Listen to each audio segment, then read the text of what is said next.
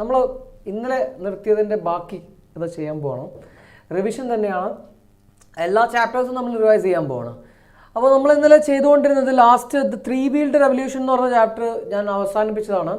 അതിലെ ചില important questions നമ്മളൊന്നുകൂടെ revise ചെയ്യുന്നു. ശേഷം നമ്മൾ ദീദി എന്ന് പറഞ്ഞ ചാപ്റ്ററിലേക്ക് പോകും. ഓക്കെ, അപ്പോൾ the three wheeled revolution chapter എന്നുള്ള സമ്മറി കാര്യങ്ങളൊക്കെ പറഞ്ഞു.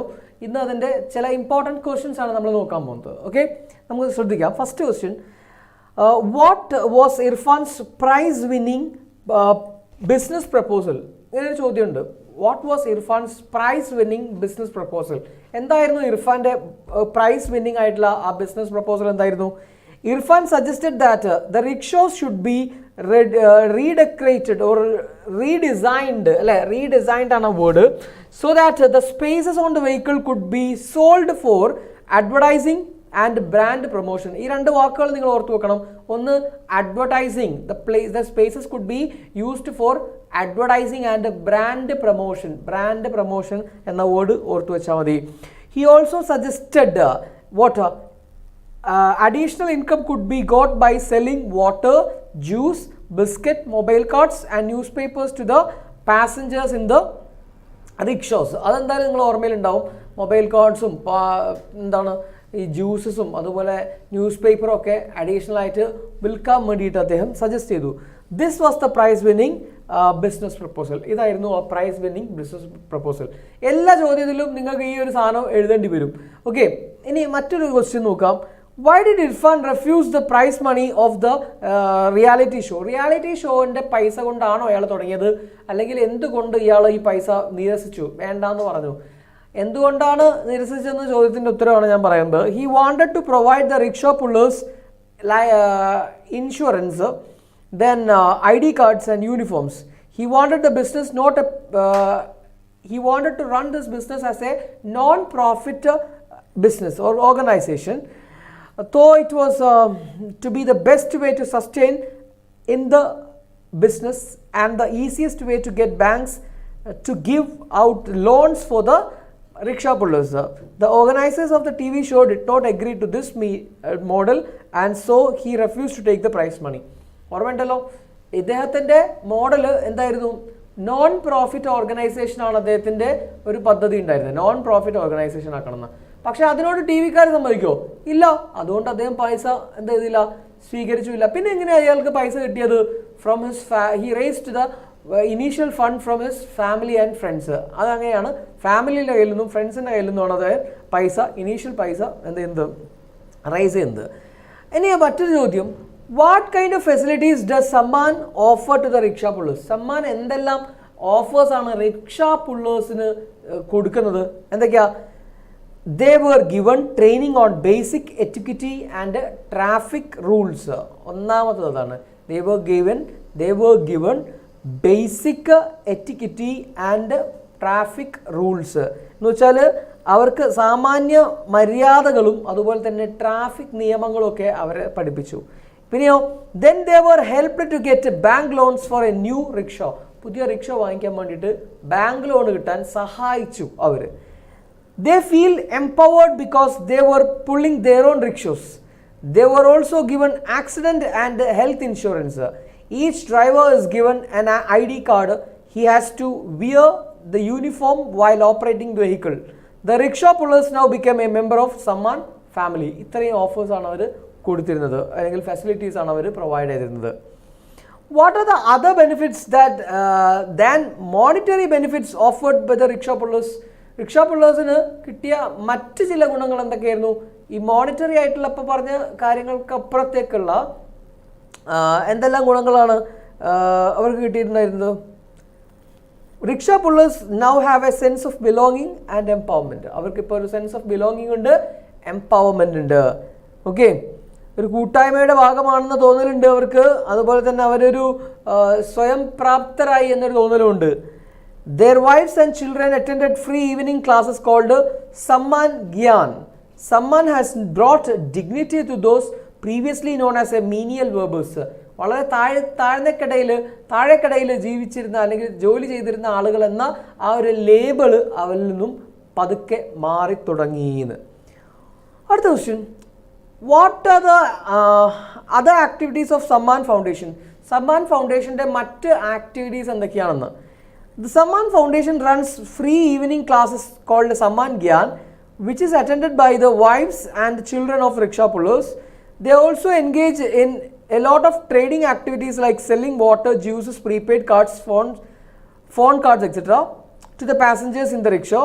Samman also brought dignity to those previously known as menial labours. Samman is profitable. Last fiscal year, it has made 8 lakhs profit. It has an R&D wing, research and development wing, researching on solar powered fiberglass rickshaws. Okay, ഇത്രയും ചോദ്യങ്ങൾ നിങ്ങളൊന്ന് ഓർമ്മയിലുണ്ടാവണം. ഇനി ഇതിനപ്പുറത്തേക്ക് ഒരു general type questions ഇതിനകത്ത് ചോദിക്കാറുണ്ട്, general type questions. അപ്പോൾ അതിന് വേണ്ടിയിട്ട് നിങ്ങൾ ഇങ്ങനെ ഒരു ക്വസ്റ്റ്യൻ ഉദാഹരണം പറയാം. What qualities do you think should an owner pawner possess? ഒരു ഓണർ പോണറിന് എന്ന് വെച്ചാൽ ഒരു സംരംഭകന് ഉണ്ടായിരിക്കേണ്ട ചില ക്വാളിറ്റീസ് എന്തൊക്കെയാണ് എന്നാണ് ചോദ്യം. An entrepreneur is one who sees, answer ആണ്, an entrepreneur is one who sees an opportunity and put conscious effort to make it an enterprise. എന്താണ്?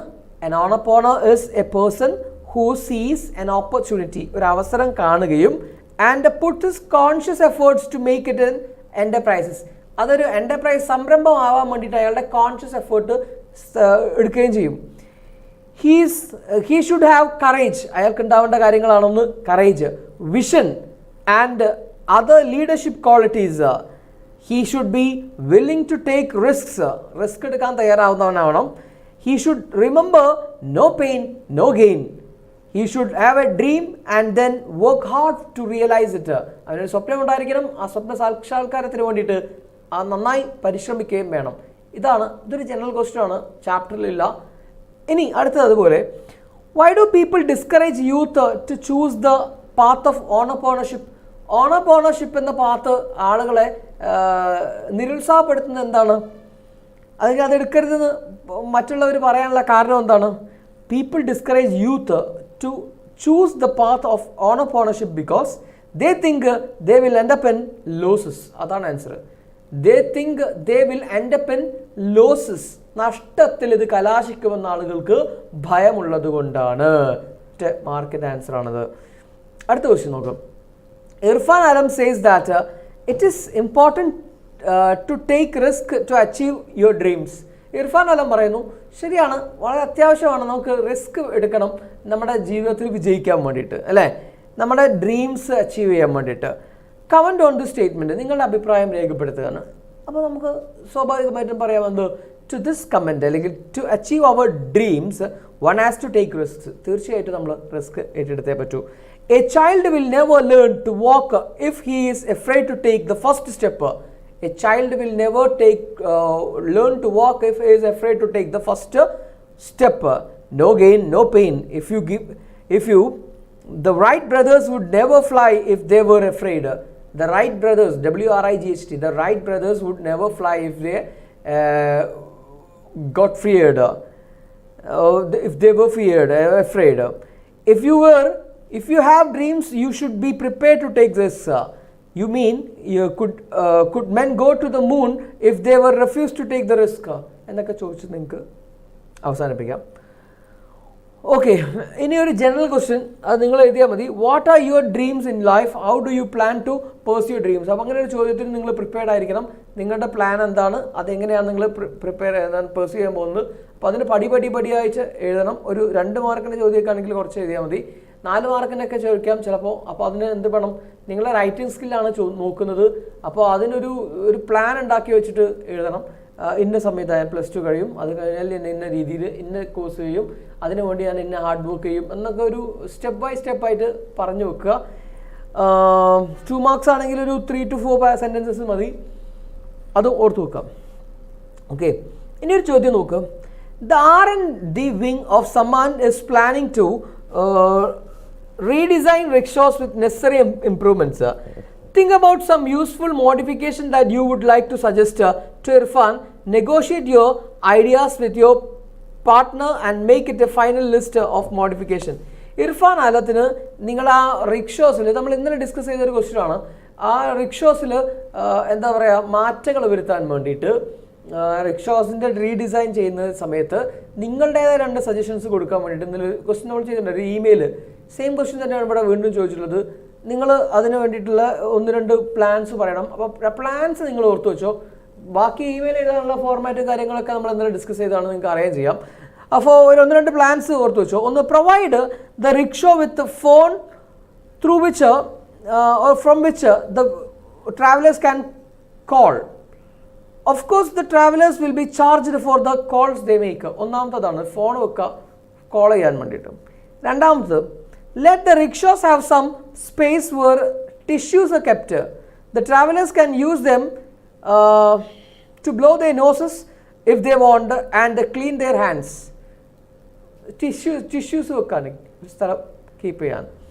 മൂന്നാമത്തത്, provide A small bin on one side of the rickshaws that people can deposit the skin of the fruits or the wrappers of the candies or the used tissues without littering it on the road. അപ്പോൾ ഒരു waste ബിന്നും വെക്കാൻ വേണ്ടിയിട്ട്. അപ്പോൾ ഈ 3 point നിങ്ങളുടെ മനസ്സിലുണ്ടെങ്കിൽ നിങ്ങൾക്ക് ബാക്കി എന്ത് ചെയ്യാൻ പറ്റും, സ്വന്തമായിട്ട് എഴുതാൻ പറ്റും.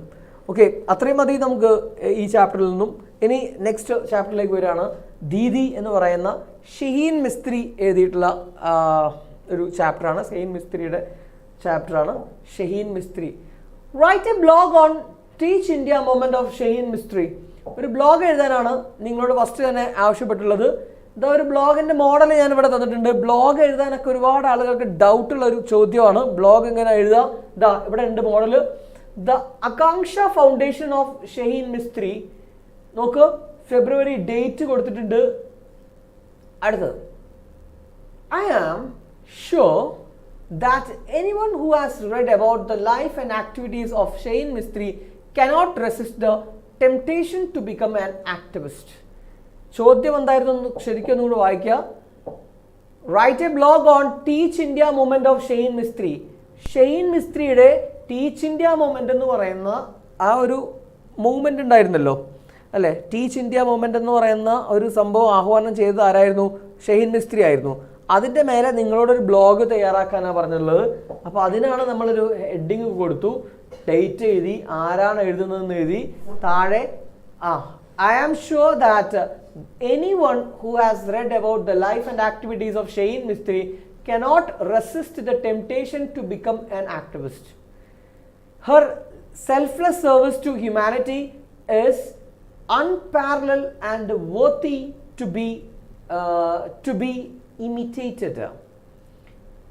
Shaheen Mistry is the founder of the Akanksha Foundation, an NGO for promoting education among the underprivileged children in India. She is also the CEO of Teach for India since 2008. During her childhood itself, she was very much interested in the affair of the poor. She used to visit the orphanages in Jakarta while she was with her parents. Her occasional visits to the orphanage prompted her to think about the marginalized people. Marginalized people എന്ന് പറഞ്ഞാൽ മാറ്റി നിർത്തപ്പെട്ട ആളുകൾ, സമൂഹത്തിൽ down trodden ആയിട്ടുള്ള ആളുകൾ. During the summer vacations, she visited Mumbai where she volunteered at the Happy Homes and Schools for the Blind. അവിടെ മുതൽ അവിടെ ഒരു ചാപ്റ്റർ തുടങ്ങുന്നത്. സമ്മർ വെക്കേഷൻസിൽ അവൾ മുംബൈ വിസിറ്റ് ചെയ്യാറുണ്ടായിരുന്നു. മുംബൈയിലുള്ള ഹാപ്പി ഹോംസ് അതുപോലെ തന്നെ സ്കൂൾ ഫോർ ദ ബ്ലൈൻഡ് ഒക്കെ അവൾ വളണ്ടിയർ ആയിട്ട് പോകാറുണ്ടായിരുന്നു. These visits to Mumbai convinced herself to be the inequality prevailed among the people in India. ഇന്ത്യക്കാർക്കിടയിലുള്ള അസമത്വത്തെക്കുറിച്ചിട്ട് അവൾ മനസ്സിലാക്കി. One day while in India, she chanced to see the life of children in Mumbai who are forced to beg for a livelihood in the street. ഭിക്ഷ യാചിക്കുന്ന ഒരു പറ്റം കുട്ടികളെ അവൾ ഒരു ദിവസം മുംബൈയിൽ കാണുകയുണ്ടായി. This incident promoted her to shift her activities to Mumbai. ഈ ഒരു സംഭവം അവളുടെ ജീവിതം മുംബൈയിലേക്ക് എന്താ പറയുക മാറ്റാൻ വേണ്ടിയിട്ട്, അല്ലെങ്കിൽ അവളെ ഇനിയുള്ള ശേഷിക്കുന്ന ജീവിതം മുംബൈയിൽ ജീവിക്കാൻ വേണ്ടിയിട്ട് അവളെ പ്രേരിപ്പിച്ചു. She managed to obtain an admission in Saint Xavier's College Mumbai. Saint Xavier's കോളേജിൽ അവൾ ഒരു അഡ്മിഷൻ തരപ്പെടുത്തി. ആസ് എ പാരൻസ് ഡിമാൻഡഡ്, അവളുടെ പാരൻസ് ഡിമാൻഡ് ചെയ്തതുപോലെ. She then started, Saint Xavier's എന്ന കോളേജിൻ്റെ പേരൊന്ന് ഓർത്ത് വെച്ചോ കേട്ടോ. She then started she then started language and simple arithmetic classes for the children of the street. തെരുവിലെ കുഞ്ഞുങ്ങൾക്ക് വേണ്ടിയിട്ട് ചെറിയ ക്ലാസ്സുകൾ അവൾ സംഘടിപ്പിച്ചു തുടങ്ങി. അരിത്തമാറ്റിക്സും ലാംഗ്വേജ് ക്ലാസ്സസും ആണ് കൊടുത്തത്. She approached the school authorities and gained permission to use the classrooms at the evening for the conducting classes. പല സ്കൂളുകളും അവൾ ബന്ധപ്പെട്ടു. അങ്ങനെ സ്കൂളുകളിൽ വൈകുന്നേരം ക്ലാസ് കൊടുക്കാൻ വേണ്ടിയിട്ട്, അവിടെ ഇരുത്തിയിട്ട് കുട്ടികൾക്ക് ക്ലാസ് കൊടുക്കാൻ വേണ്ടിയിട്ട് സ്ഥലം സൗകര്യപ്പെടുത്തി. At the beginning its functioning was not so smooth. തുടക്കത്തിൽ അതിൻ്റെ ഫങ്ഷനിങ് അത്ര സ്മൂത്ത് അല്ലായിരുന്നു. But later it gained wide acceptance. പിന്നീട് അതിന് വലിയൊരു പ്രചാരം ലഭിക്കുകയും from the ordinary people as well as the authorities. അതോറിറ്റീസിൽ നിന്നും അതുപോലെ തന്നെ സാധാരണക്കാരിൽ നിന്നും വലിയൊരു പ്രതികരണമാണ് അതിന് കിട്ടിയത്. Now Akanksha foundation grew to 58 centres and 6 schools with over 3500 students. ഇന്ന് ആകാംക്ഷ സെൻറ്റർ, ആകാംക്ഷ എന്ന് പറയുന്നത് 58 സെൻറ്റേഴ്സും 6 സ്കൂളുകളും ഏകദേശം 3500ഓളം കുട്ടികളും പഠിക്കുന്ന വലിയൊരു സ്ഥാപനമാണ്. The programme developed very organically. വളരെ ഓർഗാനിക്കലി ആണ് അത് പ്രോഗ്രാം എന്ത് ചെയ്യുന്നത്, ഘട്ടം ഘട്ടമായിട്ടാണ് ഈ ഒരു പ്രോഗ്രാം ഡെവലപ്പ് ചെയ്യുന്നത്. ഓവർ ഇയേഴ്സ്, വർഷങ്ങൾ എടുത്തിട്ടാണെങ്കിലും Shaheen become a model to the youth of India and she has become a model to the youth of India like Irfan ആൽ. ഓക്കെ, അടുത്തൊരു ചോദ്യം നോക്കാം. അപ്പോൾ അതാണ് നമ്മുടെ ബ്ലോഗ് അവിടെ കഴിയാണ്. ഞാൻ ബ്ലോഗിലൂടെ ഈ ചാപ്റ്ററിൻ്റെ ഒരു സമ്മറി കൂടെയാണ് പറഞ്ഞു വെച്ചത്, മനസ്സിലാക്കുക. You happen to see the following advertisement and got interested and decided to apply for the same. Prepare an application and resume. Very very important question ആണ്. ഒരു ആപ്ലിക്കേഷനും അതുപോലെ തന്നെ റെസ്യൂമും ഉണ്ടാക്കാൻ വേണ്ടിയിട്ട് നമുക്കൊരു ചോദ്യമുണ്ട്. Is there any light problem?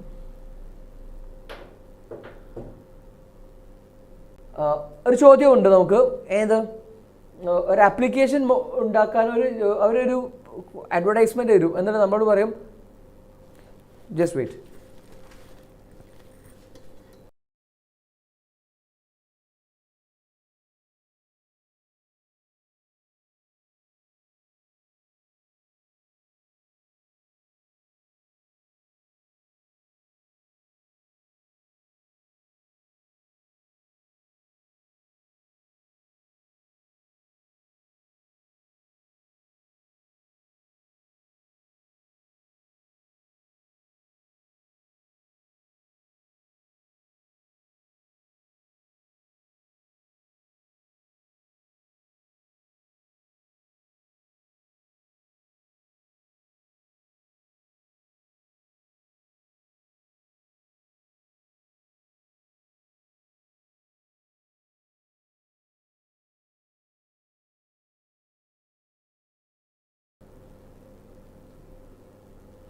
Okay, നമുക്കൊരു അഡ്വർടൈസ്മെൻറ്റും അതുപോലെ തന്നെ അങ്ങനെ ചില ഇൻഫർമേഷൻ തന്നിട്ട് ഇതേപോലെ തന്നിട്ട് നിങ്ങളോട് പറയും ഇതിലേക്ക് ഒരു ആപ്ലിക്കേഷൻ അയക്കാനും അതിനൊരു റെസ്യൂം ചെയ്യാനൊക്കെ പറയാറുണ്ട്.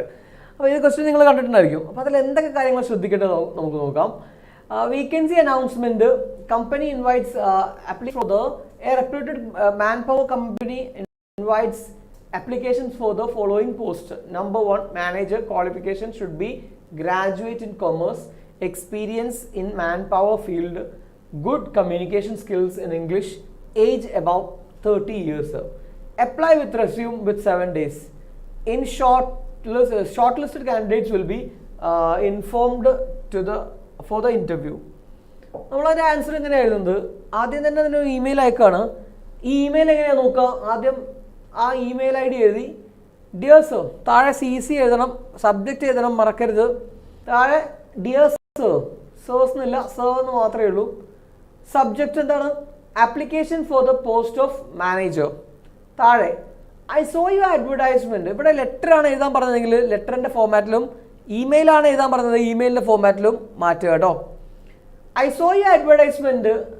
I am interested in applying for the post as I thought my qualification and experience would suit your requirements. ഈ സെന്റൻസ് അങ്ങനെ തന്നെ അങ്ങോട്ട് പഠിച്ചോ. എന്താ സെന്റൻസ് എന്താണ്? I saw you advertisement. ഞാൻ നിങ്ങളുടെ അഡ്വർടൈസ്മെന്റ് കണ്ടു. I am interested. എനിക്ക് താല്പര്യമുണ്ട്. എന്തിന്? In applying for the post. ആ പോസ്റ്റിന് അപ്ലൈ ചെയ്യാൻ വേണ്ടിയിട്ട്. ആസ്, അവിടെ മുതലാണ് ശ്രദ്ധിക്കേണ്ടത്. I thought my qualification and experience would suit your requirements. നിങ്ങളുടെ ആവശ്യത്തിന് എൻ്റെ ക്വാളിഫിക്കേഷനും എൻ്റെ അതുപോലെ തന്നെ എക്സ്പീരിയൻസും മതിയാകുമെന്ന് എനിക്ക് തോന്നി. അതുകൊണ്ടാണ് ഞാൻ അയക്കുന്നത്. അപ്പോൾ ഇതാണ് ആദ്യം നമ്മൾ പറയേണ്ടത്. എന്തിനാണ് നമ്മൾ ഈ ഒരു ലെറ്റർ അയക്കുന്നതെന്ന് ആദ്യം തന്നെ പറഞ്ഞു വെക്കണം. ശേഷം I am enclosing my detailed resume for your perusal. നിങ്ങളെ പരിശോധിക്കാൻ വേണ്ടിയിട്ട് എൻ്റെ ഡീറ്റെയിൽഡ് റെസ്യൂം ഞാൻ ഇതിൻ്റെ കൂടെ വെക്കുന്നുണ്ട്. എൻ്റെ സി വി വെക്കുന്നുണ്ട്. I will be available for an interview from now till the end of this month. ഈ മാസം അവസാനം വരെ ഇൻ്റർവ്യൂവിന് ഞാൻ റെഡിയാണ്. You may decide the time and. നിങ്ങൾക്ക് തീരുമാനിക്കാം സമയവും സ്ഥലവും. I will present all the original documents at the time of the interview. ഇൻ്റർവ്യൂയുടെ സമയത്ത് ഞാൻ എല്ലാ ഡോക്യുമെൻറ്റ്സും ഒറിജിനൽ ഡോക്യുമെൻറ്റ്സും കൊണ്ടുവരാം. Hoping to get the interview letter soon. Yours faithfully. പേര് എഴുതി വെക്കുക. ഓക്കെ, എന്താണ്? Hoping to get the interview letter soon. Yours faithfully. നിങ്ങളുടെ നെയിം SD നിർബന്ധമാണ്. SD എഴുതി വെക്കണം. സിഗ്നേച്ചർ ആണ്, ഇവിടെ എഴുതിയിട്ടില്ല. റെസ്യൂം ഓഫ് ആളുടെ പേര് എഴുതാം. റെസ്യൂം എന്ന് എഴുതിയാലും മതി. താഴെ ഒബ്ജക്റ്റീവ് എന്ന് പറയുന്ന സംഭവമുണ്ട്. ഒബ്ജക്റ്റീവ് അതിങ്ങനെ തന്നെ അവിടെ ബൈഹാർട്ട് പഠിച്ചു നോക്കാം.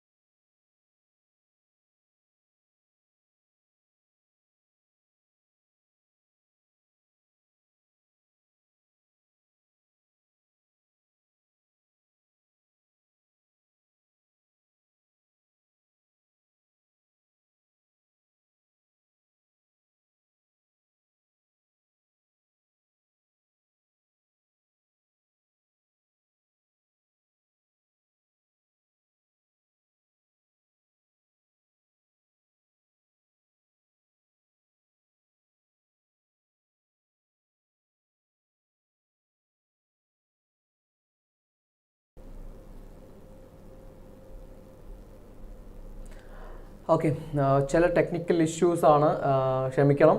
നമ്മുടെ ലിപ്പുമായിട്ട് സംസാരം റെഡി ആവുന്നില്ല. അപ്പോൾ അതുകൊണ്ട് റെഡിയായി എന്ന് വിചാരിക്കുന്നു. ഇപ്പോൾ നമ്മൾ ചെയ്തുകൊണ്ടിരിക്കുന്നത് റെസ്യൂം എഴുതുന്ന ആ ക്വസ്റ്റ്യനാണ്.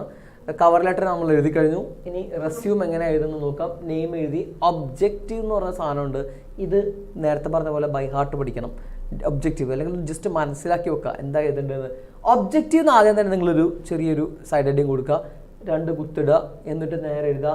To work in a company which can utilise my services and at the same time enable me to sharpen my capacities for the betterment of all. എന്തൊക്കെയാ to work in a company. ചിലപ്പോൾ അത് company ആവില്ല, സ്കൂളായിരിക്കാം. എന്താണോ ചോദ്യത്തിൽ തരുന്നത് അതിനനുസരിച്ച് ചെയ്താൽ മതി. Which can utilise my service and the same time enable me to sharpen my capacities or capabilities for the betterment of all. അർത്ഥം മനസ്സിലാക്കിയത് വേഗം കിട്ടും, സംശയിക്കാനൊന്നുമില്ല, ടഫൊന്നുമല്ല.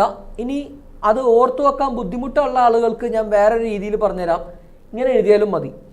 To work in a company which can utilise my service എന്ന് മാത്രം എഴുതി വെച്ചാലും മതി. എന്താണ്?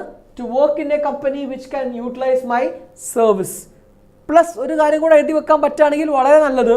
Four the betterment of me and the company, എൻ്റെയും കമ്പനിയുടെയും ബെറ്റർമെൻറ്റിന് വേണ്ടിയിട്ട് എന്ന് വെച്ചാലും ഒബ്ജക്റ്റീവ്സ് ആയി. ക്ലിയർ അല്ലേ? അടുത്തത് നോക്ക്, name and address. Name and address എന്ന് പറഞ്ഞിട്ട് ഇങ്ങനെ എഴുതുക തന്നെ ചെയ്യാം.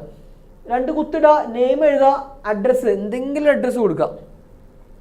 മൊബൈൽ നമ്പർ ഏതെങ്കിലും മൊബൈൽ നമ്പർ, നിങ്ങളുടെ മൊബൈൽ നമ്പർ ഒരിക്കലും എഴുതരുത്. നമുക്ക് കണ്ടാൽ തന്നെ തോന്നണം ഇതൊരു ശരിക്കുള്ള ഒരു 12 ഡിജിറ്റ്സ് ഒക്കെ എഴുതി വെക്കുക. നമ്മൾക്ക് റിയൽ നമ്പർ എല്ലാം തോന്നുന്ന രീതിയിൽ ഒരു നമ്പർ എഴുതി വെക്കാം. ഇമെയിൽ ഐ ഡി ഏതെങ്കിലും ഒരു ഇമെയിൽ ഐ ഡി എഴുതി വെക്കാം. ഈ നെയിമിനുമായി ബന്ധപ്പെട്ട എന്തെങ്കിലും ഒരു ഇമെയിൽ ഐ ഡി ഉണ്ടാക്കിയാൽ മതി. നിങ്ങളുടെ പേര് എഴുതരുത്. Age and date of birth, ഈ 30 വയസ്സിന് മേലെയെന്ന് ക്വസ്റ്റ്യനിൽ പറഞ്ഞതുകൊണ്ട് നമ്മളതിന് മേലെ തന്നെ എഴുതുന്നു. താഴെ നാഷണാലിറ്റി എന്ന് എഴുതുക.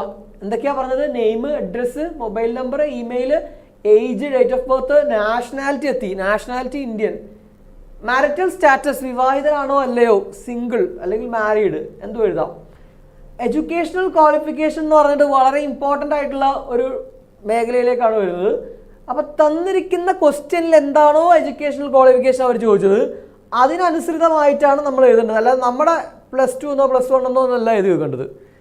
അതിനനുസരിച്ചിട്ടുള്ള ഒരു എഡ്യൂക്കേഷണൽ ക്വാളിഫിക്കേഷനും നമ്മൾ എഴുതി വെക്കുക. അപ്പോൾ ഒന്നുകൂടെ ഓർത്ത് വെക്കുക. ഒബ്ജക്റ്റീവ്സ് എഴുതി, നെയിം ആൻഡ് അഡ്രസ്സ് എഴുതി, മൊബൈൽ നമ്പർ എഴുതി, ഇമെയിൽ ഐ ഡി എഴുതി, ഏജ് എഴുതി, nationality, marital status, educational qualification. Educational qualification വളരെ ഇമ്പോർട്ടൻ്റ്. ടീച്ചിങ് ടെക്നിക്കൽ ക്വാളിഫിക്കേഷൻസ് ഉണ്ടെങ്കിൽ എഴുതുക. ഓർമ്മ ഉണ്ടെങ്കിൽ എഴുതി വെച്ചാൽ മതി, ഇല്ലെങ്കിൽ കുഴപ്പമൊന്നുമില്ല. Technical qualifications. ഇനിയോ diploma in computer programming with specialization in Java, SQL and C+ എന്ന് പറഞ്ഞിട്ട് നിങ്ങൾക്ക് വേണമെങ്കിൽ എഴുതി വെച്ചാൽ മതി. അത് ഓർമ്മയില്ലെങ്കിൽ വേണ്ട, വിട്ടേക്ക്. അടുത്തത് ഏതാ? Experience. I have been working as the manager of GE Infotech Palarivattom, Kochi since 2010 എന്നൊക്കെ പറഞ്ഞിട്ട് ഒരു എക്സ്പീരിയൻസ് എന്താണോ ക്വസ്റ്റ്യനിലുള്ളത് ജോബ്, അതിനനുസരിച്ചിട്ട് ഒരു എക്സ്പീരിയൻസ് അങ്ങോട്ട് എഴുതി വെക്കാം. സ്പെഷ്യൽ എബിലിറ്റീസ് അത് എഴുതി വെക്കുന്നത് നല്ലതാണ്. സ്പെഷ്യൽ എബിലിറ്റീസ്, പ്രത്യേക കഴിവുകൾ അല്ലെങ്കിൽ സ്കിൽസ് എന്നോ ഒക്കെ പറയാം. സ്പെഷ്യൽ സ്കിൽസ് എന്നൊക്കെ പറഞ്ഞിട്ട് എഴുതാം. Creating new computer programs according to specifications. I have leadership qualities, എനിക്ക് ലീഡർഷിപ്പ് ക്വാളിറ്റീസ് ഉണ്ട്. Hobbies, travel and reading. Knowledge, language knowns, Malayalam, English and Hindi. ഇങ്ങനെ എഴുതി കഴിഞ്ഞാൽ ഒരു പെട്ടിയിലാക്കുക. അത് ഒരുമിച്ചാണ്, 2 പേജായിട്ടുമല്ല, ഒറ്റ പേജാക്കിയിട്ട് ഒരു ബോക്സിലാക്കി കഴിഞ്ഞാൽ റെസ്യൂമാണ്. നല്ല ഒരു ക്വസ്റ്റ്യനാണ്. നമുക്ക് അത് ഇങ്ങനെ തന്നെ പഠിച്ചു വെച്ചിട്ടുണ്ടെങ്കിൽ ഫുൾ മാർക്ക് വാങ്ങിക്കാൻ പറ്റുന്ന ഒരു ക്വസ്റ്റ്യനാണ്. സോ ഡോണ്ട് ലീവ് ഇറ്റ്, അത് ഒഴിവാക്കരുത്. ഇനി ഇത് ചാപ്റ്ററിൻ്റെ അകത്തുനിന്നും ചോദിച്ചിട്ടുള്ള മറ്റ് ചോദ്യങ്ങൾ നമുക്കൊന്ന് ശ്രദ്ധിക്കാം. ഓക്കെ, ഒരു ക്വസ്റ്റ്യൻ ഇതാണ്,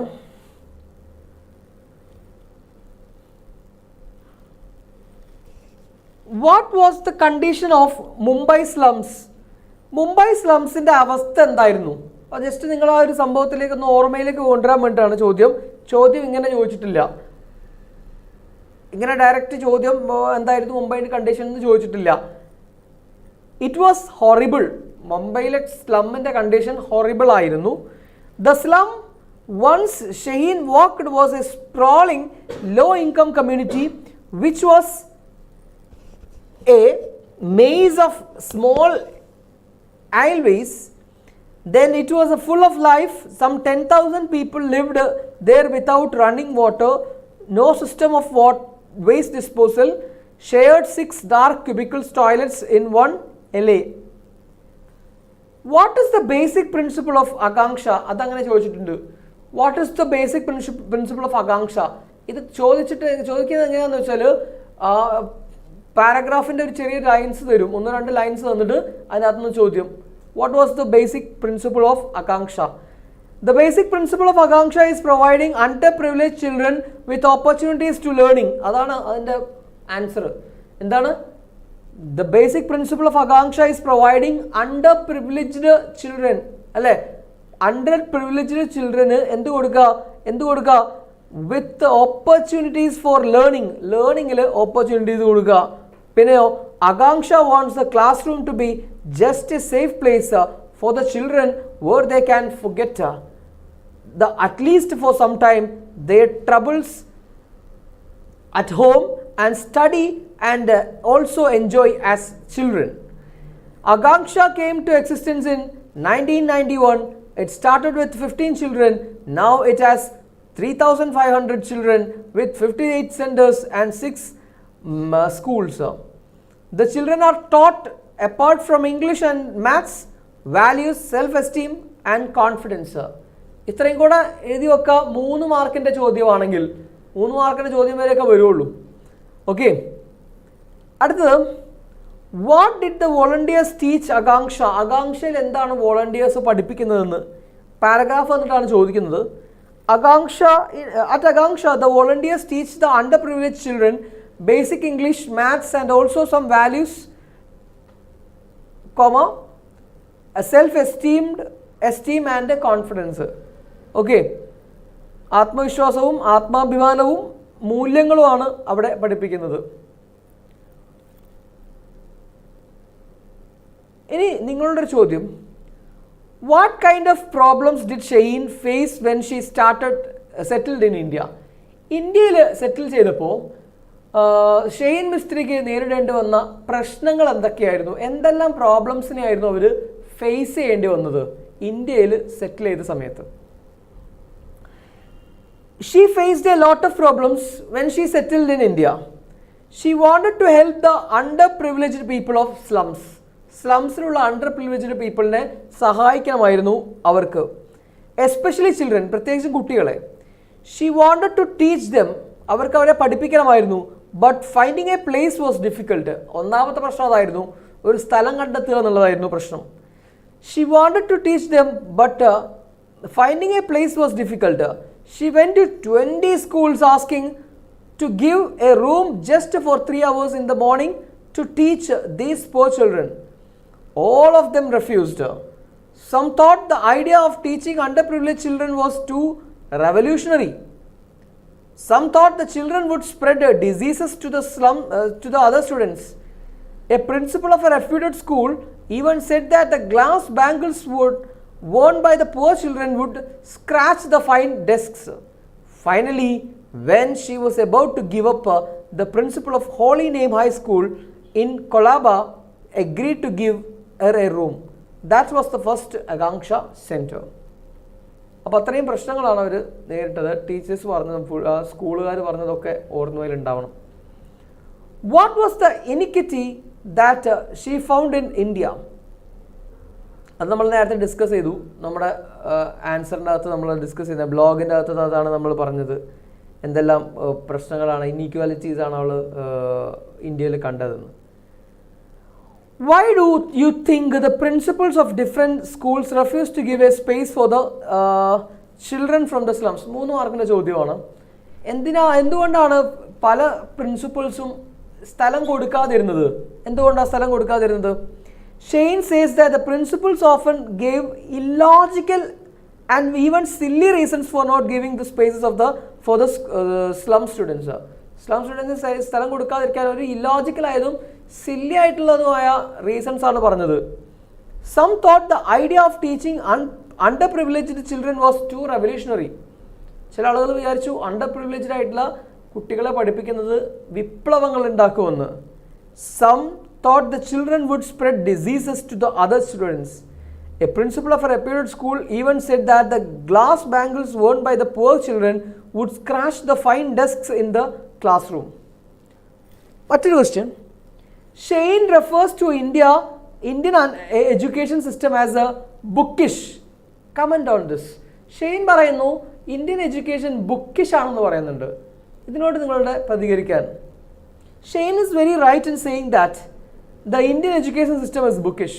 Shane പറഞ്ഞത് ശരിയാണ്. We lay the stress on book learning. നമ്മൾ ബുക്ക് ലേണിങ്ങിലാണ് പ്രാധാന്യം കൊടുക്കുന്നത്. We give a lot of importance to studying things by heart. By heart ചെയ്യുന്നതിനാണ് നമ്മൾ പ്രാധാന്യം കൊടുക്കുന്നു. The examinations also check our memory and not our competence in doing things. ആ കാര്യങ്ങൾ ചെയ്യുന്നതിലുള്ള നമ്മുടെ കാര്യക്ഷമതയല്ല, മറിച്ച് നമ്മുടെ മെമ്മറി പവർ മാത്രമാണ് പരീക്ഷകളൊക്കെ ചെക്ക് ചെയ്യുന്നത്. Theory is given much importance than practice. പ്രാക്ടീസിനേക്കാളും തിയറിക്കാണ് നമ്മുടെ വിദ്യാഭ്യാസത്തിൽ പ്രാധാന്യമുള്ളത്. We may know that a lot about America and England, but may not know the things in our immediate locality. അമേരിക്കയിലെയും ബ്രിട്ടനിലെയൊക്കെ കാര്യം നമ്മൾ വളരെ നന്നായിട്ട് ചിലപ്പോൾ അറിയാൻ മതിയാവും. നമുക്ക് തൊട്ടടുത്തുള്ള സ്ഥലങ്ങളിലെ നമ്മുടെ നാട്ടിലുള്ള കാര്യങ്ങളെക്കുറിച്ച് നമുക്ക് അത്ര ബോധമുണ്ടാവാറും ഇല്ല. ഇതാണ് നമ്മുടെ ലേണിങ്ങിനെ ബുക്കിഷ് നോളജ് ആണെന്ന് പറയാനുള്ള കാരണം. അത് നേരെ പാരഗ്രാഫ് നോക്കിയിട്ട് എഴുതാൻ കഴിയൂല. ഈ പറഞ്ഞ പോയിന്റ് നിങ്ങളുടെ മൈൻഡിലുണ്ടെങ്കിൽ എഴുതാൻ പറ്റുള്ളൂ കേട്ടോ. അനി ആണ് നമ്മളുടെ അതാ വീണ്ടും ചോദിച്ചിട്ടുണ്ട് ഈ പറയുന്ന ലെറ്റർ റൈറ്റിംഗ് ഇസ് ആസ്ക്ഡ്.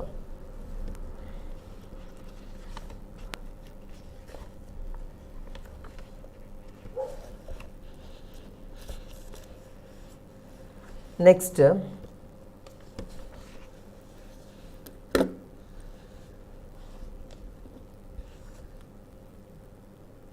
ഒരു ചോദ്യം നോക്കാം. ഒരു പാസേജ് വന്നിട്ടുള്ള ചോദ്യമാണ്. On the blistering Mumbai day my taxi stopped at the traffic signal. There 3 children ran up to my window smiling and begging and at that moment I had a flash of introspection. ഇത് പറയുന്നത് Shane മിസ്ത്രിയാണ്. Didi എന്ന് പറഞ്ഞ ചാപ്റ്ററിൽ നിന്നാണ് ഇത് തന്നിട്ടുള്ളത്. Read the following extract from the lesson Didi and answer the questions that follow. താഴെ തന്നിരിക്കുന്ന ചോദ്യങ്ങൾക്ക് ഉത്തരം ഏതാണ്? Who is the speaker? ആദ്യത്തെ ചോദ്യം അതാണ്. Who is the speaker? ആരാണ് സ്പീക്കർ? ഷെയ്ൻ മിസ്ത്രിയാണ് സ്പീക്കർ. രണ്ടാമത്തത് what the word introspection here means what? Introspection എന്ന് പറഞ്ഞാൽ എന്താ? ഇൻട്രോസ്പെക്ഷൻ എന്ന് പറഞ്ഞിട്ടുണ്ടെങ്കിൽ സ്പെക്ഷൻ എന്ന് പറഞ്ഞാൽ എക്സാമിനേഷൻ ആണ്. സെൽഫ് എക്സാമിനേഷൻ എന്നാണ് ഇവിടെ അർത്ഥം കേട്ടോ. സെൽഫ് എക്സാമിനേഷൻ, ഇൻട്രോസ്പെക്ഷൻ, ഇൻസ്പെക്ഷൻ എന്നൊക്കെ കേട്ടില്ലേ നിങ്ങൾ? ഇൻട്രോസ്പെക്ഷൻ എന്ന് പറഞ്ഞാൽ എന്താണ്? Self examination. Okay, how does the author look at the meaning of life? അടുത്ത മൂന്നാമത്തെ ചോദ്യം അതാണ്. അതിന് 3 മാർക്കാണ്. How does the author look at the meaning of life? 3 ചോദ്യമേ ഉള്ളൂ. മൂന്നാമത്തെ ചോദ്യം 3 മാർക്കിൻ്റെതാണ്. അപ്പോൾ നമ്മൾ ആൻസർ എഴുതണം. She looks at the meaning of life with some concern. She is moving in a taxi and when it stops at a traffic signal 3 children come begging. They were smiling. The author must have wondered how these children could smile even in such precarious circumstances. They are zigzagging through the Mumbai traffic and any moment they can be hit by a moving vehicle. And look at the poverty of these children. They should be going to school and playing around with their mates in this age, but they are begging for their livelihood. This is the Mumbai of millionaires. ഈ മുംബൈ തന്നെയാണ് കോടീശ്വരന്മാരുടെയും മുംബൈ എന്ന് പറയുന്നത് അല്ലേ? സ്കൂളിൽ പോയി പഠിക്കേണ്ട കുട്ടികളുടെ കൂടെ കളിക്കേണ്ട പ്രായത്തിലെ കുട്ടികൾ ബെഗ് ചെയ്യുന്നു ഈ മുംബൈ തെരുവിൽ. ഈ കാര്യങ്ങളൊക്കെയാണ് ദ മീനിങ് ഓഫ് ലൈഫ് എന്ന് പറഞ്ഞ് ഓഥർ മനസ്സിലാക്കിയത്. ഓക്കെ, പിന്നെയും വീണ്ടും ചോദ്യം മറ്റൊരു 2019 ചോദിച്ചിട്ടുണ്ട്. റെസ്യൂമും അതുപോലെ തന്നെ കവർ ലെറ്ററും വേറെ ചോദ്യമായിട്ട് വന്നിട്ടുള്ളത്. പിന്നെയും ചോദിച്ചിട്ടുണ്ട് ഈ പറയുന്ന സാധനം, ലെറ്റർ ഇമെയിലായിട്ട് ചോദിച്ചിട്ടുണ്ട്. അപ്പോൾ അത് ഓർത്തു വെക്കാം, ചോദിക്കാം. മറ്റൊരു ചോദ്യം നോക്കാം. With the idea of teaching the under privilege children, Shaheen Mistri decided to start Akanksha centre and the principal of holy name school at Colaba agreed to give her a room in her school. കൊളോബയിലെ പ്രിൻസിപ്പൽ സമ്മതിച്ചു സ്കൂളിൽ room തരാമെന്നുള്ളത്. ചോദ്യം ഇതാണ്, write the likely conversation between Shaheen Mistri and the principal. ഷെയ്ൻ മിസ്ത്രിയും പ്രിൻസിപ്പളും തമ്മിലുള്ള കോൺവെർസേഷൻ നിങ്ങളോട് എഴുതാനാണ്. അറ്റ്ലീസ്റ്റ് 4 എക്സ്ചേഞ്ചസ് എന്ന് അവർ പറഞ്ഞിട്ടുണ്ട്. 4 എക്സ്ചേഞ്ചസ് ആകുമ്പോൾ 8 മാർക്കായിട്ടോ. 4 എക്സ്ചേഞ്ചസ് ആകുമ്പോൾ 8 മാർക്കായി. 8 എണ്ണം എഴുതണം നമ്മൾ. അങ്ങോട്ടും ഇങ്ങോട്ടുള്ളത് 8 എണ്ണമായിട്ട് എഴുതണം. അപ്പോൾ നോക്ക് ആരൊക്കെയാണ് സംഭാഷണം നടത്തുന്നത്. ഒന്ന് ഷെയ്ൻ മിസ്ത്രി, മറ്റൊന്ന് പ്രിൻസിപ്പളുമാണ്. അപ്പോൾ ഷെയ്ൻ മിസ്ത്രി ആദ്യം തന്നെ, good morning sir, I am Shane Mistry, a social activist. Principal, good morning Shane, I have heard about you. What can I do for you? Oh, Shane Mistry പറയുന്നു, sir, I think you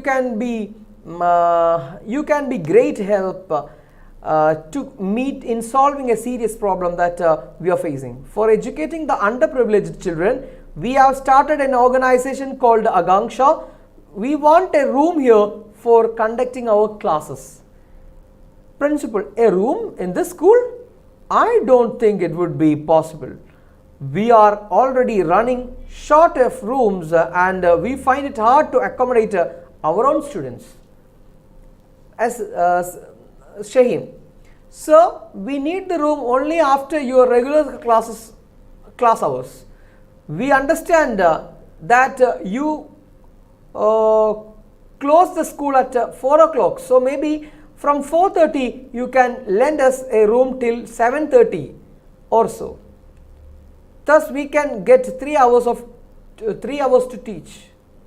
Principal, Shaheen, I'm really sorry that I can't do that.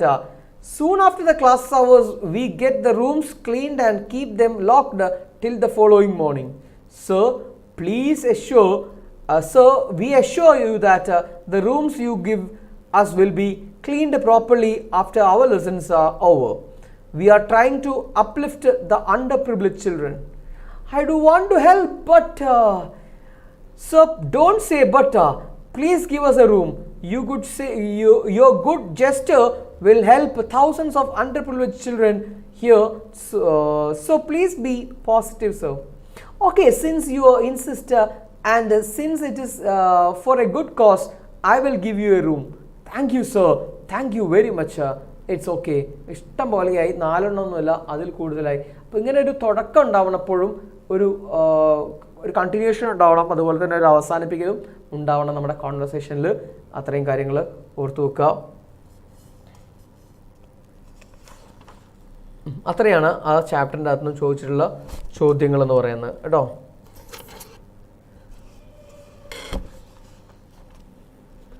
Next chapter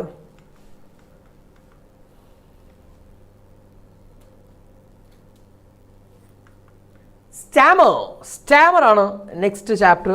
stammer is a poem written by Sachidanandan എഴുതിയിട്ടുള്ള ഒരു പോയമാണ് Starmer എന്ന് പറയുന്നത്.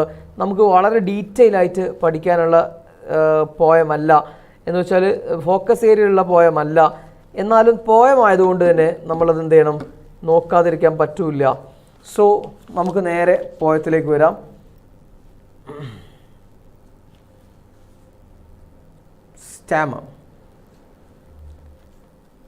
Starmer എന്ന് പറഞ്ഞാൽ ഇവിടെ എന്താ ഉദ്ദേശിക്കുന്നത്? വിക്കാണ് അല്ലേ? വിക്കാണ് സ്റ്റാമർ എന്ന് പറയുന്നത്. Starmer here means silence against burning social issues. ഓർത്തു വെച്ചോ, എഴുതി വെച്ചോ. എന്താണ് സ്റ്റാമർ എന്ന് പറയുന്ന വേർഡ് ഇവിടെ ഉദ്ദേശിക്കുന്നത്? എന്താണ് മക്കളെ സ്റ്റാമർ എന്ന വേർഡ് ഇവിടെ ഉദ്ദേശിക്കുന്നത്? എന്താണ് സ്റ്റാമർ എന്ന് പറയുന്നത് ഇവിടെ ഉദ്ദേശിക്കുന്നത്?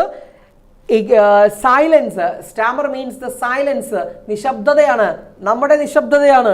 Against burning social issues, against burning social issues, കത്തി നിൽക്കുന്ന സോഷ്യൽ, ഇപ്പോൾ പെട്രോളിൻ്റെ വില കൂടുന്നത് അതൊരു സോഷ്യൽ ഇഷ്യൂ ആണ്, ഗ്യാസിൻ്റെ വില കൂടുന്നത് സോഷ്യൽ ഇഷ്യൂ ആണ്. ഇതിനോടുള്ള നമ്മുടെ സൈലൻസിനെയാണ് ഇവിടെ സ്റ്റാമർ എന്ന് പറയുന്നത്. Okay, we are afraid to open our mouth, നമുക്ക് ഭയമാണ്, വായ തുറക്കാൻ നമുക്ക് ഭയമാണ്. And speak and think freely, ചിന്തിക്കാനും സംസാരിക്കാനും ഒക്കെ നമുക്ക് ഭയമാണ്, സ്വതന്ത്രമായി ചിന്തിക്കാനും സംസാരിക്കാനൊക്കെ ഭയമാണ്. ആ ഭയത്തെയാണ് ഇവിടെ എന്തെന്ന് കാണിക്കുന്നത്, സ്റ്റാമർ എന്ന് പറഞ്ഞ് കാണിക്കുന്നത്. സച്ചിദാനന്ദനാണ് poet. Stammer is no handicap. Stammer എന്ന് പറയുന്നത് പോയറ്റ് സ്റ്റാർട്ട് ചെയ്യാണ്. സ്റ്റാമർ എന്ന് പറയുന്നത് ഒരിക്കലൊന്നുമല്ല ഒരു ഹാൻഡിക്യാപ്പ് അല്ല, ഒരു അംഗവൈകല്യമല്ല. It is a mode of speech. Poet പറയുന്നു അതൊരു സംസാര രീതിയാണ്. Stammer is the silence that falls between the word and its meaning. Stammer എന്ന് പറയുന്നത് എന്താണെന്നറിയോ? ഇറ്റ് ഈസ് ദ സൈലൻസ്, നിശബ്ദതയാണ്. That falls between the word and its meaning, ആ വാക്കുകളുടെയും അർത്ഥങ്ങളുടെയും ഇടയ്ക്ക് കയറി വരുന്ന നിശബ്ദതയാണെന്ത് ഈ സ്റ്റാമർ എന്ന് പറയുന്നത്. Just as lameness is the silence that falls between the word and the deeds. ഏതുപോലെ ലെയിംനെസ്, എന്താ ലെയിംനെസ് എന്ന് പറഞ്ഞാൽ മുടന്ത്, ഏതിനിടയിൽ കയറി വരുന്നത് പോലെ. Is the silence that falls between the words and the deeds, വാക്കുകളുടെയും പ്രവർത്തികളുടെയും ഇടയിൽ വരുന്ന ഒരു നിശബ്ദതയാണ് ലെയിംനെസ് എന്ന് പറയുന്നത്. അതുപോലെയാണ് എന്നതുകൊണ്ട്, അതുപോലെയാണ് ഏതും, ലെയിംനെസ് പോലെയാണ് ഏതും സ്റ്റാമർ എന്ന് പറയുന്നത് കൊണ്ട് സിമിലിക്ക് ഉദാഹരണമാണത്. സിമിലി, ലൈക്ക് പറഞ്ഞതുകൊണ്ട് സിമിലിയാണത്. Did stammer precede language or succeed it? സ്റ്റാമർ ആണോ ആദ്യം വന്നത് ഭാഷയെക്കാളും, അല്ലെങ്കിൽ ഭാഷയാണോ സ്റ്റാമറിനേക്കാളും മുമ്പേ വന്നത്? അറിയില്ല. It is only A dialect or A language it self. അതൊരു പ്രാദേശിക ഭാഷ മാത്രമാണോ, അല്ലെങ്കിൽ അതൊരു ഭാഷ തന്നെയാണോ, അതൊരു പ്രാദേശികമായ ആളുകൾ സംസാരിക്കുന്ന ശൈലിയാണോ, അല്ലെങ്കിൽ ഒരു ഭാഷ തന്നെയാണോ ഈ വിക്ക് എന്ന് പറയുന്നത്? These questions make the linguist Starmer. ഇത്തരം ചോദ്യങ്ങൾ കേട്ടാൽ തന്നെ ലിംഗ്വിസ്റ്റുകൾക്ക് വരെ സ്റ്റാമർ ഉണ്ടായിപ്പോവും. എന്താ ലിംഗ്വിസ്റ്റുകൾ എന്ന് പറഞ്ഞാൽ ആരാ ലിംഗ്വിസ്റ്റുകൾ? ഭാഷാ പണ്ഡിതന്മാർക്ക് പോലും സ്റ്റാമർ വിക്കുണ്ടായി പോകുന്നു. ഈച്ച് ടൈം വി സ്റ്റാമർ, ഓരോ തവണ നമ്മൾ വിൽക്കുന്ന സമയത്തും we are offering a sacrifice, നമ്മൾ ദൈവത്തിനൊരു കാണിക്ക വെക്കുകയാണ്. അതൊരു കളിയാക്കലാണ്, സെറ്റയറാണത്. SATIRE, സെറ്റയറാണ്, ആക്ഷേപഹാസ്യമാണത്. ദൈവത്തിന് നമ്മളൊരു കാണിക്ക വെക്കുകയാണ് ഓരോ തവണ നമ്മൾ വിൽക്കുന്ന സമയത്തും. When the whole people stammer, മുഴുവൻ ആളുകളും സ്റ്റാമർ ചെയ്യുമ്പോൾ stammer becomes their mother tongue, stammer അവരുടെ മദർ ടങ് ആയി മാറുന്നു, അവരുടെ മാതൃഭാഷയായി മാറുന്നു. Just as it is with us now, ഏതുപോലെ നമുക്കിടയിൽ അതെന്നുള്ളതുപോലെ എന്ന് പറയുന്നതിലൂടെ ഓദർ ഉദ്ദേശിക്കുന്നത് എന്താണ്? അതൊരു ക്രിറ്റിസിസമാണ്. സമകാലീനമായിട്ടുള്ള കണ്ടംപററി വേൾഡിനെ ക്രിട്ടിസൈസ് ചെയ്യാണ് ഓദർ ചെയ്യുന്നത് കേട്ടോ. God too must have stammered. ശ്രദ്ധിക്കുക, സെറ്റയർ, വീണ്ടും സെറ്റയർ, വീണ്ടും ആക്ഷേപഹാസ്യം. എന്താ പറയുന്നത്? God too must have സ്റ്റാമേർഡ്. ദൈവം പോലും സ്റ്റാമർ ചെയ്തിട്ടുണ്ടായിരിക്കും, വിക്കിയിട്ടുണ്ടാവും. വെൻ ഹി ക്രിയേറ്റഡ് മാൻ, മനുഷ്യനെ അവൻ സൃഷ്ടിക്കുന്ന സമയത്ത്. That is why all the words of man carry different meanings. അതുകൊണ്ടായിരിക്കാം, ദൈവം വിക്കിയത് കൊണ്ടായിരിക്കാം മനുഷ്യൻ ഉപയോഗിക്കുന്ന എല്ലാ വാക്കുകൾക്കും പല പല അർത്ഥങ്ങൾ ഉണ്ടാവുന്നത്. That is why everything he utters, from comment to prayers to commands. അവൻ ഉച്ചരിക്കുന്ന ഓരോ വാക്കുകളും, ഏത് മുതൽ? പ്രേയേഴ്സ് മുതൽ കമാൻഡുകൾ വരെ. സ്റ്റാമേഴ്സ് ലൈക്ക് പോയട്രിയെ പോലെ അതും എന്ത് ചെയ്യുന്നുണ്ട്? വിൽക്കുന്നുണ്ട്. അവൻ ഉച്ചരിക്കുന്ന ഓരോ വാക്കുകളും വിൽക്കുന്നത് അതുകൊണ്ടാവാം. ആരെ പോലെ? ലൈക്ക് പോയട്രി, വീണ്ടും സിമിലിയാണ്. ലൈക്ക് പോയട്രി, കവിതകൾക്കും അപ്പോൾ എന്ത് ചെയ്യുന്നുണ്ടെന്ന് പറയുന്നത്? വിൽക്കുന്നുണ്ട് എന്നാണ് പറയുന്നത്. കവിതകൾ പോലെ അവൻ്റെ ഓരോ പ്രവർത്തനങ്ങളും ഓരോ വർത്തമാനങ്ങളും വാക്കുകളും വിൽക്കുന്നുണ്ട് എന്ന് പറഞ്ഞിട്ടാണ് പോയറ്റ് അവിടെ കവിത അവസാനിപ്പിക്കുന്നത്. ഇനി നമുക്കിതിൻ്റെ ഒരു സമ്മറിയിലേക്ക് വരാം. എന്താണ് ഇവിടെ ഉദ്ദേശിക്കുന്നത്, നമ്മളെങ്ങനെ എഴുതണം എക്സാമിനേഷന് എന്നൊരു രീതിയിലേക്ക് നമുക്ക് നോക്കാം. The poem Stammer by Sachidanandan is a translation of his poem Vikk written in Malayalam. മലയാളത്തിൽ എഴുതിയ വിക്ക് എന്ന് പറയുന്ന പോയത്തിൻ്റെ ഒരു തർജ്ജമയാണ് ഇത് സ്റ്റാമർ എന്ന് പറയുന്ന poem. As a prominent modern poet and as the secretary of Kendra Sahitya Akademi, he has contributed much to popularize Indian literature by his initiative in translating Indian literature into English and other European languages. Indian ഇയാള് സച്ചിദാനന്ദൻ എന്ന് പറഞ്ഞ ആള് ഒരു നമ്മുടെ കേന്ദ്ര സാഹിത്യ academy തലപ്പത്തിരുന്നിട്ട് അദ്ദേഹം നമ്മുടെ ഇന്ത്യൻ ലിറ്ററേച്ചറിനെ യൂറോപ്യന്മാരുടെ ഇടയിലൊക്കെ പോപ്പുലർ ആക്കിയിട്ടുള്ള ഒരാളാണ്. എങ്ങനെ? By translating Indian literature into English and many other European languages. ഒരുപാട് യൂറോപ്യൻ ലാംഗ്വേജസിലേക്കും അതുപോലെ തന്നെ ഇംഗ്ലീഷിലേക്കൊക്കെ ഇന്ത്യൻ ലിറ്ററേച്ചറിനെ പരിഭാഷപ്പെടുത്തിയിട്ട് ഇതിന് പ്രചാരം നൽകിയ ഒരാളാണ് ഇന്ത്യൻ ലിറ്ററേച്ചറിന്. അപ്പോൾ സച്ചിദാനന്ദനെ കുറിച്ച് കുറച്ച് കാര്യങ്ങൾ നിങ്ങൾ ഓർത്തു വെക്കണം. അതിലൊന്നാണ് ഇപ്പോൾ ഈ പറഞ്ഞ ഈ പോയിന്റ്. മറ്റൊന്ന് കാക്ടസ് എന്ന് പറഞ്ഞ അദ്ദേഹത്തിൻ്റെ ഒരു പോയം ഉണ്ട്. അത് ഓർത്തു വെച്ചാൽ നമ്മളുടെ ലാസ്റ്റ് പാരഗ്രാഫൊക്കെ എഴുതുമ്പോൾ എളുപ്പമായിരിക്കും. The poem is written in free verse. Poem എഴുതിയിരിക്കുന്നത് ഫ്രീ വേഴ്സിലാണ്. The poem begins with a statement that stammer is not a handicap. Poem തുടങ്ങുന്നത് തന്നെ ഒരു സ്റ്റേറ്റ്മെൻറ്റോട് കൂടിയിട്ടാണ്. എന്താ statement? Stammer is not a handicap. Stammer എന്ന് പറയുന്നത് എന്തല്ല, ഒരു അംഗവൈകല്യമല്ല എന്ന് പറഞ്ഞിട്ടാണ് തുടങ്ങുന്നത് തന്നെ. Thus the poet tells us that, അങ്ങനെ പോയറ്റ് നമുക്ക് മനസ്സിലാക്കി തരുന്നു, that by stammer he does not mean impediment in speech. സ്പീച്ചിലുള്ള വൈകല്യമായിട്ടല്ല സ്റ്റാമർ അദ്ദേഹം കാണുന്നത്. As we usually refers to by the word stammer. Stammer എന്ന സാധാരണ നമ്മൾ ഉപയോഗിക്കുന്നത് പോലെ സ്റ്റാമറിനെ ഇവിടെ വിക്കായിട്ടല്ല ഉപയോഗിച്ചതെന്ന് നമുക്ക് അവിടെ തന്നെ മനസ്സിലാക്കാം. Stammer is described as a silence between the word and its meaning. വാക്കുകളുടെയും അർത്ഥങ്ങളുടെയും ഇടയ്ക്ക് വരുന്ന നിശബ്ദതയാണ് ഏത് സ്റ്റാമറായിട്ട് അദ്ദേഹം കാണിക്കുന്നത്. Usually we refer to a word as its meaning and a sound are inseparable. സാധാരണ നമ്മളിപ്പോൾ ഒരു വാക്ക് ഉപയോഗിക്കുന്നതും അതിൻ്റെ അർത്ഥവുമായിട്ട് അതിന് നല്ല ബന്ധം ഉണ്ടാവും അല്ലേ? അതിൻ്റെ അർത്ഥവുമായിട്ട് അതിന് നല്ല ബന്ധം ഉണ്ടാവും. എന്നാൽ ഇവിടെ അങ്ങനെയല്ലാന്ന്. A silence happens when word is spoken for the sake of speaking and when the speaker does not have any intention of the adhering to its word. ഞാൻ പറയാണ്, ഇപ്പോൾ ഞാൻ പറയുന്നൊരു എക്സാമ്പിൾ നോക്കാം. പരീക്ഷയ്ക്ക് വേണ്ടിയിട്ട് പഠിക്കണം നന്നായിട്ട് എന്ന് പറയുമ്പോൾ ഞാൻ ഉദ്ദേശിച്ച വാക്കുകൾ ശരിക്കും അതിൻ്റെ മീനിങ് മനസ്സിലാക്കിയിട്ടാണ് ഞാൻ ഉദ്ദേശിച്ചത്. മനസ്സിലായില്ലേ? അല്ലെങ്കിൽ ഞാൻ അതിന് മീനിങ് ഉദ്ദേശിച്ചുകൊണ്ടാണ് ഞാൻ പറഞ്ഞത്. അപ്പം മീനിങ്ങുകൾ ഉപയോഗിച്ച് സാധാരണ കുറിക്ക് കൊള്ളാൻ വേണ്ടിയിട്ട് നമ്മൾ പറയുന്നതിനെയാണ്, അങ്ങനെയാണ് സാധാരണ നമ്മൾ സംസാരിക്കാറ്. മനസ്സിലായില്ല? ഇപ്പോൾ ഒരു വാക്ക് നമ്മൾ ഉപയോഗിക്കുന്നത് എന്തിനാണ്? ആ വാക്കിൻ്റെ അർത്ഥം ശരിക്കും കിട്ടാൻ വേണ്ടിയിട്ടാണ് നമ്മൾ ആ വാക്ക് ഉപയോഗിക്കുന്നത്. ഇപ്പോൾ ഞാൻ പറയുന്നത് നീല ടീഷർട്ട് എന്ന് പറയുമ്പോൾ അതിൻ്റെ അർത്ഥം നമ്മളുടെ കേൾവിക്കാരൻ്റെ ഉള്ളിലേക്ക് എത്താൻ വേണ്ടിയിട്ടാണ് ഞാനത് പറയുന്നത് അല്ലേ? എന്നാൽ ഇവിടെ പറയുന്നത് നോക്ക്, ഇവിടെ സ്റ്റാമർ എന്ന് പറയുന്നത് ഒരു സൈലൻസ് ആണ്. ആ സൈലൻസ് എന്താണ്? ആ വാക്കുകൾ ഉദ്ദേശിക്കുന്ന അർത്ഥം അതിലേക്ക് എത്തേണ്ട ആവശ്യമില്ല. ഞങ്ങൾ ജനങ്ങളെ സേവിക്കാൻ വേണ്ടിയിട്ടാണ് നിലകൊള്ളുന്നത് എന്ന് പറയുമ്പോൾ അതിനകത്ത് ഒരു ആത്മാർത്ഥത ഇല്ലെങ്കിൽ അത് സ്റ്റാമറാണ്. ആ പറയുന്നതിനോട് യാതൊരു ആത്മാർത്ഥതയും കാണുന്നില്ല, അതിൻ്റെ അർത്ഥത്തോട് യാതൊരു കൂറും കാണിക്കുന്നില്ല. വെറുതെ ഞങ്ങൾ കതറിട്ട് നടക്കുകയാണ് എന്ന ഉദ്ദേശമാണ് അതിനകത്തുള്ളതെങ്കിൽ അത് സ്റ്റാമറിന് എക്സാമ്പിളാണ്. ഇനി നോക്കുക. Then the poet hints that the silence that happens between the word and the deed, it is about the words which do not result in any action. അത് എത്തരം വാക്കുകളാണെന്നറിയോ? ആ വാക്കുകളിൽ ഒരു പ്രവൃത്തിയുമില്ല, ആ വാക്കുകൾക്കിടയിൽ ഒരു പ്രവൃത്തിയുമില്ല. മനസ്സിലായില്ലേ? അതിന് റിസൾട്ടുകളില്ല. The poet asks whether stammer precede language or succeed it. പോയിറ്റ് ചോദിക്കുന്നുണ്ട്, സ്റ്റാമർ ആണോ ആദ്യം വന്നത്, ഭാഷയാണോ ആദ്യം വന്നത്? The poet further asks whether stammer is a dialect or language itself. അതൊരു ഭാഷയാണോ അല്ലെങ്കിൽ അതൊരു പ്രാദേശിക ഭാഷയാണോ എന്നും അദ്ദേഹം ചോദിക്കുന്നുണ്ട്. It must be remembered that language is incapable of communicating what we have in our mind. It is a medium which cannot completely express our thoughts.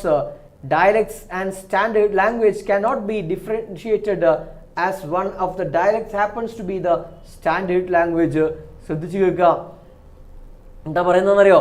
It must be remembered that language is incapable of communicating what we have in our mind. ശരിക്കും പറഞ്ഞാൽ ഭാഷയ്ക്ക് എൻ്റെ മനസ്സിലുള്ള കാര്യങ്ങളെ കൃത്യമായിട്ട് നിങ്ങളിലേക്ക് എത്തിക്കാൻ കഴിയൂല. എന്ന് വെച്ചാൽ എനിക്ക് പറയാനുള്ള കാര്യങ്ങൾ കൃത്യമായിട്ട് ഭാഷയിലൂടെ ചിലപ്പോൾ പറഞ്ഞു തീർക്കാൻ കഴിയില്ല. അതുപോലെ it must be it is a medium which cannot completely express our thoughts. നമ്മുടെ ചിന്തകളെ കംപ്ലീറ്റ് ആയിട്ട് മറ്റൊരാളിലേക്ക് കൊടുക്കാനുള്ള ഒരു മാധ്യമമല്ല ശരിക്കും എന്ന് വെച്ചാൽ എൻ്റെ തോന്നലുകൾ എനിക്ക് വാക്കുകളിലൂടെ ചിലപ്പോൾ എന്ത് ചെയ്യാൻ പറ്റില്ല, എക്സ്പ്രസ് ചെയ്യാൻ പറ്റിയെന്ന് വരില്ല. ഡയലക്റ്റ് ആൻഡ് സ്റ്റാൻഡേർഡ് ലാംഗ്വേജ്, ഇപ്പോൾ ഒരു പ്രത്യേക വിഭാഗം ആളുകൾ സംസാരിക്കുന്ന, ജോഗ്രഫിക്കൽ ഏരിയയിൽ താമസിക്കുന്ന ആളുകൾ സംസാരിക്കുന്ന ഒരു ഭാഷ, അതിനാണ് ഡയലക്റ്റ് എന്ന് പറയാം. ഡയലക്റ്റ് ആൻഡ് സ്റ്റാൻഡേർഡ് ലാംഗ്വേജ്, ഇപ്പോൾ മലപ്പുറത്ത് ആളുകൾ സംസാരിക്കുന്ന ഒരു പ്രത്യേക രീതിയിൽ, കോട്ടയത്ത് ആളുകൾ സംസാരിക്കുന്ന പ്രത്യേക രീതിയിൽ, അല്ലെ കാസർഗോഡ് ആളുകൾ സംസാരിക്കുന്ന പ്രത്യേക രീതിയിൽ, ഇതിനെ ഡയലക്റ്റുകൾ എന്ന് പറയാം. ഇനി ഒരു സ്റ്റാൻഡേർഡ് ലാംഗ്വേജ് ഉണ്ട്, സ്റ്റാൻഡേർഡ് മലയാളമായിട്ട് ഒരു ഭാഷയുണ്ട് അല്ലേ. ഇത് രണ്ടും തമ്മിൽ വേർതിരിക്കാൻ കഴിയൂല. എന്താ കാരണം എന്നറിയോ? As one of the dialect happens to be the standard language. കാരണം അതിൽ ഒരു dialect, one of the dialects happens to be the standard language. അതിനകത്ത് ഒരു ഡയലക്റ്റ് സ്റ്റാൻഡേർഡ് ലാംഗ്വേജ് ആയിരിക്കും. അതുകൊണ്ട് തന്നെ ദ പോയറ്റ് ദെൻ, ഇപ്പോൾ നമുക്ക് പറയാൻ പറ്റുമോ ഇതിൽ ഏത് ഭാഷയാണ്, ഇപ്പോൾ കണ്ണൂരുകാർ സംസാരിക്കുന്നതാണ് അല്ലെങ്കിൽ ആലപ്പുഴക്കാർ സംസാരിക്കുന്ന ഭാഷയാണ് ഏറ്റവും ശരിയായ ശുദ്ധമായ മലയാളം നമുക്ക് പറയാൻ പറ്റുമോ? ഇല്ല. അത് തന്നെയാണ് കാര്യം. Then the poet then adds that each time we stammer, we are offering a sacrifice to the god of meaning, and also that when all people stammer, it becomes the mother tongue of people who stammer. It is what happens with us. The poet then adds, poet പിന്നീട് കൂട്ടിച്ചേർക്കുന്നു, each time we stammer, ഓരോ തവണ നമ്മൾ വിൽക്കുന്ന സമയത്തും we are offering a sacrifice, നമ്മളൊരു സാക്രിഫൈസും കൊടുക്കുകയാണ്, നമ്മളൊരു എന്താണ് ത്യാഗം കാണിക്ക കൊടുക്കുകയാണ് ദൈവത്തിന്, ഓഫ് മീനിങ്. എന്തിൻ്റെ ദൈവത്തിന്? അർത്ഥങ്ങളുടെ ദൈവത്തിന്. So also that when all people Starmer, എല്ലാ ആളുകളും സ്റ്റാമർ എന്ന സമയത്ത് അത് അവരുടെ മാതൃഭാഷയായിട്ട് മാറുന്നു അല്ലേ.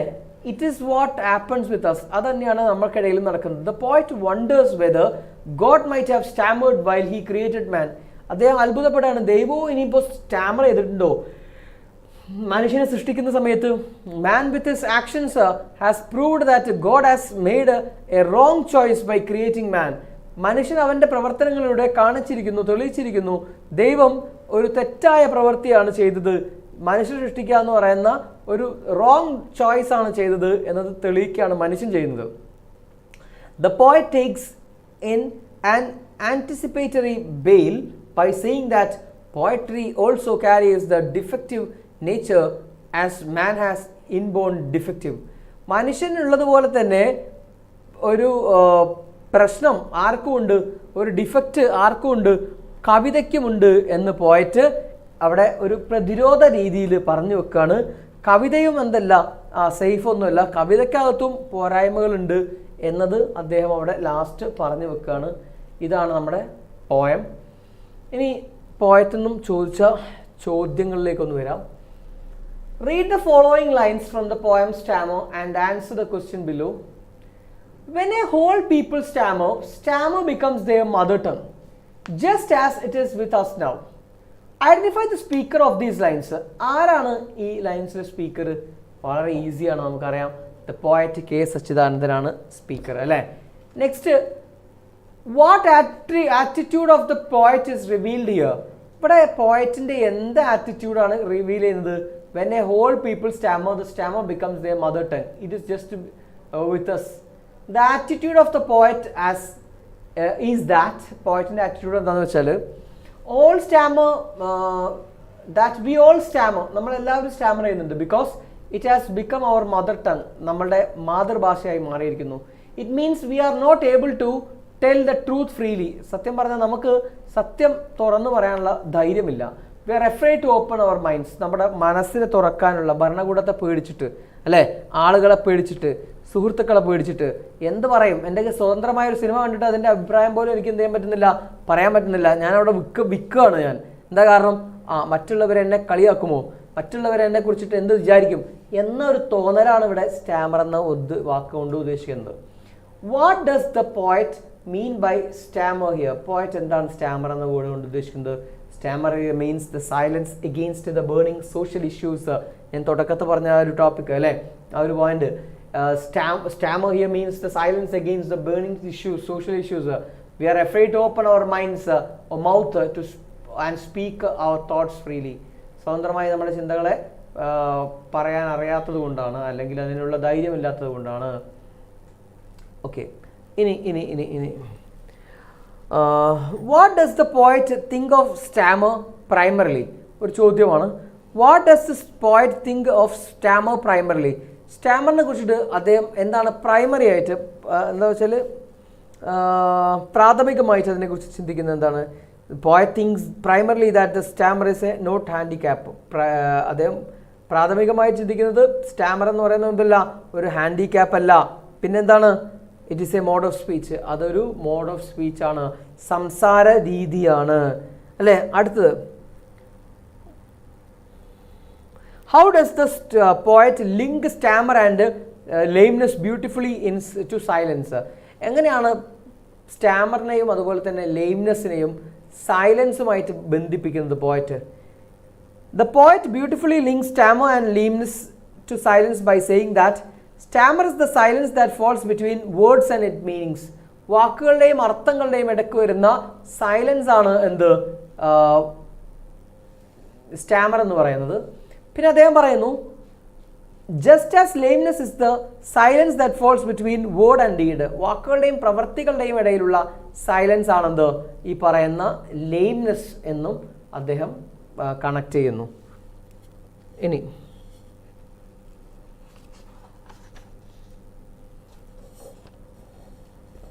What according to the poet is a person doing when he stammer? ഒരാൾ വിൽക്കുന്ന സമയത്ത് അയാൾ എന്താണ് ശരിക്കും ചെയ്യുന്നത്? When he stammers he is offering a sacrifice to the god of meanings. അയാൾ സ്റ്റാമർ ചെയ്യുമ്പോൾ അയാൾ ശരിക്കും ദൈവത്തിനൊരു കാണിക്ക കൊടുക്കുകയാണ് ചെയ്യുന്നത്. വെൻ ഹോൾ പീപ്പിൾ സ്റ്റാമർ, മുഴുവൻ ആളുകളും സ്റ്റാമർ ചെയ്യുമ്പോൾ it becomes their mother tongue, അത് അവരുടെ മാതൃഭാഷയായിട്ട് മാറുന്നു. അടുത്തത്, why does the poet refers to the linguist? എന്തിനാണ് പോയറ്റ് ലിംഗ്വിസ്റ്റിനെ ഇവിടെ റെഫർ ചെയ്യുന്നത്? കവി എന്തിനാണ് ഭാഷാ പണ്ഡിതനെ പറ്റി പരാമർശിക്കുന്നത്? The poet refers to the linguist here because in his opinion stammer itself is a language. അദ്ദേഹത്തിൻ്റെ അഭിപ്രായത്തിൽ സ്റ്റാമർ തന്നെ ഒരു ഭാഷയാണ്. Linguist is the one who is skilled in science of what language അല്ലേ. ലാംഗ്വേജിൽ നൈപുണ്യമുള്ള ആളാണ് ആര്? ലിംഗ്വിസ്റ്റ് എന്ന് പറയുന്നത്. When does stammer become a social phenomenon? എപ്പോഴാണ് സ്റ്റാമർ ഒരു സോഷ്യൽ ഫിനോമിന ആയിട്ട് മാറുന്നത്, സാമൂഹിക പ്രശ്നമായിട്ട് മാറുന്നത് എപ്പോഴാണ്? Stammer becomes a social phenomenon when a whole people stammer. ഒരു മുഴുവൻ ജനതയും സ്റ്റാമർ ചെയ്യുമ്പോൾ സ്റ്റാമർ ഒരു വലിയ പ്രശ്നമായി മാറുന്നു. because it then become their mother tongue. Stammer here represents the collective inability to do things, just like the person who stammer can't speak properly and the lame can't walk properly. ഒരു മുടന്തന് ശരിയായി നടക്കാൻ പറ്റാത്തതുപോലെ, ഒരു വിക്കന് ശരിയായി സംസാരിക്കാൻ പറ്റാത്തതുപോലെ ഒരു മുഴുവൻ ജനതയും എന്ത് ചെയ്യാണ്? വിൽക്കുന്ന സമയത്ത് അതൊരു വലിയ അപകടം തന്നെയാണ്. മുഴുവൻ ജനതയ്ക്കും സംസാരിക്കാൻ പറ്റാതാവുന്ന സമയത്ത് അത് വലിയ അപകടം തന്നെയാണ് എന്നാണ് പോയറ്റ് അതുകൊണ്ട് ഉദ്ദേശിക്കുന്നത്. സോഷ്യൽ ഇഷ്യൂ ആവുന്നത് അങ്ങനെയാണ്. Pick out the lines. Okay, അത് വേണ്ട. പിക്ക് ഔട്ട് ദ ലൈൻസ് ഒക്കെ ലൈൻസ് എന്നൊരു ചോദ്യമാണ്. പിന്നെ ഒരു ചോദ്യം, നിങ്ങൾക്ക് ഏറ്റവും ഇഷ്ടപ്പെട്ട കമ്പാരിസൺ ഏതാന്നൊക്കെ. ഓക്കെ, അത്രയും മതി. അതാണ് നമ്മുടെ പോയം. യെസ്, നമുക്ക് നെക്സ്റ്റ് ചാപ്റ്ററിലേക്ക് വരാം. അതിനു മുമ്പേ നെക്സ്റ്റ് യൂണിറ്റ് ആണ് ലിവ് ആൻഡ് ലെറ്റ് ലിവ് ആണ് നമ്മുടെ യൂണിറ്റിൻ്റെ പേര്. ഇതാണ് പേര്, ലിവ് ആൻഡ് ലെറ്റ് ലിവ് ആണ്. Live and let live. Live and let live എന്ന് പറയുന്ന chapter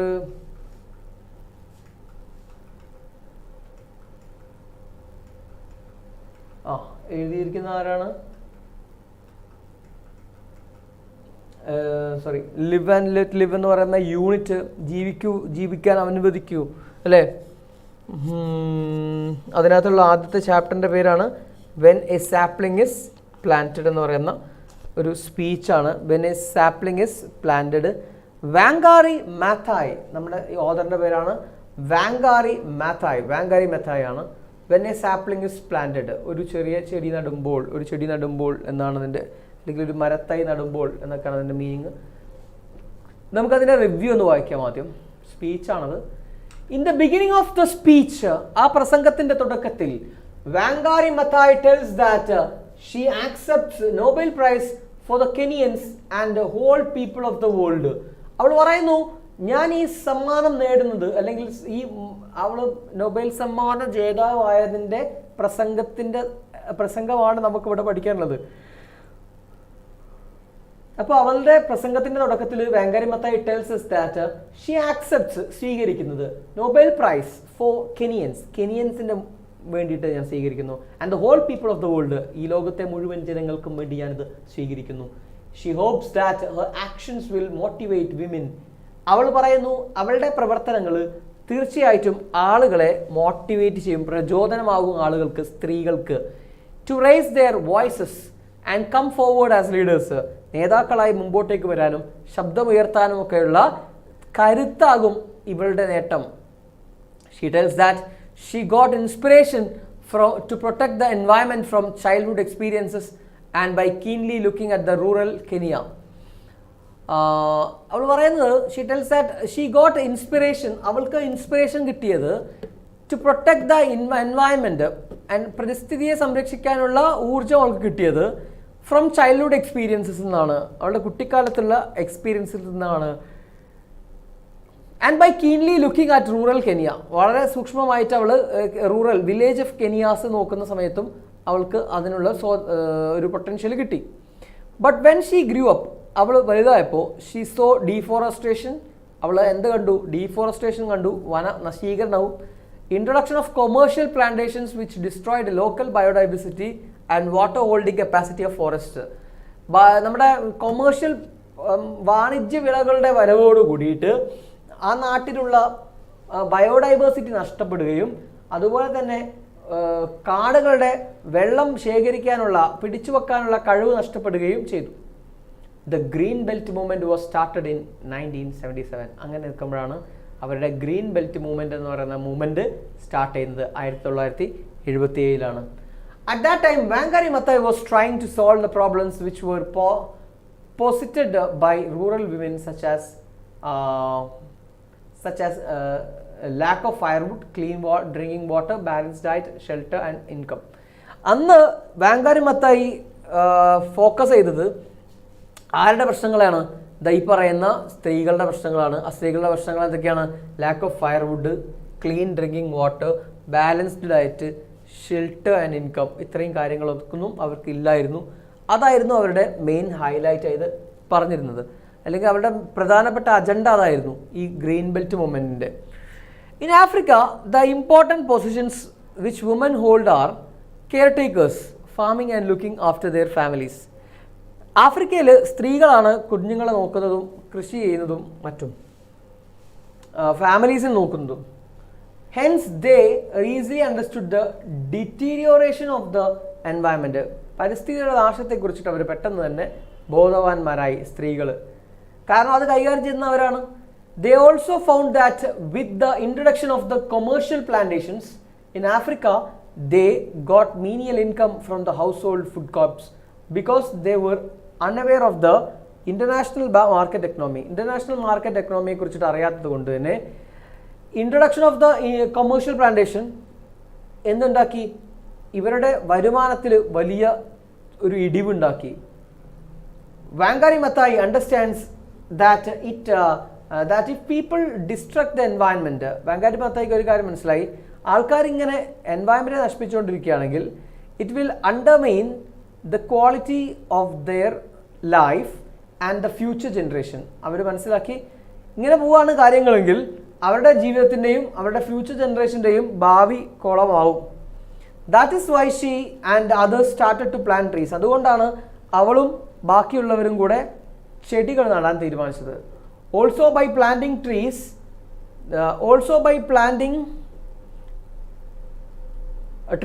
one will get food, fuel, shelter and income.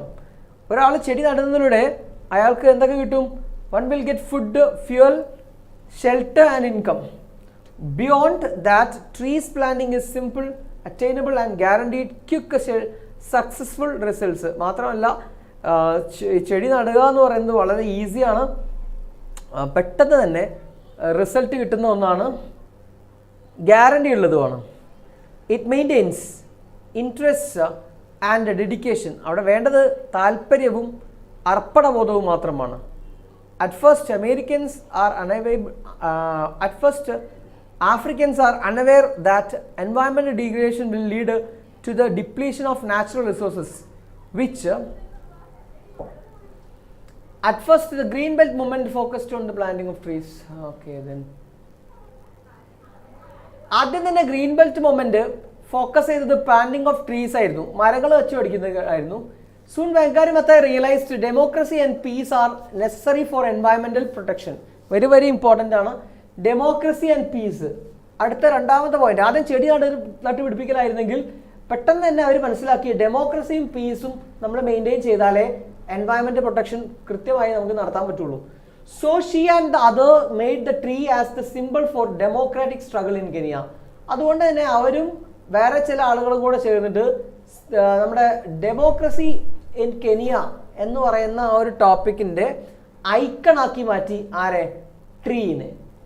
Under her influence many people revolted against power, corruption and environmental degradation. പരിസ്ഥിതിയെ നശിപ്പിക്കുന്നതും corruption, അഴിമതിക്കും അധികാര ദുർവിനിയോഗങ്ങൾക്കുമെതിരെ ആളുകളെ അണിനിരക്കാൻ സാധിച്ചു. ആർക്ക്? വാങ്കാരി മത്തായിക്ക്. Later tree സിംബോളൈസ്ഡ്, പിന്നീട് ഈ മരങ്ങളെന്നല്ലോ എന്തിൻ്റെ പ്രതിനിധികളായി, എന്തിൻ്റെ ചിഹ്നങ്ങളായി മാറി? പീസ്, സമാധാനത്തിൻ്റെയും കോൺഫ്ലിക്റ്റ് റെസൊല്യൂഷൻ, പ്രശ്നപരിഹാരങ്ങളുടെയും. When tree began to symbolize peace, മരങ്ങൾ ചെടികളെ അല്ലെങ്കിൽ സമാധാനത്തെ പ്രതിനിധീകരിച്ചപ്പോൾ it try to maintain African tradition. അത് ശരിക്കും മെയിൻറ്റെയിൻ ചെയ്യാൻ ശ്രമിച്ചത് എന്താണ്? ആഫ്രിക്കക്കാരുടെ ട്രഡീഷനാണ്.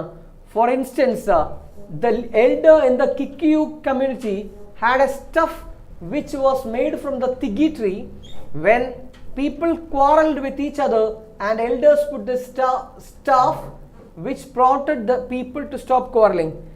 Kikuyu എന്ന് പറയുന്ന ഒരു കമ്മ്യൂണിറ്റിയിലുള്ള ഒരു ട്രൈബൽ കമ്മ്യൂണിറ്റിയാണ്. ആ കിക്കുയു കമ്മ്യൂണിറ്റിയിലുള്ള ആദിവാസി കമ്മ്യൂണിറ്റിയിലുള്ള ആളുകൾക്കിടയിൽ ഒരു പ്രശ്നം ഉണ്ടായിക്കഴിഞ്ഞാൽ ആ പ്രശ്നം പരിഹരിക്കുന്നത് അവർ ഏത് വഴിയാണ്? അവർ ഇങ്ങനെ ആ പ്രശ്നം തർക്കമുള്ള രണ്ട് വിഭാഗം ആളുകളുടെ ഇടയിൽ ഈ ഒരു മരം, തിഗി ട്രീയുടെ ഒരു ബ്രാഞ്ച് കൊണ്ടുവച്ച് കഴിഞ്ഞാൽ അവിടെ പിന്നെ അവർ എന്ത് ചെയ്യില്ല, പ്രശ്നം ഉണ്ടാക്കില്ല, അവർ ഡിസ്പ്യൂട്ട് ചെയ്യും, പ്രശ്നങ്ങൾ സോൾവ് ആക്കി. Even though the green belt movement has started 30 years before, Wangari and others could not protect the environment. 30 വർഷമായി ഗ്രീൻ ബെൽറ്റ് മൂവ്മെന്റ് ഉണ്ടായിട്ട്, എന്നിട്ടും അവർക്ക് ഈ വാങ്കാരി മത്തായിക്കും അവരുടെ അനുയായികൾക്കും ഈ പ്രകൃതിയെ സംരക്ഷിക്കാനൊന്നും കഴിഞ്ഞിട്ടില്ല.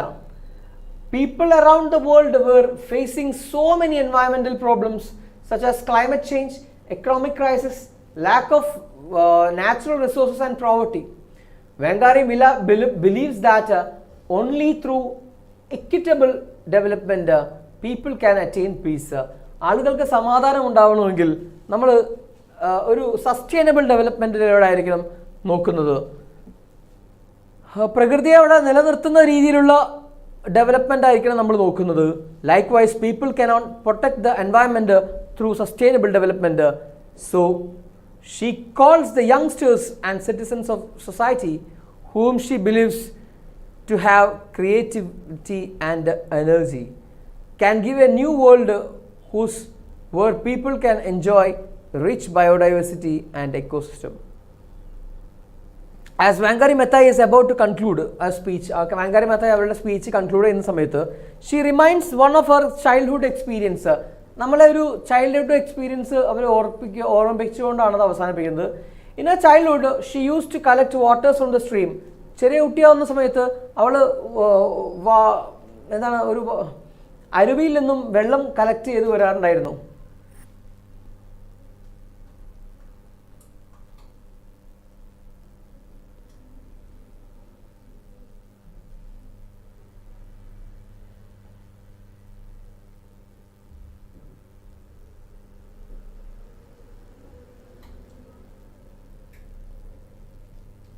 ഒരു മിനിറ്റ്, കറണ്ട് പോയോ?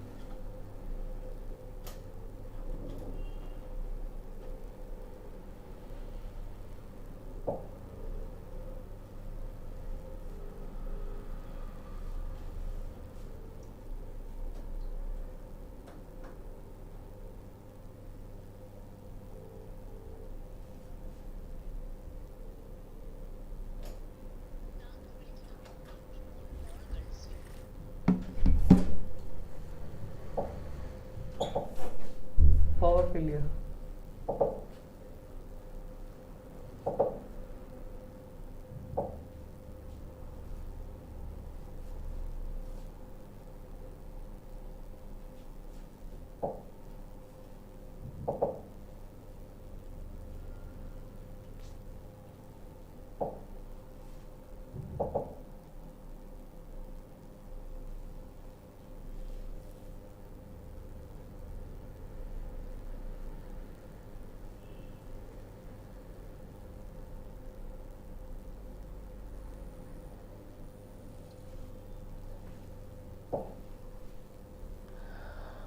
Okay, now തിരിച്ചു വരാം.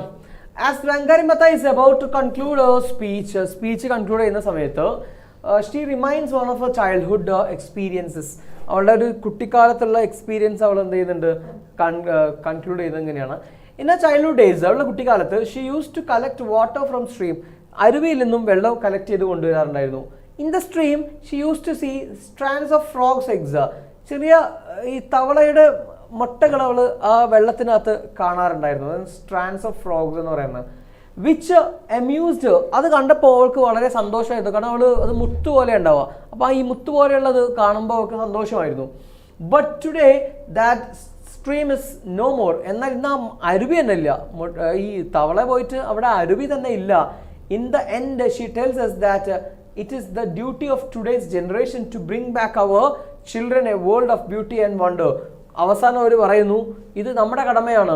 ഏത്, ഇന്ന് ഒരുപാട് ദൂരെ യാത്ര ചെയ്തിട്ടാണ് അവർ വെള്ളം കൊണ്ടുവരുന്നത്. ഈ അരുവി ഉണ്ടായിരുന്ന ആ സ്ഥലത്തുള്ള ആളുകൾ, സ്ത്രീകൾ ഒരുപാട് യാത്ര ചെയ്തിട്ടാണ് എന്ത് ചെയ്യുന്നത്, വെള്ളം കൊണ്ടുവരുന്നത്, കുടിവെള്ളം കൊണ്ടുവരുന്നത്. അപ്പോൾ കുട്ടികൾക്ക് എന്തൊക്കെയോ നഷ്ടപ്പെടുന്നുണ്ട്.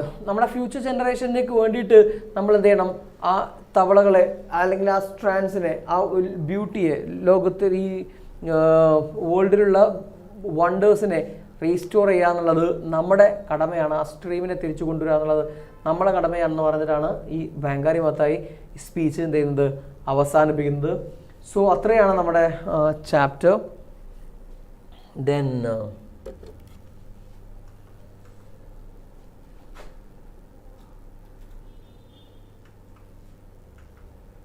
യെസ്, അതിൻ്റെ സമ്മറി അത്രയാണ്.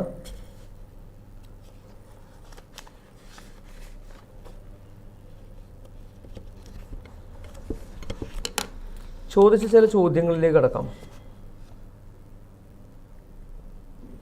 Together we have planted 30 million trees that provide fuel, food, shelter and income. Wangari Maathai in a Nobel Prize acceptance speech speaks about the importance of planting trees. Draft a speech to be delivered in your school assembly highlighting the importance of tree planting on 5th June World Environmental Day.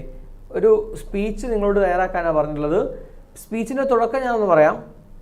എന്തിൻ്റെ importance of planting trees അല്ലേ, but മരങ്ങൾ നടുന്നതിൻ്റെ importance ആണ് നിങ്ങളുടെ topic. Today is the respected teachers and my dear friends, respected principal teachers and my dear friends, എങ്ങനെ തുടങ്ങാം? Today is the world environmental day and therefore I will talk about the preservation of our environment.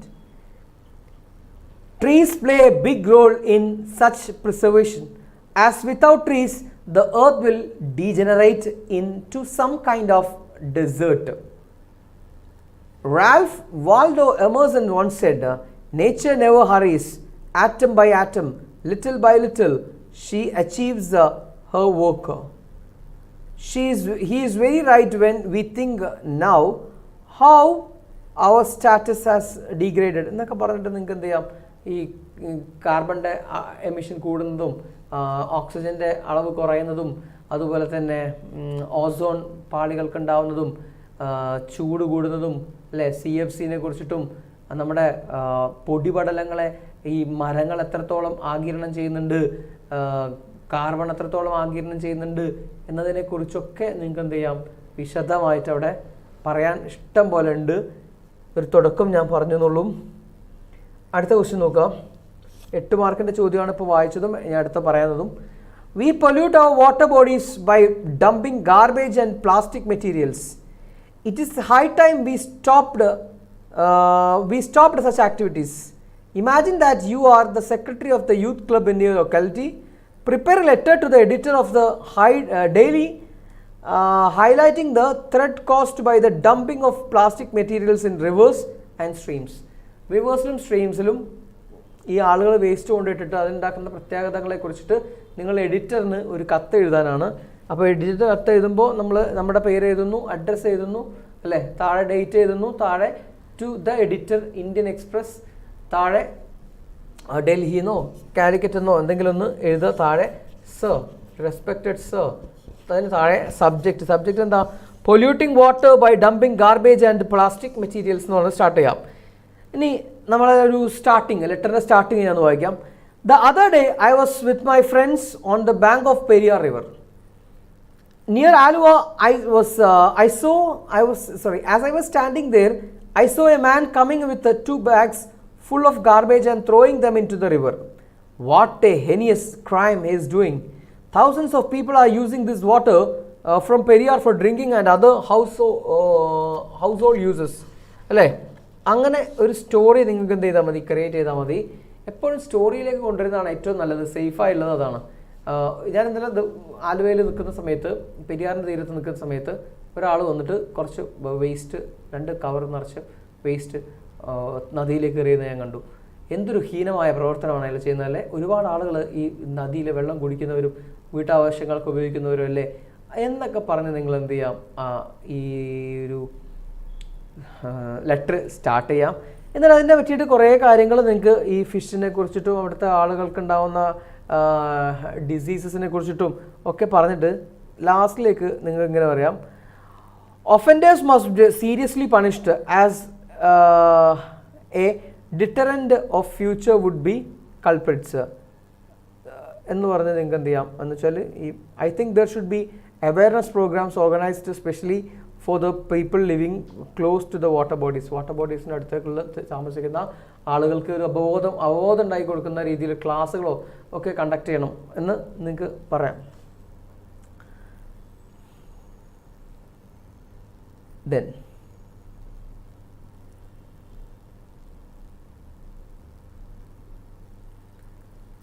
imagine that a vast area of paddy fields in your locality was filled up by a construction company for executing villa project. ഒരു villa project ഉണ്ടാക്കാൻ വേണ്ടിയിട്ട് വലിയ company വന്നിട്ട് നിങ്ങളുടെ നാട്ടിലുള്ള ഒരു paddy field ഒരു പാടം തൂർത്തു എന്ന് വിചാരിക്കുക. Prepare an article two B published in A news paper on the negative impacts of filling up of paddy fields. Paddy fields ഉണ്ടാക്കുന്ന പ്രകൃതിയിലെ ആഘാതങ്ങളെക്കുറിച്ചിട്ട് നിങ്ങളൊരു ആർട്ടിക്കിൾ തയ്യാറാക്കാനാണ്. ആർട്ടിക്കിളിനൊരു ഹെഡിങ് വേണം, ഒരു തുടക്കം വേണം, ഒരു ബോഡി ഉണ്ടാവണം, അതുപോലെ തന്നെ ഒരു കൺക്ലൂഷൻ ഉണ്ടാവണം.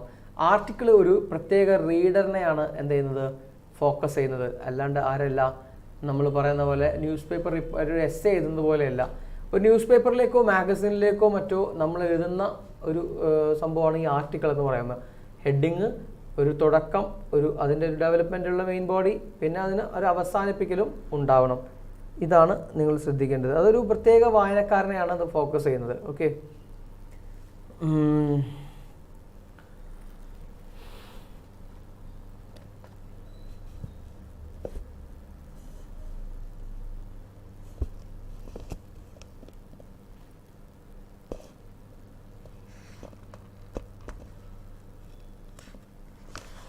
പിന്നെ ഒരു ചോദ്യം ഇതാണ്.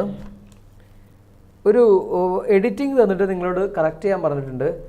Many activities has been organised by environment club this year. എന്താ അതിലെ mistake? Many activities has been organised by the environment club by this year. എന്താ അതിൽ മിസ്റ്റേക്ക്? ഹാസ് ബീൻ പറയില്ല, മെനി എന്ന് പറയുമ്പോൾ കുറേ ഉണ്ട് അല്ലേ. ഹാവ് ആണ് പറയേണ്ടത്. Many activities have been organised ആണ് വരിക, ഹാസ് ബീൻ അല്ല വരിക. പിന്നെ the club plan to conduct a seminar on water conservation. The club plan അല്ല, പ്ലാൻസ് ആണ്. He plans, they plan. മനസ്സിലായില്ലേ? പ്ലാൻസ് സിംഗുലർ ആണ്, അപ്പോൾ പ്ലാൻസ് തന്നെയാണ്. ദ ക്ലബ്ബ് പ്ലാൻസ് എന്നാണ് വരേണ്ടത്. മറ്റൊന്ന്, plans to conduct a seminar on water conservation next month. Interested members are requested to send നോക്ക്, ഇൻട്രസ്റ്റഡ് എവിടെ മിസ്റ്റേക്ക് എന്താ നിങ്ങൾ കണ്ടുപിടിക്കുന്നത്? The interested members are requested for send the synopsis of the papers. For send തെറ്റല്ലേ? For send അല്ല, to send ആണ് അല്ല. Interested requested to send ആണ്, റിക്വസ്റ്റഡ് ഫോർ സെൻഡ് എന്നാണ് അവർ തന്നിട്ടുള്ളത്. ടു സെൻഡ് ആക്കാം. Kindly register your names at the earlier. Earlier അല്ല, ഏർലിയസ്റ്റ് ആണ്. Kindly register your names at the earlier എന്നാണ് ക്വസ്റ്റ്യൻ പേപ്പറിൽ എന്നുള്ളത്. ഏർലിയസ്റ്റ് എന്നാക്കണം. ഏർലിയസ്റ്റ്, ഏറ്റവും ഏർലി, അതാണ് ഏർലിയസ്റ്റ് എന്ന് പറയുന്നത്. ഇതിനകത്തുനിന്ന് ചോദിച്ച ചില ചോദ്യങ്ങൾ, വേറെയും ചില ചോദ്യങ്ങൾ. Why did African women fail to meet their basic needs? African സ്ത്രീകൾ അവരുടെ അടിസ്ഥാനപരമായ ആവശ്യങ്ങൾ നിറവേറ്റുന്നതിൽ പരാജയപ്പെട്ടത് എങ്ങനെയാണ്? African women fail to meet their basic needs because of the degradation of their immediate environment and the introduction of commercial farming, replacing the growing of household crops. International traders controlled the prices of the produce by prices of the produce by farmers, and so they could not get reasonable and just income. സ്ത്രീകൾക്കുണ്ടായ ഏറ്റവും വലിയ പ്രശ്നം എന്താണെന്ന് വെച്ചാൽ ഈ അവർക്ക് cash crops വന്നതോട് കൂടിയിട്ട് അവർക്ക് അവരുടെ ഫാമിലിയെ സസ്റ്റെയിൻ ചെയ്യാൻ വേണ്ടിയിട്ട് പണ്ട് ഉണ്ടായിരുന്ന ഇമീഡിയറ്റ് സറൗണ്ടിങ്സിലുള്ള വിഭവങ്ങളൊന്നും, ചേന ചേമ്പ് സാധനങ്ങളൊന്നും കിട്ടാതെയായി. ഒന്നാമത്തെ വർഷം ക്യാഷ് ക്രോപ്സ് എന്ന് പറഞ്ഞാൽ റബ്ബർ, ഈ പറയുന്ന കുരുമുളക്, നമ്മുടെ കഴുങ്ങൊക്കെയാണ്. ഇതൊക്കെ എടുത്ത് തിന്നാൻ പറ്റുമോ? ഇല്ല. പിന്നെ ഇതിൻ്റെയൊക്കെ വില ആരാ നിശ്ചയിക്കുന്നത്? International കമ്പനീസാണ്.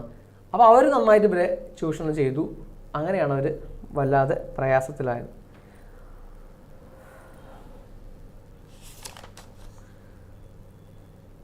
How did tree become a symbol of peace and conflict resolution? എങ്ങനെയാണ് സമാധാനത്തിൻ്റെയും തർക്കപരിഹാരത്തിൻ്റെയും അടയാള ചിഹ്നമായി മരങ്ങൾ മാറിയത്? The tree became a symbol of peace and conflict resolution because using trees was a symbol of peace. It was in keeping with the popular African tradition. അത് ആഫ്രിക്കയുടെ ഒരു popular tradition ആയിരുന്നു. പണ്ട് മുതലേ ഉള്ള അവരുടെ ഒരു രീതിയാണ് എന്ത്, മരങ്ങളെ സമാധാനത്തിൻ്റെ ചിഹ്നമായിട്ട് കാണുക എന്നുള്ളത്. The elders of Kikuyu carried a staff from the thick tree. When they placed this staff between the two dispute sides, when they placed the staff between staff എന്ന് പറയുന്നത് ആ thick tree-ന്റെ കഷ്ണം കമ്പ് കൊണ്ടുവച്ച് കഴിഞ്ഞാൽ they stopped fighting and sought reconciliation. അവർ അടി നിർത്തും, അവർ പരിഹാരം കാണുകയും ചെയ്യും. ഇങ്ങനെയാണ് അത് പ്രശ്നപരിഹാരത്തിൻ്റെ അടയാളമായി മാറിയത്. What is merit of having feeling that we belong to a larger family? Very very important question ആണ്. നേരത്തെ ഡിസ്കസ് ചെയ്തില്ല അത്. ശ്രദ്ധിച്ചോ, നമ്മളൊരു വലിയ കുടുംബത്തിലെ അംഗങ്ങളായി വിചാരിക്കുന്നത് കൊണ്ടുള്ള പ്രയോജനങ്ങൾ എന്തെല്ലാം എന്നാണ് ചോദ്യം. What is the merit of having a feeling that we belong to a larger family? നമ്മളൊരു വലിയ കുടുംബത്തിലെ അംഗങ്ങളാണെന്ന് വിചാരിക്കുന്നതിന് കാരണം, the merit of having a feeling that we belong to a larger family is that we will help to have a shift in our thinking. നമുക്ക് ഒരു ചിന്തയിൽ ഒരു മാറ്റം ഉണ്ടാവും. Okay, the merit of having a feeling that we belong to a larger family is that it will help to have a shift in our thinking. This shift in is needed so that humanity stops threatening its life support system. We are called to assist the earth to heal the wounds. We have to embrace the whole creation in all its diversity, beauty and wonder, and then only we can progress and live happy lives. നമ്മുടേതാണ് നമ്മൾ തോന്നിക്കഴിഞ്ഞാൽ നമ്മൾ എന്ത് ചെയ്യില്ല, നമ്മളതിനെ ഉപദ്രവിക്കില്ല. അതുകൊണ്ടാണ് നമ്മൾ ഈ കുടുംബത്തിലെ ഒരു അംഗമായി നമുക്ക് തോന്നേണ്ടത് ഇതിൻ്റെ ആവശ്യകത പറയുന്നത്. What according to Wangari Maathai is the challenge of our generation? നമ്മുടെ ജനറേഷൻ്റെ ചലഞ്ച് എന്താണ്? According to Wangari Maathai, the challenge of our generation is restoring the beauty and wonder of the world. അത്രയേ ഉള്ളൂ. By conserving our environment, forest. Okay, നമ്മുടെ environment conserve ചെയ്തുകൊണ്ട് നമ്മളുടെ ലോകത്തിലുള്ള ബ്യൂട്ടിയും വണ്ടറൊക്കെ restore ചെയ്യുക എന്നുള്ളതാണ് നമുക്ക് നേരിടുന്ന ഏറ്റവും വലിയ ഈ ജനറേഷനിൽ നേരിടുന്ന ഏറ്റവും വലിയ വെല്ലുവിളി. Explain the term sustainable development. ഒരു ജനറൽ ക്വസ്റ്റ്യൻ ആണ്. എന്താണ് ഈ സസ്റ്റൈനബിൾ ഡെവലപ്മെൻറ്റ് എന്ന് പറയുന്നത്? These days we here a lot about sustainable development. Sustainable development is A development that means the needs of the present without compromising the ability of future generations to meet their own needs. Okay.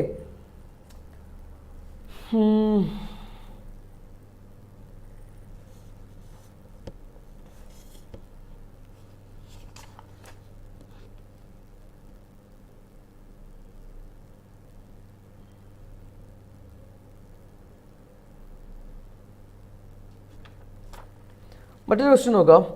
Imagine that you have won the National Green Crops NGC Award for coordinating the activities of your school Eco Club. The award would be given away by the Governor of the state in the presence of Chief Minister and certain other dignitaries. You are supposed to deliver a speech after receiving the award. Draft the speech on your own your own words എന്നോ അല്ലെങ്കിൽ 8 മാർക്സിൻ്റെ ക്വസ്റ്റ്യനാണ്.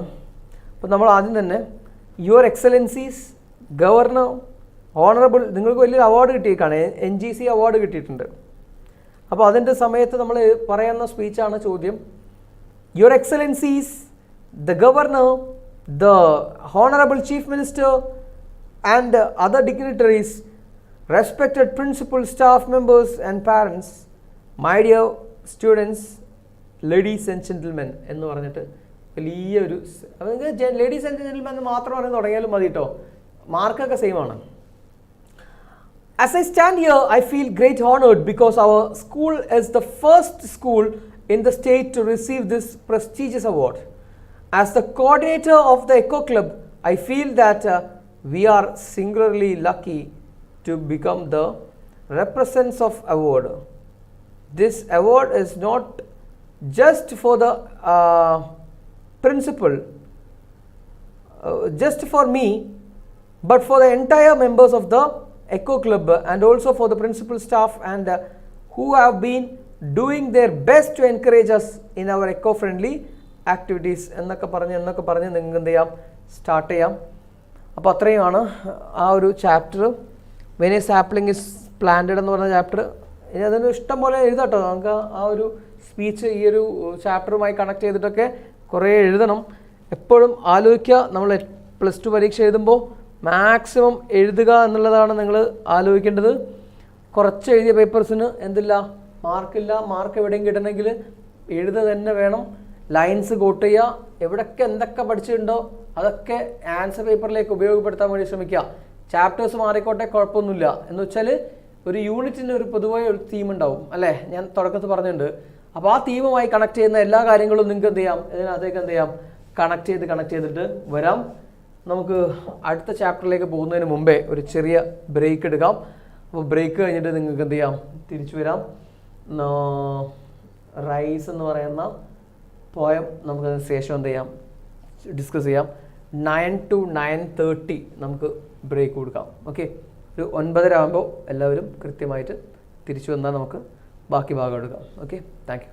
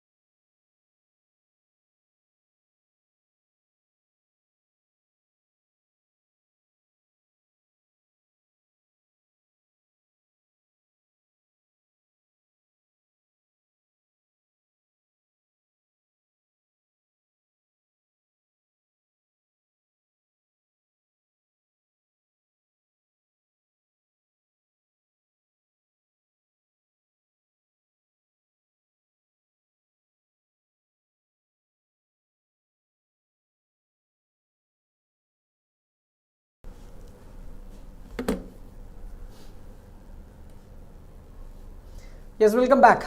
നമുക്ക് next chapter ഒന്ന് start ചെയ്യാം. Rice ആണ് നമ്മുടെ chapter അല്ലേ. Rice എന്ന ചാപ്റ്റർ എഴുതിയിട്ടുള്ളത് ശരിക്കും ചെമ്മനം ചാക്കോ ആണ്. ചെമ്മനം ചാക്കോ അത് ട്രാൻസ്ലേറ്റ് ചെയ്തിട്ടുള്ളത് പ്രൊഫസർ കെ അയ്യപ്പ പണിക്കറാണ്. അയ്യപ്പ പണിക്കർ. രണ്ടുപേരും ഓർത്ത് നോക്കുക. ചെമ്മനം ചാക്കോ എഴുതിയത് ട്രാൻസ്ലേറ്റ് ചെയ്തത് പ്രൊഫസർ കെ അയ്യപ്പ പണിക്കർ. രണ്ടുപേരും പ്രൊഫസർമാരാണ്. എന്തായാലും പ്രൊഫസർ അയ്യപ്പ പണിക്കറാണ് നമുക്കത് ട്രാൻസ്ലേറ്റ് ചെയ്തിട്ടുള്ളത്. നമുക്ക് നോക്കാം. ഡീറ്റെയിൽഡ് സ്റ്റഡിക്കുള്ള ഒരു പോയമാണ്, എന്ന് വെച്ചാൽ ഫോക്കസ് ഏരിയയിലുള്ള ഒരു പോയമാണ് റൈസ് എന്ന് പറയുന്നത്. സോ നമുക്കൊന്ന് ഡീറ്റെയിൽ ആയിട്ട് തന്നെ നോക്കാം. ഐ കം ഫ്രം രണ്ട് ഭാഗങ്ങളായിട്ടാണ്, രണ്ട് പാർട്ടായിട്ടാണ് നമ്മൾ പോയം ഉള്ളത്. ഓർത്ത് വെക്കാം. അയ്യപ്പ പണിക്കർ, ചെമ്മനം ചാക്കോ. ഓർത്ത് വെക്കണേ. അല്ലെങ്കിൽ Chemmanam Chacko, Ayyappa Panicker. I come from at the end of 4 years of research in North India, having earned a doctoral degree and generous praise for my work on making toys with the husk. Bored with eating chapatis day after day, I am eager to eat a meal of atikira rice.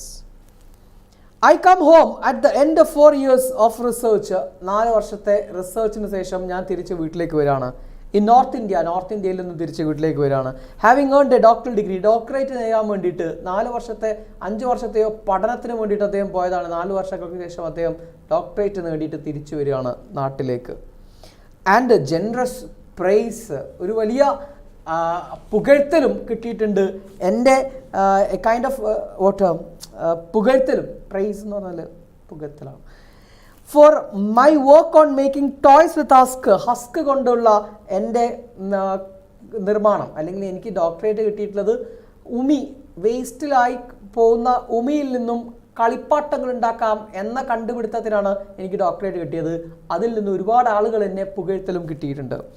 Board with eating chapatis day after day, ദിവസങ്ങളായുള്ള അല്ലെങ്കിൽ എല്ലാ ദിവസവും ചപ്പാത്തി കഴിച്ച് മടുത്ത് ഞാൻ I am eager to eat a meal of Athikkira rice. Athikkira അരിയുടെ ഒരു നാടൻ അരിയാണ് അത്തിക്കിര റൈസ്. അത്തിക്കിര റൈസിൻ്റെ ഒരു ചോറ് കഴിക്കാനുള്ള കൊതിയോടുകൂടി ഞാൻ നാട്ടിലേക്ക് വരികയാണ്.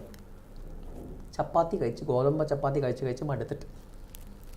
It will be the planting season when I get there, and my father his handloom dhoti stained with yellow mud, excited about the waters of Varanangal Canal, will greet me from the fields below our house, amidst the shout of ploughing with several oxen. It will be the planting season. Planting season ആയിരിക്കും അപ്പോൾ. When I get there, ഞാൻ അവിടെ എത്തുന്ന സമയത്ത് planting season ആയിരിക്കും. And my father, എൻ്റെ അച്ഛൻ അവിടെ എൻ്റെ അച്ഛൻ്റെ ചിത്രം എൻ്റെ മനസ്സിലേക്ക് വരികയാണ്. എങ്ങനെ വരുന്നതെന്ന് അറിയോ?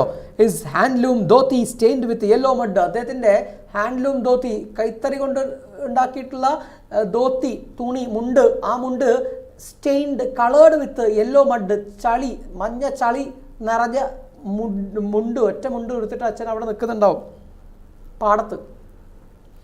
Excited about the waters of Varanankal canal. Varanankal കനാലിലെ വെള്ളത്തെക്കുറിച്ച് അദ്ദേഹം വല്ലാതെ എക്സൈറ്റഡ് ആവും.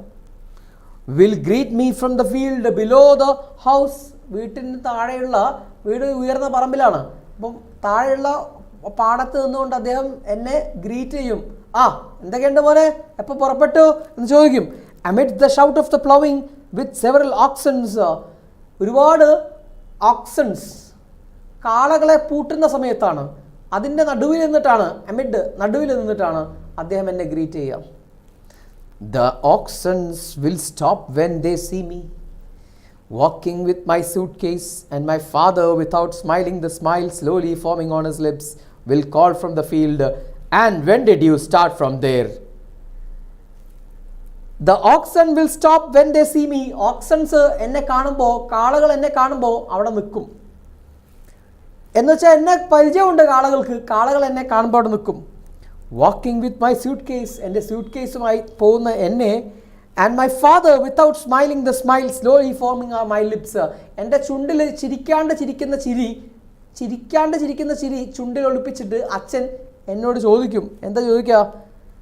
When did you start from there. അല്ല മോനെ, എപ്പോഴാണ് നീ അവിടെ നിന്ന് പുറപ്പെട്ടത്? അന്നൊരു ചോദ്യവും അദ്ദേഹം എന്നോട് ചോദിക്കും. ആലോചിക്കണം, പ്രതീക്ഷിക്കണം. ആ സമയത്ത് my little brother carrying the tender saplings to be planted in the fields where the plowing is done, will run and when he sees me and call out loud within earshot of the house, Mother, brother has arrived. My little brother, എൻ്റെ കുഞ്ഞനുജനുണ്ട്, carrying the tender saplings. അവൻ ആ ചെറിയ ഇളം ചെടികൾ കൊണ്ട് നടക്കുകയായിരിക്കും. അച്ഛന് നടാനുള്ള ചെടികളും കൊണ്ടായിരിക്കും അവൻ നടക്കുന്ന, അച്ഛനെ സഹായിക്കുകയായിരിക്കും അവൻ. To be planted in the field where the plowing is done. എവിടെയാണോ പ്ലോവിങ് നടക്കുന്നത്, ഏത് പാടത്താണോ പ്ലോവിങ് നടക്കുന്നത്, അവിടെ നടാനുള്ള ചെടിയുമായിട്ട് അവൻ നിൽക്കുന്നുണ്ടാവും. Will run when he see me, എന്നെ കാണുമ്പോൾ അവൻ ഓടും. എന്നിട്ടോ and call out loud within the earshot of the house, വീട്ടിലേക്ക് കേൾക്കത്തക്ക രീതിയിൽ അവൻ വിളിച്ചു പറയും, മദർ ബ്രദർ ഹാസ് അറൈവ്ഡ്, ദാ അമ്മേ ഏട്ടൻ വന്നിട്ടുണ്ട്. Walking cautiously along the dyke, വരമ്പിലൂടെ വളരെ ശ്രദ്ധയോടെ നടക്കുമ്പോൾ, as not to upset the basket full of seeds, I will reach home in good time. At last, just as my mother trains the well-cooked rice. Oh train, will you run a little faster? Let me get home quickly and eat my fill. Walking cautiously on the dike, വരമ്പിലൂടെ ശ്രദ്ധയോടെ കൂടി നടക്കണം. So as not to upset the basket full of seeds. Seed, വിത്ത് വിതയ്ക്കാനുള്ള വിത്ത് അവിടെ കൊട്ടയിലാക്കി വെച്ചിട്ടുണ്ടാവും, അത് തട്ടിപ്പോകാൻ പാടില്ല, ശ്രദ്ധയോടുകൂടി നടക്കും ഞാൻ. I will reach home in good time, വീട്ടിൽ ഗുഡ് ടൈമിലെത്തും, നല്ല സമയത്ത് ഞാൻ എത്തും, നല്ല നേരത്ത് ഞാൻ എത്തും. എപ്പോൾ എന്നറിയാം നല്ല നേരം? At last just as my mother's drains the well cooked rice. അമ്മ ആ നന്നായിട്ട് പാചകം ചെയ്ത അരി അല്ലെങ്കിൽ ചോറ് വടിക്കുന്ന സമയത്ത്, ഡ്രെയിൻ ചെയ്ത വെള്ളം വടിക്കുന്ന സമയത്ത് ഞാൻ അവിടെ എത്തും. ഓ ട്രെയിൻ, ഇതാലോചിച്ചപ്പോൾ അദ്ദേഹത്തിന് നിൽക്കാൻ പറ്റുന്നില്ല. ഓ ട്രെയിൻ, ട്രെയിനോട് പറയാണ് അദ്ദേഹം, നീ ഒന്ന് വേഗം പോവോ? Will you run little faster, കുറച്ച് സ്പീഡിലൊന്ന് പോവോ? Let me go quickly and eat my fill, ഞാനൊന്ന് വേഗം വീട്ടിലെത്തിക്കോട്ടെ. ആൻഡ് ഈറ്റ് മൈ ഫിൽ എന്ന് പറഞ്ഞാൽ വിശപ്പ് തീരുന്നത് വരെ ഞാൻ എൻ്റെ ഭക്ഷണം, വയറ് നിറയുന്ന ഭക്ഷണം കഴിക്കട്ടെ. ഫസ്റ്റ് പാർട്ട് അവിടെ കഴിയാണ്, സെക്കൻഡ് പാർട്ടിലേക്ക് വരികയാണ്. The bus stops on the road across from the house.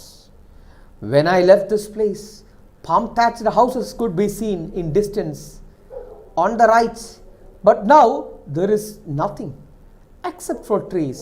How place has changed. The bus stops on the road. Bus roadil ninnu. Across the house, വീടിൻ്റെ അപ്പുറത്ത്. When I left this place, ദൈവമേ, ഞാൻ പോകുന്ന സമയത്ത് ഈ സ്ഥലമുണ്ടല്ലോ, palm thatched houses could be scene.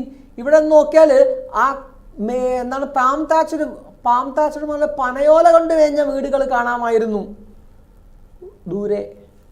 In the distance on the right, but there is nothing. ഇപ്പോൾ അങ്ങനെ ഒരു സംഗതി കാണാനില്ല. പനയോല കൊണ്ട് മേഞ്ഞ വീട് പോയിട്ട് ഒരു സാധനം ദൂരേക്കുള്ളത് കാണാൻ പറ്റുന്നില്ല. എക്സെപ്റ്റ് ഫോർ ട്രീസ്, എന്ത് മാത്രമേ ഉള്ളൂ? ഇപ്പോൾ മരങ്ങൾ മാത്രമേ ഉള്ളൂ. How the place has changed, എന്തൊരു മാറ്റമാണല്ലേ ഈ സ്ഥലത്തിന് പറ്റിയത്. Rubber plants twice my height now stands in row around me on the ridge where Modan and Vellaram use to be sown and confuse my path as I walk home. Rubber പ്ലാന്റുകളാണ് ഇവിടെ മുഴുവനും. Twice my height, എനിക്ക് 2 ആൾ പൊക്കത്തിൽ വലിയ വലിയ മരങ്ങൾ. Now stand in rows, നിരനിരയായിട്ട് നിൽക്കുന്നു. Around me on the ridge, വരമ്പിൽ എനിക്ക് ചുറ്റിലുമായിട്ട് അങ്ങനെ നിൽക്കുന്നു. Where Modan and Vellaram was use to be sown. മോഡനും വെള്ളാരും ഒക്കെ അരികളുടെ പേരാണ്. നേരത്തെ നമ്മൾ വേറെ അരി പറയുന്നുണ്ടായിരുന്നല്ലോ അല്ലേ, അത്തിക്കിര. അതുപോലെ മോഡനും വെള്ളാരനും ഒക്കെ നട്ടിരുന്ന ഈ ഒരു സ്ഥലത്ത് ഇപ്പോൾ മുഴുവനും മരങ്ങളാണ്.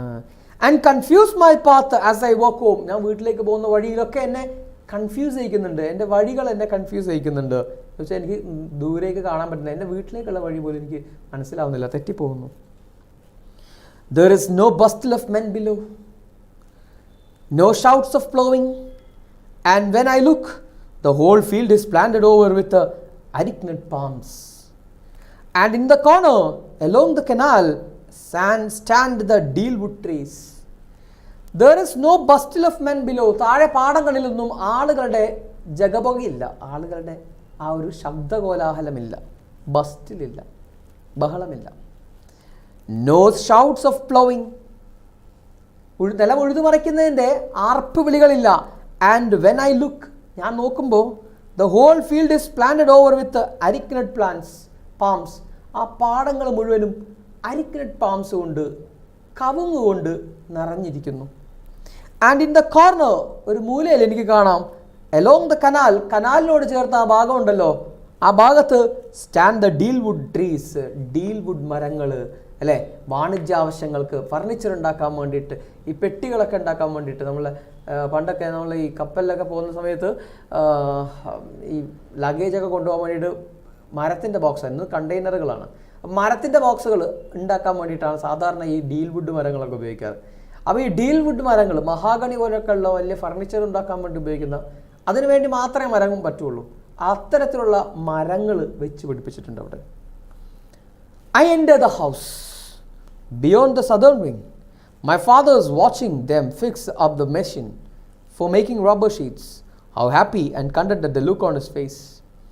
I entered the house. ഞാൻ വീട്ടിലേക്ക് കയറി. Beyond the southern wing. southern wingലൂടെ ഞാൻ കയറിയത്, തെക്ക് വശത്തൂടെ കയറി. My father is watching them fix up the machine. Machine fix up ചെയ്യുന്നത്, നന്നാക്കുന്നത്, പണിക്കാർ മെഷീൻ നന്നാക്കുന്നത് അച്ഛൻ നോക്കി നിൽക്കുകയാണ്. റബ്ബറിൻ്റെ മെഷീനാട്ടോ. For making rubber sheets. How happy and contented the look on his face. അദ്ദേഹത്തിൻ്റെ മുഖത്ത് എന്തൊരു ചാരിതാർത്ഥ്യം, സന്തോഷമാണ് ഇപ്പോൾ ഉള്ളത്. പണ്ടത്തെ എക്സൈറ്റ്മെൻ്റ് ഒന്നുമില്ല, വെള്ളത്തിൽ കണ്ടിട്ടുള്ള എക്സൈറ്റ്മെൻറ്റോ കർഷകൻ്റെ ടെൻഷനോ ഒന്നും അദ്ദേഹത്തിൻ്റെ മുഖത്തില്ല. ഇന്ന് ഭയങ്കര കൃതജ്ഞതയോട് കൂടിയിട്ട് അദ്ദേഹം വളരെയധികം ഹാപ്പി ആയിട്ടാണ് നിൽക്കുന്നത്. സാറ്റിസ്ഫൈഡ് ആണ്, contented. My father says with obvious pride, "Son, we have stopped working on all the rice. It was quite inconvenient. The farmer gets nothing. Only fools turn to rice farming for gain. This is better money. What good times. The government gives rice to those who don't have paddy fields." My father says with obvious pride. Obvious എന്ന് പറഞ്ഞാൽ വ്യക്തമായ, clear പ്രൈഡോട് കൂടിയിട്ട്, അഭിമാനത്തോട് കൂടിയിട്ട് അച്ഛൻ പറയും, എന്ത്? Son, മോനെ, we have stopped working on the rice. നമ്മൾ അരിയുടെ പരിപാടിയൊക്കെ നിർത്തിയിട്ടോ. It was quite inconvenient. സത്യം പറഞ്ഞാൽ അത് വളരെയധികം ഇൻകൺവീനിയൻ്റ് ആയിരുന്നു. അത് ആർക്കും എത്തുന്നില്ല, ആർക്കും ലാഭമില്ല. The farmer gained nothing. ഫാമറിന് ഒരു ലാഭവും കിട്ടുന്നില്ല. Only fools turn to rice farming for gain. ലാഭത്തിന് വേണ്ടിയിട്ട് വിഡ്ഢികൾ മാത്രമേ ഇന്ന് റൈസ് ഫാമിംഗ് ചെയ്യാൻ നിൽക്കുള്ളൂ. This is better money. Cash crops, rubber, this is better money. What good times. എന്തൊരു നല്ല കാലമാണെന്നറിയാം ഇപ്പോൾ. The government gives rice to those who don't have paddy fields. Government ആണെങ്കിൽ പാഡി ഫീൽഡ്സ് ഇല്ലാത്ത ആളുകൾക്ക് അരിയും കൊടുക്കുന്നുണ്ട്. സോ നല്ല കാലം വന്നച്ച്. My little brother runs in to meet me. I eager to have a meal of Attikira rice. He is carrying the rations for the whole household. He trips over something and scatters the wheat all over the yard. My little brother runs to meet me. എൻ്റെ കുഞ്ഞനുജൻ എന്നെ കാണാൻ വേണ്ടിയിട്ട് ration കടയിൽ നിന്ന് വരികയാണ്. അവൻ ഓടി വന്നു. I eager to have a full meal of Attikira rice. വയറ് നിറച്ചും അത്തിക്കിര റൈസ് കൊണ്ടൊരു പിടിക്കണം എന്ന് വിചാരിച്ച് വന്ന ഞാൻ, he is carrying the rations for the whole household. ഈ വീട്ടിലുള്ള എല്ലാവർക്കുമുള്ള റേഷനും വാങ്ങിയിട്ടാണ് അവൻ ഓടി വരുന്നത്. He trips over something. എന്തോ തടഞ്ഞവൻ വീഴുകയാണ്. And scatters the wheat all over the yard. മുറ്റം മുഴുവനും അവിടെ ആളുകൾക്കുള്ള റേഷൻ കടയിൽ നിന്നും കൊണ്ടുവന്ന ആ ഗോതമ്പം, റേഷൻ കടയിൽ നിന്നും കൊണ്ടുവന്ന ഗോതമ്പം അവിടെ മുഴുവനും ചിതറിക്കിടക്കുകയാണ്. Above us, ഞങ്ങൾക്ക് മുകളിൽ, a ship of the sky roads north വേർഡ്സിലേക്ക് ഒരു വിമാനം പറക്കുന്നുണ്ട്. Drowning my brothers loud cries. എൻ്റെ കുഞ്ഞനുജൻ്റെ കരച്ചിൽ മുക്കിക്കളഞ്ഞുകൊണ്ട് വിമാനത്തിൻ്റെ ശബ്ദം ഉയർന്നു കേൾക്കാം. The chief ministers of like an arrow to the centre. മിക്കവാറും അത് ചീഫ് മിനിസ്റ്റർ എവിടേക്ക് പോവാണ്? ഒരു ആരോ കണക്കെ ശരവേഗതയിൽ അദ്ദേഹം സെൻറ്ററിലേക്ക്, കേന്ദ്രത്തിലേക്ക് പോവുകയാണ്. To clamour for more grains. എന്തിനു വേണ്ടിയിട്ട്? To clamor for more gains, to ask for more grains. ധാന്യങ്ങൾക്ക് വേണ്ടിയിട്ട്, ധാന്യങ്ങൾ ആവശ്യപ്പെടാം, കേന്ദ്രത്തോട് ആവശ്യപ്പെടാൻ വേണ്ടി പോവാണ്. Now grains now flying high above the cash crops. ഇന്ന് ഈ ക്യാഷ് ക്രോപ്സുകളുടെ മുകളിലൂടെ പറന്ന് ഉയരുകയാണ് അവർ. Now growing tall like trees. ഇന്ന് അവർ വലിയ വലിയ മരങ്ങളെപ്പോലെ വളർന്നു വരികയാണ്. Since no one here promotes the farming of rice. ഇന്ന് കാരണം ഇവിടെ ആരും ഫാമിങ്ങിനെ പ്രൊമോട്ട് ചെയ്യുന്നില്ല. അതുകൊണ്ട് എല്ലാവർക്കും ഭക്ഷണം കഴിക്കണം. അതിനു വേണ്ടിയിട്ട് കേന്ദ്രത്തോട് കൂടുതൽ അരി വീതം വാങ്ങിക്കാൻ വേണ്ടിയിട്ട് പോവുകയാണ്. ഞാനാകെ ഡെസ്പറേറ്റായി. ഞാൻ ചോദിക്കുകയാണ്, can we get some husk from the centre too? കുറച്ച് ഹസ്കും കൂടെ കിട്ടുമെന്ന് നോക്കുമോ? ആ സെൻറ്ററിൽ നിന്നും കേന്ദ്രത്തിൽ നിന്നും കുറച്ച് ഉമി കൂടെ കിട്ടുമോ അരി കിട്ടുമ്പോൾ? To make toys with it. Toys ഉണ്ടാക്കാൻ വേണ്ടിയിട്ട്. ഐ ഡോണ്ട് നോ, എനിക്കറിയില്ല. 4 വർഷം ഞാൻ കഷ്ടപ്പെട്ടത് അല്ലേ, എൻ്റെ നാട്ടിൽ എനിക്ക് തൊഴിലവസരങ്ങൾ ഉണ്ടാക്കാമെന്ന പ്രതീക്ഷയോടുകൂടി ഞാൻ വന്നത് എല്ലാം വെറുതെയായി. ഇവിടെ ഫ്രീ ആയിട്ട് കിട്ടിയിരുന്ന ഒരു ഓപ്പർച്യൂണിറ്റി കണ്ടിട്ടാണ് ഞാൻ ഇതിനകത്ത് PhD ചെയ്യാൻ പോയതൊക്കെ. പക്ഷേ അതെല്ലാം വെറും വെള്ളത്തിലായിട്ട് തിരിച്ചു വന്നതാണ്. ഇപ്പോൾ നാട്ടിൽ വന്നപ്പോൾ ഉള്ള അവസ്ഥ ഇതാണ്. നമ്മുടെ ചാപ്റ്ററിൻ്റെ ഒരു അപ്രീസിയേഷൻ നോക്കാം. നോക്കൂ. In the first half of the poet tells us about his expectation of events that may happen when he goes to his house. ആദ്യത്തെ പകുതിയിൽ പോയറ്റ് പറയുന്നത് അദ്ദേഹത്തിൻ്റെ പ്രതീക്ഷകളാണ്. അദ്ദേഹം വീട്ടിലേക്ക് പോയി കഴിഞ്ഞാൽ അവിടെ ഉണ്ടാവുന്ന സംഭവങ്ങളുടെ പ്രതീക്ഷകളാണ് പറയുന്നത്. After 4 years, in the beginning, the poet tells that after 4 years doing research in North India, he is coming back to the native place in Kerala. കേരളത്തിൽ അദ്ദേഹത്തിൻ്റെ നേറ്റീവ് പ്ലേസിലേക്ക് അദ്ദേഹം തിരിച്ചു വരികയാണ്. He was doing research on making toys with husk. അദ്ദേഹം research ചെയ്യുമായിരുന്നു. എന്തിന്? He was doing research on making toys with husk. Husk കൊണ്ട് toys ഉണ്ടാക്കുന്ന റിസർച്ച് ചെയ്യുമായിരുന്നു. He is eager to eat a meal of Athikkira rice. Athikkira റൈസിൻ്റെ ഒരു meal കഴിക്കാൻ അദ്ദേഹം കൊതിച്ച് നിൽക്കുകയാണ്. From his home as he is fed up with the eating of chapatis wheat chapatis കഴിച്ച് മതിയായിക്കുന്നത്. He says that his father will be wearing handloom dhoti which is stained with yellow mud. Yellow മഡിൽ കുളിച്ച് നിൽക്കുന്ന എന്താണ് ധോത്തി ഉപയോഗിച്ചിട്ട്, ഹാൻഡ്ലൂം ധോത്തി ഉപയോഗിച്ചിട്ട് അച്ഛൻ ഉടുത്തിട്ട് അച്ഛൻ അവിടെ നിൽക്കുന്നത് അദ്ദേഹം ഓർക്കുന്നു. ഇത് ഞാൻ വീണ്ടും വീണ്ടും പറയാൻ കാരണം നിങ്ങളെ മനസ്സിൽ ആ ചിത്രം ഉണ്ടാകാൻ വേണ്ടിയിട്ടാണ്, മറന്നു പോകാൻ വേണ്ടി കേട്ടോ. Father will be very happy that they are getting water from Varanankal canal. അച്ഛന് വളരെ എക്സൈറ്റഡ് ആയിരുന്നു, കാരണം വെള്ളം കിട്ടുന്നുണ്ട് വാരണങ്കൽ കനാലിൽ നിന്ന്. His father would make some formal enquiries. അച്ഛൻ എന്നെ കണ്ടാൽ ഫോർമലായിട്ട് ചോദിക്കുന്ന ചില ചോദ്യങ്ങൾ, എപ്പം പുറപ്പെട്ടു എന്നൊക്കെ ചോദിക്കും. Father will be plowing the field with oxen seeing the poet. His little brother will run towards him happily with the tender saplings. അച്ഛൻ കാളകളെ പൂട്ടുകയായിരിക്കും. ആ സമയത്തായിരിക്കും എന്നെ കാണുന്നത്. അവൻ്റെ ബ്രദർ കണ്ടു കഴിഞ്ഞാൽ ബ്രദർ ഓടി വരും സന്തോഷത്തോടു കൂടിയിട്ട്. ബ്രദറിൻ്റെ കയ്യിൽ ടെൻഡർ സാപ്ലിങ്സ് ആയിരിക്കും, ഇളം ചെടികളാണ് നടാനുള്ളത്. His little brother would very loudly announce that he has come. ഏട്ടൻ വന്നേ എന്ന് ഒച്ചത്തിൽ അവൻ വിളിച്ചു പറയും. The poet then says that in order to reach his house, he has to walk through the paddy field. അദ്ദേഹത്തിന് പിന്നെ പറയുന്നു, അദ്ദേഹത്തിന് വീട്ടിലേക്ക് എത്തണമെങ്കിൽ ഒരുപാട് പാഡി ഫീൽഡിലൂടെ കടന്നു പോകേണ്ടതായിട്ടുണ്ട്, വയലിലൂടെ കടന്നു പോകേണ്ടതായിട്ടുണ്ട്. He would have to walk very carefully so that he will not spill the seeds given by his father. അച്ഛൻ അവിടെ ബാസ്ക്കറ്റിൽ വെച്ചിരിക്കുന്ന സീഡ്സ് തട്ടാതിരിക്കാൻ വേണ്ടിയിട്ട് വളരെ ശ്രദ്ധയോട് കൂടിയിട്ടായിരിക്കും അദ്ദേഹം എന്ത് ചെയ്യുന്നത്, അവിടെ പോകുന്നത്. While he is on the way to his home, his mother will be draining rice. വീട്ടിലേക്ക് പോകുന്ന വഴിയിൽ അമ്മ എന്താണ് ചോറ് വടിച്ചു വെക്കുകയായിരിക്കും. Imagining all these he wants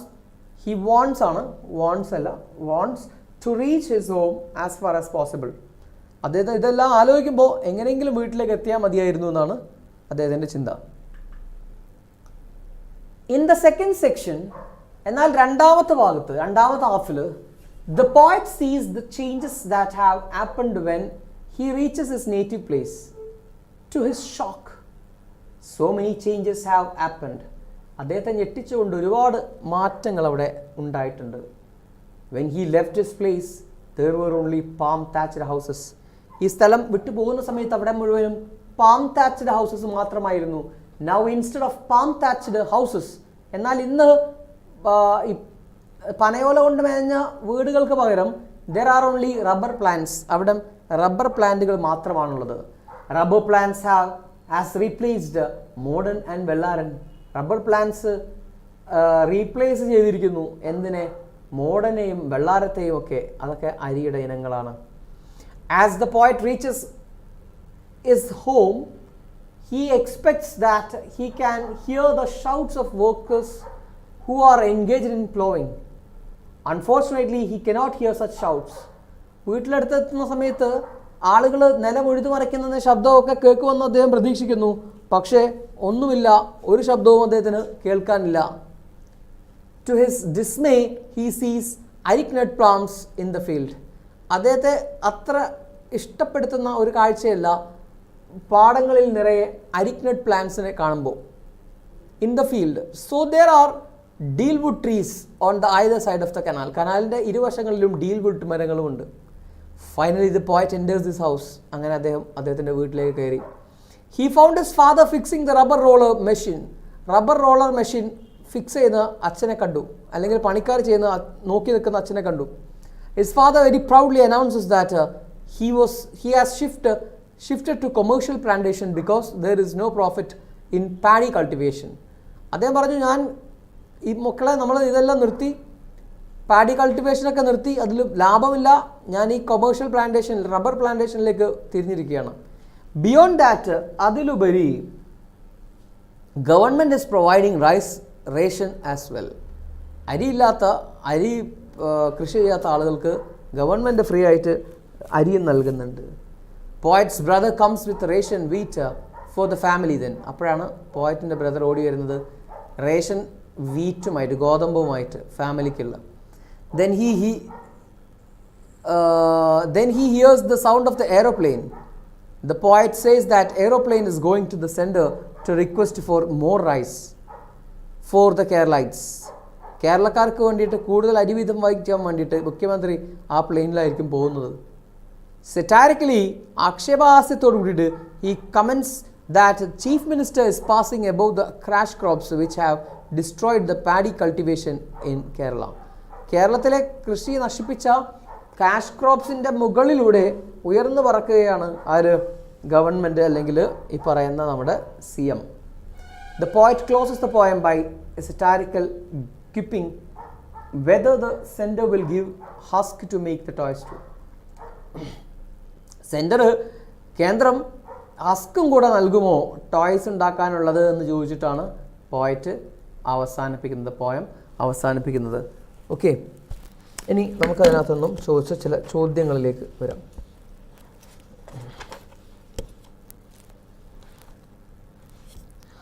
Of all the memories of this homeland, the narrator thinks of rice first. What does this show? അദ്ദേഹത്തിൻ്റെ മുഴുവൻ മെമ്മറീസും ഉണ്ട് അല്ലേ, അച്ഛനെക്കുറിച്ച് അമ്മയെക്കുറിച്ച് ഒക്കെ ഉണ്ട്. പക്ഷേ ഹോംലാൻഡിനെ കുറിച്ച് ഓർക്കുമ്പോൾ ആദ്യം അദ്ദേഹത്തിൻ്റെ മനസ്സിലേക്ക് വരുന്നത് അരിയാണ്. എന്തുകൊണ്ടായിരിക്കാം? It shows that as a extreme love for rice. He's a rice eater. അത്രയും മതി. He's a rice eater, love for rice എന്നേം പറഞ്ഞാൽ മതി. What are the memories of the narrator about the paddy cultivation season? He remembers his father in the field below the house. He is wearing handloom dhoti stained with yellow mud. He is excited about the water of the Varanangal canal. He also remembers his little brother carrying the tender saplings to be planted where the ploughing is done. On the dike, basket full of seeds are kept. There is the noise of shouting as the oxen rows the plough in the fields. ഇതാണ് കാഴ്ച. The narrator wants the train to move a little faster. What does this tell us about the feeling of his native village? It tells us that his love for the village dearly. Train ഒന്നുകൂടെ speed പോകാൻ പറയുന്നത് കാരണം അദ്ദേഹത്തിൻ്റെ വില്ലേജിനോടുള്ള സ്നേഹം കൊണ്ടാണ്. He has been missing it for a long time. He wants to reach it as quickly as possible. We see his nostalgic feeling here. ഇവിടെ നമ്മൾ അദ്ദേഹത്തിൻ്റെ nostalgic feeling ആണ് കാണുന്നത്. What changes in the native village does narrator notice on his return? തിരിച്ചു വന്നപ്പോൾ എന്തെല്ലാം വ്യത്യാസങ്ങളാണ് അവിടെ കണ്ടത്? There are many changes in his native village. ഒരുപാട് മാറ്റങ്ങൾ കണ്ടിട്ടുണ്ട്. The palm thatched houses are gone. ഇന്ന് ആ palm thatched houses ഒന്നും ഇല്ല അവിടെ. There are only rubber plants.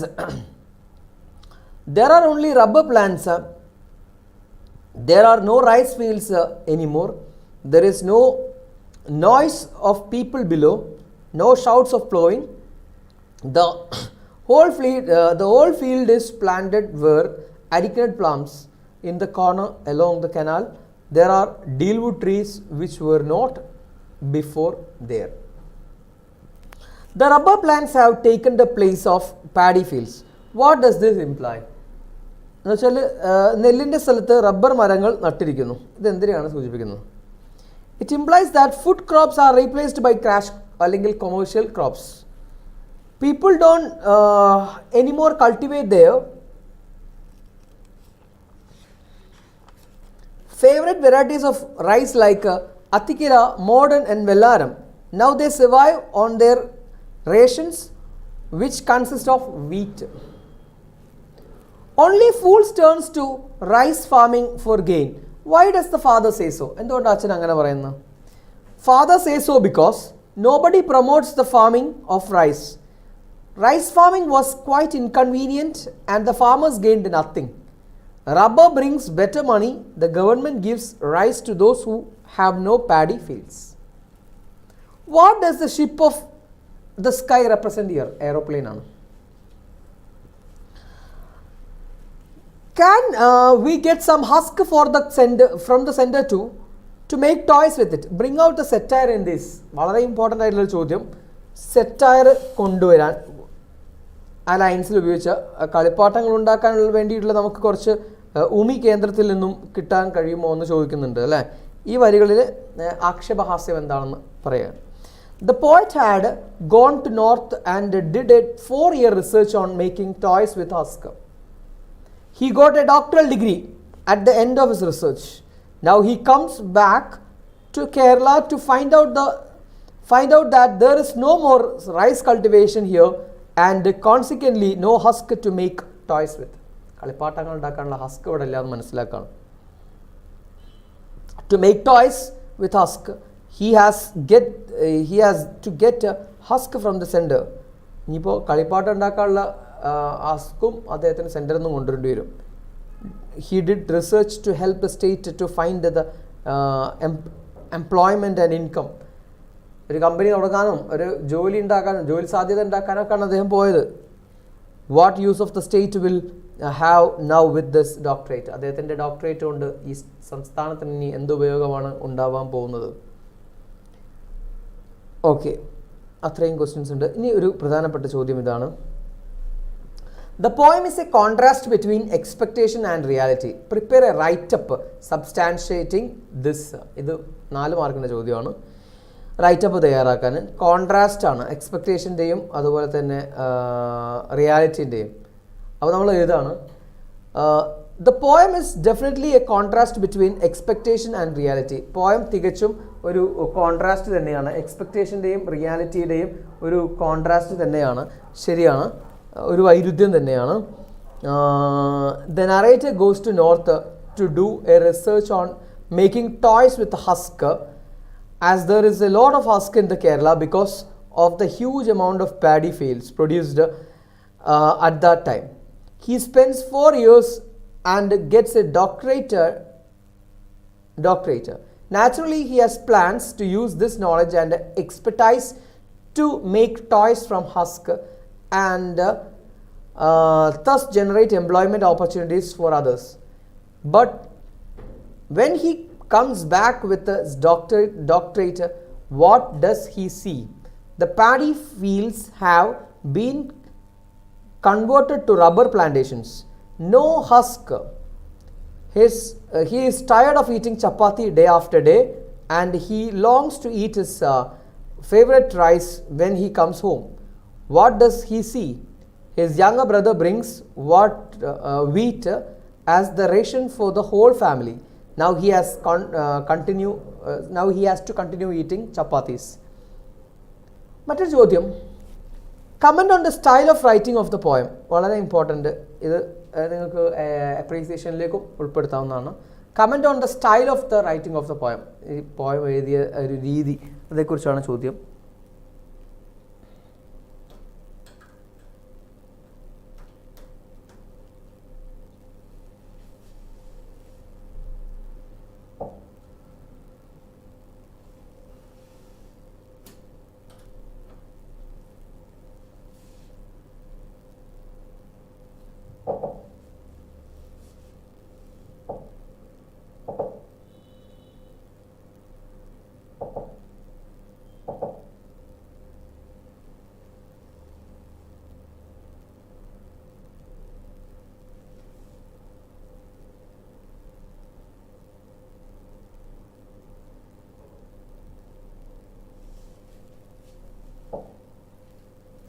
Yes, തിരിച്ചു വരാം. Comment on the style of the writing of the poem. The poem is written in a colloquial style. Poem എഴുതിയിട്ടുള്ളത് ഒരു colloquial സ്റ്റൈലിലാണ്. The poem is translation from the Malayalam original. The number of Malayalam words are used in the poem. These words will not be understood by foreigners even with some explanations, as they would not even know the various varieties of rice that we cultivate here.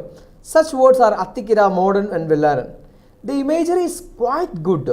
The picture of the father wearing a mud-stained dhoti and working in his field is very touching. We see the ploughing scene. We can see the rubber trees on the ridge and dealwood trees along the canal. Then we see another picture of the father sitting and watching the workers fixing the machine for making rubber sheets. We see the little brother of the narrator running with the ration and tripping and falling down, scattering the wheat he has brought. We see the aeroplane carrying the chief minister flying to the center to clamor for more grain. He is flying over the cash crops. The stanzas are irregular, sometimes 4 lines, sometimes 5 lines, and there are 3 6-line stanzas. There is also 2-line stanza in the end. It is a prose poem. Being a satirical poem, the style is simple, direct and lucid, and it suits the theme. മതി, ഇത്രയാണ് just ഒരു ഓർമ്മയ്ക്ക് വേണ്ടിയിട്ട് ഞാൻ പറഞ്ഞതാണ്. നമുക്ക് നേരെ next ചാപ്റ്ററിലേക്ക് വരാം. ഡേഞ്ചേഴ്സ് ഓഫ് ഡ്രഗ് അബ്യൂസ് ആണ്. ആൻഡ് ഈ ചാപ്റ്ററും നിങ്ങൾക്ക് ഫോക്കസ് ചെയ്തിട്ടുള്ളതാണ്. ഡോക്ടർ ഹാർഡിൻ ബി ജോൺസ് ആണ് ഇത് എഴുതിയിട്ടുള്ളത്. ഡോക്ടർ ഹാർഡിൻ ബി ജോൺസ് ആണ് ഈ ചാപ്റ്റർ എഴുതിയിട്ടുള്ളത്. ഡീറ്റെയിൽ സ്റ്റഡിക്കുള്ളതാണ്. സോ സ്റ്റാർട്ട് ചെയ്യാം. Hardin B. Jones says that with the notion of preventing physical and mental diseases, drugs have been discovered. Hardin B Jones essay തുടങ്ങുന്ന സമയത്ത് തന്നെ പറയാണ്, അസുഖങ്ങൾ വരാതിരിക്കാനും അല്ലെ ഫിസിക്കലായിട്ടുള്ളതും മെൻ്റലായിട്ടുള്ളതുമായുള്ള അസുഖങ്ങൾ വരാതിരിക്കാൻ വേണ്ടിയിട്ടാണ് മരുന്നുകൾ ആദ്യം കണ്ടുപിടിച്ചത്. This made people to think that any disease, whether it is infective or psychic, can be cured by taking a pill. ഈ ഒരു സംഭവം ആളുകളിൽ ഒരു തോന്നലുണ്ടാക്കി. ഏത് അസുഖവും നിങ്ങൾക്കത് സൈക്കിക് ആയിക്കോട്ടെ, മനഃശാസ്ത്രപരമായി ആയിക്കോട്ടെ, അല്ല ഒരു ഇൻഫെക്റ്റീവ് ആയിക്കോട്ടെ, പനി ജലദോഷം പോലുള്ളതായിക്കോട്ടെ, ഏത് അസുഖം വന്നാലും ഒരു മരുന്ന് കഴിക്കുന്നതിലൂടെ, ഒരു പില്ല് കഴിക്കുന്നതിലൂടെ, ഗുളിക കഴിക്കുന്നതിലൂടെ അത് മാറുമെന്നൊരു വിശ്വാസം ആളുകൾക്കുണ്ടായി. ഫോർ ഇൻസ്റ്റൻസ്, ഒരു ഉദാഹരണത്തിന്, if there is a sign of nervousness, ആളുകൾക്കൊരു വെപ്രാളം ഉണ്ടെങ്കിൽ പീപ്പിൾ ടേക്ക് പെപ്പിൾസ്. പെട്ടെന്ന് തന്നെ ആളുകൾ പെപ്പിൾസ് എന്ന് പറയുന്ന അപകടകാരിയായ മരുന്നുകൾ കഴിക്കാൻ ഒരു മടിയില്ല. In order to mislead the public, medical journals promote people to buy tranquilizers, amphetamines and mood-altering drugs. ആളുകളെ തെറ്റിദ്ധരിപ്പിക്കാൻ വേണ്ടിയിട്ട് നമ്മുടെ മരുന്ന് കമ്പനിക്കാർ വളരെ അപകടകരമായ മാഗസിൻസ് പോലും, മെഡിക്കൽ ജേർണൽസ് പോലും എന്താ പറയുക, അപകടകരമായ മരുന്നുകൾ റെഫർ ചെയ്യുന്നുണ്ട്. ഏതുപോലെയുള്ള ആംഫിറ്റാമിൻസ് പോലെയുള്ള ട്രാങ്കുലൈസേഴ്സ് പോലെ വേദന സംഹാരികളാണെങ്കിലും മൂഡ് ആൾട്ടറിങ് ഡ്രഗ്സ് ഒക്കെ അവർ പ്രൊമോട്ട് ചെയ്യാണ്, പരസ്യങ്ങൾ കൊടുക്കാൻ തുടങ്ങി. These are the reasons why the drug is abused by people. ഇങ്ങനെയാണ് ആളുകൾ ഡ്രഗ് അബ്യൂസ് ചെയ്യാൻ തുടങ്ങിയത്. മരുന്നുകളുടെ ചൂഷണം ആളുകൾ എന്താ പറയുക ചെയ്യാൻ തുടങ്ങിയതിൻ്റെ ഒരു പശ്ചാത്തലം ഇതാണ്.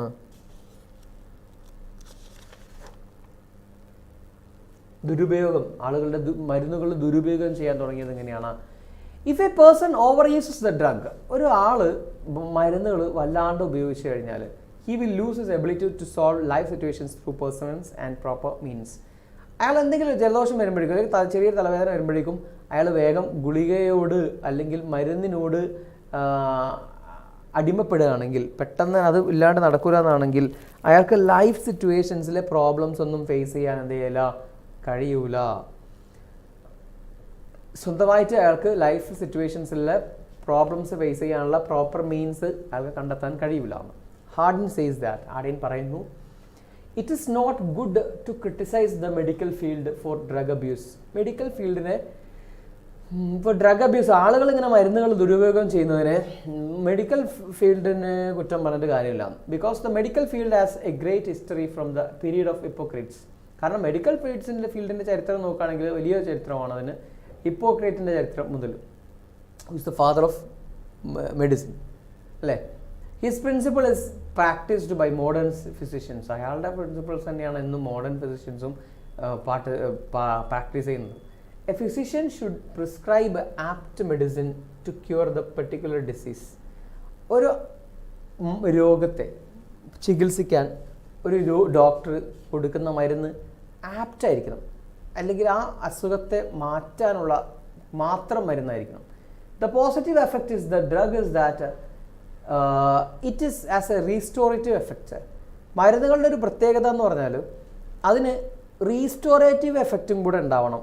എന്ന് വെച്ചാൽ ഈ അസുഖം വന്നിട്ട് വന്ന ആൾക്കുണ്ടായ ആരോഗ്യപരമായ എല്ലാ പ്രശ്നങ്ങളും പരിഹരിക്കത്തക്കതായിട്ടുള്ള പൂർവ്വ രീതിയിലേക്ക് അയാളെ കൊണ്ടുവരുന്ന, അതാണ് റീസ്റ്റോറേറ്റീവ് എന്ന് പറയുന്നത്, ഒരു എഫക്റ്റും കൂടെ ആ മരുന്നിനുണ്ടാവണം.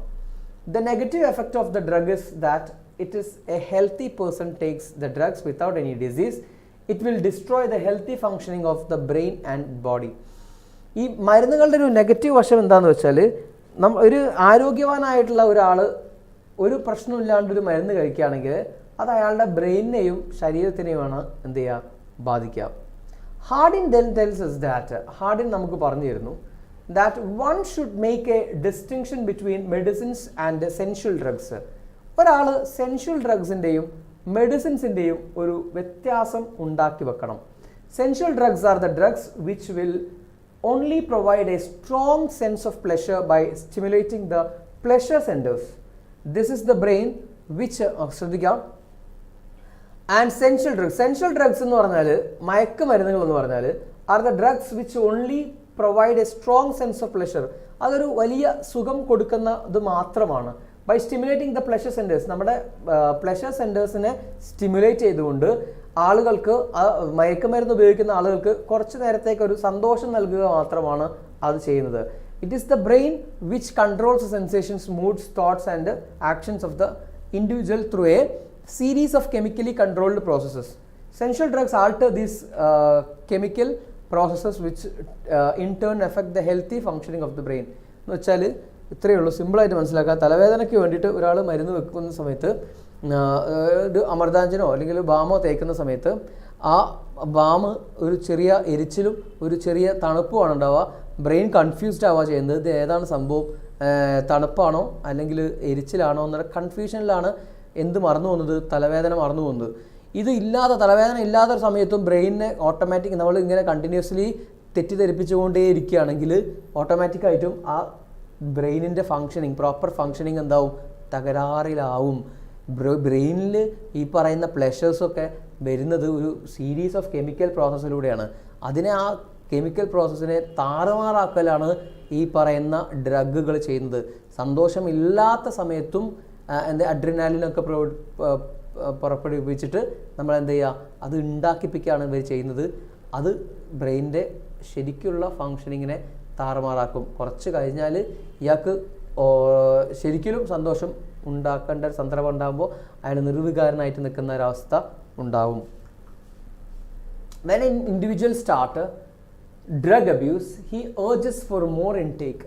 ഒരു ഇൻഡിവിജ്വൽ, ഒരു വ്യക്തി ഡ്രഗ് അബ്യൂസ് തുടങ്ങിയാൽ അയാൾക്ക് കൂടുതൽ അത് ആവശ്യമായിരുന്നു. വെച്ചാൽ ആദ്യമൊക്കെ ഒരു ഡോസ് കഴിച്ച ആൾക്ക് പിന്നെ 2 ഡോസ് വേണ്ടി വരും സന്തോഷിക്കാൻ, പിന്നെ 3 ഡോസ് വേണ്ടി വരും. അങ്ങനെ ഒരുപാട് അയാളുടെ ഇൻടേക്ക് കൂടും. In severe addiction the pleasure mechanism fails. നല്ല അഡിക്റ്റായ ആളുകളിൽ പ്ലഷർ മെക്കാനിസം ഫെയിൽ ചെയ്യും. ഞാൻ നേരത്തെ പറഞ്ഞ പോലെ ശരിക്കും സന്തോഷിക്കേണ്ട ഒരു സന്ദർഭം വരുമ്പോൾ അയാൾക്കത് ആസ്വദിക്കാൻ പറ്റാതെയാവും. There is a misconception that drug can give relief to sorrows and relief, but it does not give relief to sorrows. ഒരു ആളുകളുടെ ഒരു തെറ്റിദ്ധാരണയാണ് ഡ്രഗ് ഉപയോഗിച്ച് കഴിഞ്ഞാൽ, മദ്യം ഉപയോഗിച്ച് കഴിഞ്ഞാൽ ഒക്കെ ദുഃഖങ്ങൾ മറക്കാൻ പറ്റുമെന്ന്. പക്ഷേ അതൊരു തെറ്റായ ധാരണയാണ്. സത്യം പറഞ്ഞാൽ ദുഃഖങ്ങളെ കൂട്ടാനാണ് ആര് സഹായിക്കുക, ഡ്രഗുകൾ സഹായിക്കുക. A person who is addicted to drug begins to suffer from depression, physical problems and personality disorders. A person who is addicted to drug, ഡ്രഗിനോട് അടിമപ്പെട്ട ഒരാൾ begins to suffer from depression. അയാൾക്ക് ഡിപ്രഷൻ ഉണ്ടാവും, ഫിസിക്കൽ പ്രോബ്ലംസ് ഉണ്ടാവും, personality ഡിസോർഡേഴ്സും ഉണ്ടാവും. His mind gets disturbed and his mental condition can be compared to a paranoia. ഒരു paranoia ആയിട്ട് അയാളുടെ അവസ്ഥ മാറും, അയാളുടെ മൈൻഡ് ഡിസ്റ്റർബ്ഡ് ആവും, അയാളുടെ മെൻ്റൽ കണ്ടീഷനൊക്കെ ആകെ എന്താ പറയുക വല്ലാത്തൊരവസ്ഥയിലേക്ക് മാറും. He does not know why he is disturbed. അയാൾക്ക് അറിയില്ല അയാൾ എന്താണ് അയാളുടെ ഡിസ്റ്റർബൻസിൻ്റെ കാരണമെന്ന് അയാൾക്ക് അറിയില്ല. He becomes suspicious that and introvert. അയാൾ ഒരു സംശയവാലവും അതുപോലെ തന്നെ എല്ലാത്തിനെയും സംശയത്തോടു കൂടി നോക്കുന്ന ആളും അതുപോലെ തന്നെ ഒരു ഉൾവലിയുന്ന സ്വഭാവമുള്ള ആളാവും, ഇൻട്രോവേർട്ട് ആവും. He feels that everyone is looking at him strangely because he cannot realize whether an individual is smiling or angry with him. അയാൾക്ക് തോന്നും എല്ലാവരും എന്നെ തുറിച്ചു നോക്കുകയാണ്, എന്നെ ഒരു സ്ട്രേഞ്ച് വേയിൽ നോക്കുകയാണെന്ന് ഈ ഡ്രഗിന് അടിമപ്പെട്ട ആൾക്ക് തോന്നും. അയാൾക്ക് തോന്നുകയാണ് അയാൾക്ക് ഒരാൾ തന്നെ നോക്കി ചിരിക്കുകയാണോ അല്ലെങ്കിൽ ദേഷ്യപ്പെടുകയാണോ എന്നുള്ളത് പോലും തിരിച്ചറിയാൻ പറ്റില്ല. ചിരിക്കുന്ന ഒരാൾ ദേഷ്യപ്പെടുന്ന പോലെ ആയിരിക്കും അയാൾക്ക് തോന്നും. The addict even feels that he is dead inside. അയാൾക്ക് തോന്നും, അഡിക്റ്റിന് തോന്നും അയാൾ ഉള്ളിൽ മരിച്ചുപോയി എന്ന്. That is why often the drug addicts press their arms or legs deeply into to realize that they are alive on the reality which they have created. അവർ തന്നെ ഉണ്ടാക്കിയ ഈ ഒരു എന്താ പറയുക ക്രിയേറ്റഡ് ആയിട്ടുള്ള റിയാലിറ്റിയിൽ ജീവനോടെ ഉണ്ട് എന്ന് ഉറപ്പ് വരുത്താൻ വേണ്ടിയിട്ട് അവർ കൈകളിലേക്ക് ഇങ്ങനെ അമർത്തുന്നതും കാലുകളുടെ അടിയിലേക്ക് ഇങ്ങനെ അമർത്തുന്നതും ഞാൻ ഇവിടെ ഉണ്ട് എന്ന് കാണിക്കാൻ പറ്റും നുള്ളി വെക്കാന്നൊക്കെ പറയില്ല നമ്മൾ, അങ്ങനെ അവരിടക്കിടക്ക് ചെയ്യാറുണ്ട്. This prompts them to get more and more drug induced sensation. ഇത് അവരെ കൂടുതൽ മദ്യത്തിലേക്കോ അല്ലെങ്കിൽ അതേപോലെയുള്ള ഡ്രഗിലേക്കോ അവരുടെ ആസക്തി കൂട്ടാൻ കാരണമാകുന്നു. വെച്ചാൽ ഇപ്പോൾ ഡ്രഗിൽ നിന്നും ഒരാൾ വിട്ടുപോകാൻ വേണ്ടിയിട്ട് ശ്രമിക്കുകയാണ്. ഒരു അഡിക്റ്റ് ആയിട്ടുള്ള ഒരാൾ ആ ഡ്രഗ് അബ്യൂസിൽ നിന്നും അയാൾക്ക് ഒഴിവാവണം. പക്ഷേ അയാൾക്ക് അങ്ങോട്ട് ഒഴിവാകാൻ കഴിയില്ല. എന്താ കാരണം എന്ന് വെച്ചാൽ ഇയാൾ ശ്രമിച്ചു നോക്കും ഡ്രഗ് അബ്യൂസിൽ നിന്നും മാറി നിൽക്കാൻ വേണ്ടിയിട്ട്. പക്ഷേ അയാൾക്ക് തോന്നുന്നത് ഇയാൾക്ക് പ്ലഷർ കിട്ടുന്ന അയാൾ വേറെ ഇപ്പോൾ ഒരാൾ എന്താ പറയുക ഒരു ഡ്രഗ് ഉപയോഗിക്കുന്ന ഒരാളാണെന്ന് വിചാരിക്കാം. അയാളൊരു 10 ദിവസമായി അയാൾ എന്ത് ചെയ്യുന്നില്ല, ഡ്രഗ് ഒന്നും ഉപയോഗിക്കുന്നില്ല, അയാളൊരു ഏകാന്തമായിട്ടുള്ളൊരു റൂമിൽ നിൽക്കുകയാണ്. പക്ഷേ അയാൾക്ക് വേറെ ഒരു ഒന്നിലും സന്തോഷം കണ്ടെത്താൻ പറ്റില്ല. നല്ലൊരു ഭക്ഷണം കഴിച്ചിട്ട് അയാൾക്ക് ടേസ്റ്റ് തോന്നുന്നില്ല, ഒരു സൺറൈസ് കണ്ടിട്ട് അയാൾക്ക് അതിന് ഭംഗി തോന്നുന്നില്ല, അല്ലെങ്കിൽ മഴ കാണുന്ന സമയത്ത് അയാൾക്ക് സന്തോഷം വരുന്നില്ല, അയാളുടെ കുഞ്ഞുങ്ങളെ കാണുന്ന സമയത്ത് അയാൾക്ക് സന്തോഷം വരുന്നില്ല. ഇതൊക്കെ തകരാറായി കിടക്കുകയാണ് ഉള്ളിൽ. അപ്പോൾ അയാൾക്ക് തോന്നുകയാണ് എന്ത്, എനിക്ക് കൂടുതൽ സന്തോഷം കിട്ടുന്നത് ഏതിൽ മാത്രമാണ്, ഡ്രഗിൽ മാത്രമാണ്, ഞാൻ അതിലേക്ക് തന്നെ തിരിച്ചു പോട്ടെ എന്ന് അയാൾക്ക് തോന്നുകയാണ്. അതുകൊണ്ടാണ് ഇവിടെ പറയുന്നത് and this prompts them to get more and more drug induced sensations. Okay, the reason why drug addicts cannot support drug addiction is that the drug's harmful side effect is not immediately apparent. ഈ drug അബ്യൂസേഴ്സിൻ്റെ ഒരു പ്രശ്നം എന്താണെന്ന് വെച്ചാൽ ഇത് പെട്ടെന്നൊന്നും അതിൻ്റെ harmful effect വെളിവാക്കപ്പെടില്ല, പുറത്തേക്ക് കാണൂല എന്നർത്ഥം. അതൊക്കെ മുഴുവനും ഉള്ളിൽ നശിച്ചു കഴിഞ്ഞാലാണ് നമ്മൾ പുറത്തറിയുള്ളൂ. അപ്പോൾ അതുവരെ നല്ല ആരോഗ്യത്തോടു കൂടി നിൽക്കും. അപ്പോൾ നമ്മൾ വിചാരിക്കും ഈ ഡ്രഗ് അഡിക്ഷനൊന്നും ഒരു പ്രശ്നമില്ല എന്ന് വിചാരിക്കും. Okay, this prompts them to get more and more the only symptoms which will the drug addicts show is the incidental delirious effects and the death from overdose. Overdose കഴിച്ചിട്ടുണ്ടെങ്കിലുള്ള പെട്ടെന്നുള്ള വരുന്ന മരണമാണ് ഒന്ന്. In extreme cases, drug addicts will face health issues. Their brain will be affected. In extreme cases, drug addicts will face health issues. ഒരുപാട് അങ്ങോട്ട് മൂർച്ഛിച്ചു കഴിഞ്ഞാൽ health issues കാണാം, ബ്രെയിൻ എഫക്റ്റ് ചെയ്തിട്ടുണ്ടായിരിക്കും ബ്രെയിനിനെ. This case is the drug addicts to behave in a strange way. അതവർ വല്ലാത്ത ഒരു മാനസിക വിഭ്രാന്തിയൊക്കെ കാണിക്കും. മാനസിക വിഭ്രാന്തിയാണ് ഈ പരനോയ എന്ന് പറയുന്നത്. When drug addicts use dirty needles, it would causes scratches in their arms and veins. പിന്നെ ഈ ഡ്രഗ് അഡിക്ട്സ് ഉപയോഗിക്കുന്ന ഈ നീഡിൽസ് ഒന്നും അത്ര വൃത്തിയുള്ളതാവില്ല. അപ്പോൾ അത് അവരുടെ ആംസിനെയും വെയിൻസിനെയും ഒക്കെ ബാധിക്കും, ദോഷമായിട്ട് ബാധിക്കും. Sniffing cocaine and amphetamines degenerate the nose tissues. Marijuana ഈ സ്നിഫിംഗ് എന്ന് പറഞ്ഞാൽ ഈ മണക്കലാണ്. കൊക്കൈനൊക്കെ ഇങ്ങനെ വലിച്ചു കയറ്റലാണ് മൂക്കിലേക്ക്, ആംഫിറ്റാമിൻസ് ഒക്കെ. അത് മൂക്കിലെ കലകളെ നശിപ്പിക്കും. മരിജ്വാന, കഞ്ചാവ് and tobacco smoking can cause lung disease. അത് ലങ് ഡിസീസിനെ ബാധിക്കും, ലങ്ങിനെ ബാധിക്കും. Heavy users of alcohol, volatile solvents and amphetamines and marijuana can permanently damage their liver. ലിവറിനെ ബാധിക്കുന്നു. If pregnant woman consume drugs, വളരെ പ്രശ്നം ഉണ്ടാക്കുന്ന സാധനമാണ്. പ്രഗ്നൻറ്റ് വുമൻസ് ഡ്രഗ്സ് ഉപയോഗിക്കുകയാണെങ്കിൽ their baby show withdrawal symptoms. അവരുടെ കുഞ്ഞുങ്ങൾ പ്രസവിച്ചു കഴിഞ്ഞാൽ വിഡ്രോവൽ സിംറ്റംസ് കാണിക്കും. വിഡ്രോവൽ സിംറ്റംസ് എന്ന് പറഞ്ഞാൽ ഒരാൾ ഉപയോഗം നിർത്തിക്കഴിഞ്ഞാൽ അയാളിൽ ഉണ്ടാകുന്ന ഛർദി, അങ്ങനെയുള്ള കുറേ പ്രശ്നങ്ങളുണ്ട്. അത് കുഞ്ഞുങ്ങൾ പ്രസവിച്ചു കഴിഞ്ഞാൽ അവരിൽ കാണിക്കുന്നു. അത്രയും എഫക്റ്റ് ചെയ്യുന്നുണ്ട് അവരെയെന്ന്. The life style of drug users make them more prone to pneumonia. ഈ ഡ്രഗ് യൂസേഴ്സിൻ്റെ ലൈഫ് സ്റ്റൈല് അവരെ ഒരുപാട് അസുഖങ്ങളിലേക്ക് പെട്ടെന്ന് വഴുതി വീഴാൻ ചാൻസാണ്. ഒന്ന് ന്യൂമോണിയ, ട്യൂബർക്കുലോസിസ്, TB എന്ന് പറയുന്ന tuberculosis, malnutrition and weight loss. An overdose of essential drugs leads to respiratory or cardiac failure and death. കൂടുതൽ കഴിച്ചിട്ടുണ്ടെങ്കിൽ റെസ്പിറേറ്ററി, നമ്മുടെ ലങ്സുമായി ബന്ധപ്പെട്ട അസുഖങ്ങൾ ഉണ്ടാകുന്നു, ഹാർട്ടുമായി ബന്ധപ്പെട്ട അസുഖങ്ങൾ ഉണ്ടാകുന്നു, മരണം സംഭവിക്കുന്നു. Essential drugs alter the chemical process of the brain cells. Essential drugs നമ്മുടെ എന്ന് വെച്ചാൽ മയക്കുമരുന്നുകൾ നമ്മുടെ ബ്രെയിൻ സെൽസിൻ്റെ കെമിക്കൽ പ്രോസസ്സിനെയാണ് താറുമാറാക്കുന്നത്. Side effect may be temporary or permanent. അതിൻ്റെ സൈഡ് എഫക്ട്സ് ചിലപ്പോൾ ടെമ്പററി ആവാം, ഭാഗ്യമുണ്ടെങ്കിൽ, അല്ലെങ്കിൽ പെർമനൻ്റ് ആവാം. As the article ends, doctor Hardin B John says that this article focuses on the drug effects on the brain as no one realises it is effect on the brain and it needs to be taken care of. സാധാരണ നമ്മൾ ഈ drug ഉപയോഗിക്കുന്ന ആളുകൾ, അല്ലെങ്കിൽ cigarette വലിക്കുന്ന ആളുകളോ, അല്ലെങ്കിൽ alcohol ഉപയോഗിക്കുന്ന ആളുകൾക്ക് ലിവർ, ലങ്സ്, ക്യാൻസർ എന്നൊക്കെയാണ് നമ്മൾ സാധാരണ സംസാരിക്കുന്ന ഒരു ഏരിയ അല്ലേ. ഹാർഡിൻ പറയുന്നു ഇത് ഏറ്റവും കൂടുതൽ ബാധിക്കുന്ന തലച്ചോറിനെ ആണ്. ആ തലച്ചോറ് മറ്റു ഭാഗങ്ങളെ ബാധിക്കുന്നതെന്നില്ല എന്നല്ല, തലച്ചോറിനെ ബാധിക്കുന്നതിനെ കുറിച്ച് ആളുകൾ എന്ത് ചെയ്യുന്നില്ല, ചർച്ച ചെയ്യുന്നില്ല. അതിനെക്കുറിച്ചാണ് ഇവിടെ അദ്ദേഹം എന്ത് ചെയ്യുന്നത്, ഊന്നി പറയുന്നത്. അതിനെ പറ്റിയിട്ട് മാത്രമാണ് അദ്ദേഹം ഈ എസ്സേ മുഴുവൻ എന്ത് ചെയ്ത് പറഞ്ഞു വെച്ചിട്ടുള്ളതെന്നാണ് ഹാർഡിൻ അവിടെ പറയുന്നുണ്ട് നമ്മളോട്. ഓക്കെ, അപ്പോൾ അത്രയാണ് ഈ ഒരു ചാപ്റ്റർ. എത്ര ഈസിയാണ് സംഭവം, വലിയൊരു ടഫായിട്ടൊക്കെ ചില ആൾക്കാർക്ക് തോന്നും. ഞാൻ 2-3 ക്വസ്റ്റ്യൻസിലൂടെയും കുറച്ചും കൂടെ കാര്യങ്ങളൊന്ന് വ്യക്തമാക്കാൻ വേണ്ടിയിട്ട് ശ്രമിക്കാം. Y do people believe in drugs? എന്തുകൊണ്ടാണ് ആളുകൾ ഈ ഡ്രഗ്സിൽ വിശ്വസിക്കുന്നത്? People believe in drugs because they think that any sickness of the body and mind can be healed by taking a pill. ഒരു മരുന്ന് കഴിക്കുന്നതിലൂടെ എല്ലാ അസുഖങ്ങളും മാറുമെന്ന് അവർക്കൊരു വിശ്വാസമുണ്ട്.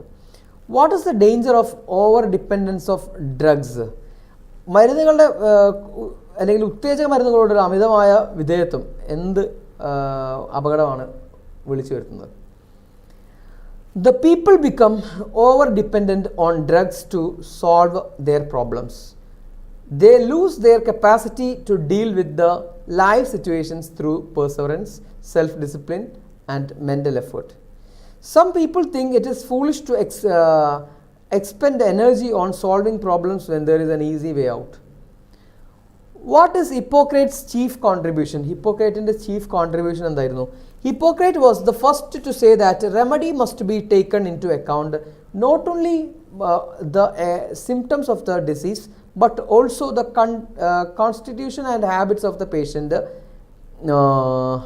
This is his chief contribution. അതാണ് അദ്ദേഹത്തിൻ്റെ ചീഫ് കോൺട്രിബ്യൂഷൻ എന്ന് പറയുന്നത്. അടുത്ത, what is the distinction between medicines and essential drugs? മരുന്നുകളും അതുപോലെ തന്നെ മയക്കുമരുന്നുകളും തമ്മിലുള്ള, അല്ലെങ്കിൽ ഉത്തേജക മരുന്നുകളും തമ്മിലുള്ള വ്യത്യാസം എന്താണെന്നാണ് ചോദ്യം. The difference between medicines and essential drugs is simple. The essential drugs are those that the body do not need. ശരീരത്തിന് ആവശ്യമില്ലാത്തതിനെയാണ്, മരുന്നുകളെയാണ് നമ്മൾ എസെൻഷ്യൽ ഡ്രഗ്സ് എന്ന് പറയാം. But they give users a strong sense of pleasure. പക്ഷേ അത് ശരീരത്തിന് വലിയൊരു സന്തോഷം നൽകും. Essential drugs activates the brain pleasure centres. Essential തലച്ചോറിലെ സന്തോഷം അല്ലെങ്കിൽ സന്തോഷം ഉണ്ടാക്കുന്ന സെൻറ്റേഴ്സിനെയാണ് അത് പ്രവർത്തിക്കുക. Medicines are those that cure and prevent diseases. അസുഖങ്ങൾ വരാതിരിക്കാനും ഭേദമാക്കുകയും ചെയ്യുന്നതിനാണ് നമ്മൾ എന്തെന്ന് പറയുന്നത്, മെഡിസിൻസ് എന്ന് പറയുന്നത്. The body needs medicines but not essential drugs. ഇതാണ് തമ്മിലുള്ള വ്യത്യാസം. How does sensual drugs act on the body, human body? Human bodyയുടെ മേലെ എങ്ങനെയാണ് sensual drugs act ചെയ്യുന്നത്? Sensual drugs activate the brain cells, brain's pleasure centers. It is the brain that governs sensations, moods, thoughts, actions. Sensual drugs upset the normal working of the brain and give body the false sense of pleasure. What is the danger of severe addiction? Severe addiction ഉണ്ടായി കഴിഞ്ഞാൽ അപകടം എന്താണെന്ന്. A drug user's craving for the drug continues, but he feels less and less satisfaction. His brain's pleasure reflexes are by artificial stimulations. In severe addiction, the pleasure mechanism fails to respond to drug stimulation. The drug then gives only relatively relief from misery. അടുത്ത ചോദ്യം, why does the carving of sensual drugs persist in an addict? മയക്കുമരുന്നിന് അടിമകളായവരിൽ ഉത്തേജക മരുന്നിൻ്റെ ആർത്തി എങ്ങനെയാണ് ഉണ്ടാകുന്നത്? ഞാൻ നേരത്തെ പറഞ്ഞതാണ്. In the addict, pleasure mechanism fails to respond to drug stimulation. The drug then gives him only relief from the misery. ഞാൻ നേരത്തെ പറഞ്ഞിട്ടുണ്ടായിരുന്നു, 10 ദിവസം അയാൾ ഇത് മാറി നിന്ന് കഴിഞ്ഞാലും അയാൾക്ക് വേറെ ഒരു സന്തോഷം ഇല്ലാവില്ല. അയാൾ പിന്നീട് തിരിച്ചതിലേക്ക് തന്നെ പോവും, ഈ ഡ്രഗിലേക്ക് തന്നെ പോവും. കാരണം അത് മാത്രമാണ് അയാൾക്ക് സന്തോഷം നൽകുന്നത്. So he wants more and more drugs and thus the carving persists. How does the brain govern sensations, moods and actions and thoughts? Simple question ആണ്. ബ്രെയിൻ എങ്ങനെയാണ് നമ്മുടെ സെൻസേഷനെയും മൂഡ്സിനെയും ആക്ഷൻസിനെയും തോട്ട്സിനെയും ഒക്കെ കൺട്രോൾ ചെയ്യുന്നത്? ത്രൂ സീരീസ് ഓഫ് കെമിക്കൽ പ്രോസസ്സാണ് കേട്ടോ. അത്രയേ ഉള്ളൂ. Then why does the addict suspect everything external? പുറമേയുള്ള എല്ലാ കാര്യങ്ങളെയും ഒരു സംശയത്തോട് കൂടിയിട്ട് ഈ അഡിക്റ്റ് നോക്കിക്കാണാനുള്ള കാരണം എന്താണ്? The addict suspects everything external because he is in a state of paranoia. അയാളൊരു വിഭ്രാന്തിയിലാണ്. He does not know the source of his problem and looks for its cause in everything but himself. എല്ലായിടത്തും അയാൾ നോക്കും ആ ഒരു പ്രശ്നത്തിൻ്റെ പരിഹാരം എവിടെയാണ് അല്ലെങ്കിൽ പ്രശ്നത്തിൻ്റെ കാരണം എവിടെയാണെന്ന്. പക്ഷേ എവിടെ മാത്രം നോക്കൂല, തന്നിലേക്ക് തന്നെ നോക്കൂല. താൻ തന്നെയാണ് ഈ പ്രശ്നങ്ങൾക്കൊക്കെ കാരണം എന്ന് അയാൾക്കറിയാം, അറിയില്ല. മനസ്സിലായില്ലേ? Anything outside scares him and he draws further and further into himself. പുറത്തുള്ള എല്ലാം അയാളെ ഭയപ്പെടുത്തുന്നു. അയാൾ പതുക്കെ തന്നിലേക്ക് ചുരുങ്ങുന്നു. What are the symptoms of addict sensory deprivation? The symptoms of addict sensory deprivation are the general feelings of physical discomfort, personality changes. The addict feels depressed. He fails to respond either to his environment or to the people. His mental disturbance can be like paranoia. Why does the addict press their fingers deep into their bodies? Addict എന്തിനാണ് ഇങ്ങനെ കൈയൊക്കെ deep into their body press ചെയ്യുന്നത്? Addicts press their fingers deep into their bodies because their sensations are lost and they want to reassure themselves of their own reality. ഇനി ഇതിനകത്ത് ചോദിച്ചിട്ടുള്ള previous questions നമുക്ക് നോക്കാം.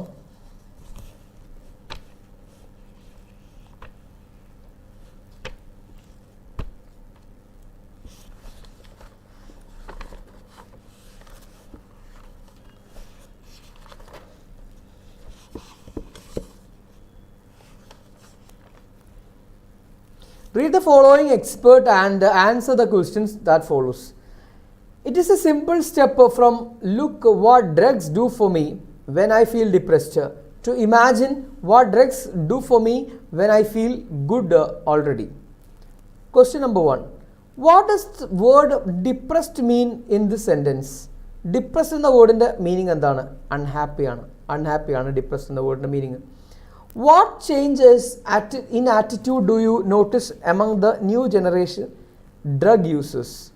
Earlier, drug addicts used to boast about the power of drugs to relieve them of their unhappiness and uneasiness. But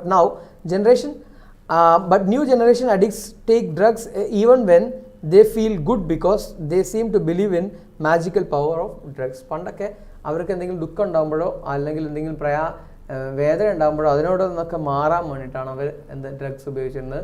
ഇന്ന് ആളുകൾ ഉപയോഗിക്കുന്നത് അവർക്ക് ഒരു പ്ലഷർ കിട്ടാൻ വേണ്ടിയിട്ട് ഒരു എല്ലാ സമയത്തും പ്ലഷർ കിട്ടാൻ വേണ്ടിയിട്ടാണ് അവർ ഉപയോഗിക്കുന്നത്. നെക്സ്റ്റ് വീണ്ടും ഒരു പാസേജ് വന്നിരിക്കുന്നത്. A drug users craving for the drug continues but he feels less and less satisfaction. His brain pleasures reflexes seem to be weakened by the artificial stimulation. എന്നിട്ട് ചോദ്യം number 1. A drug users craving for the drug continues. Why? എന്തുകൊണ്ടാണ്?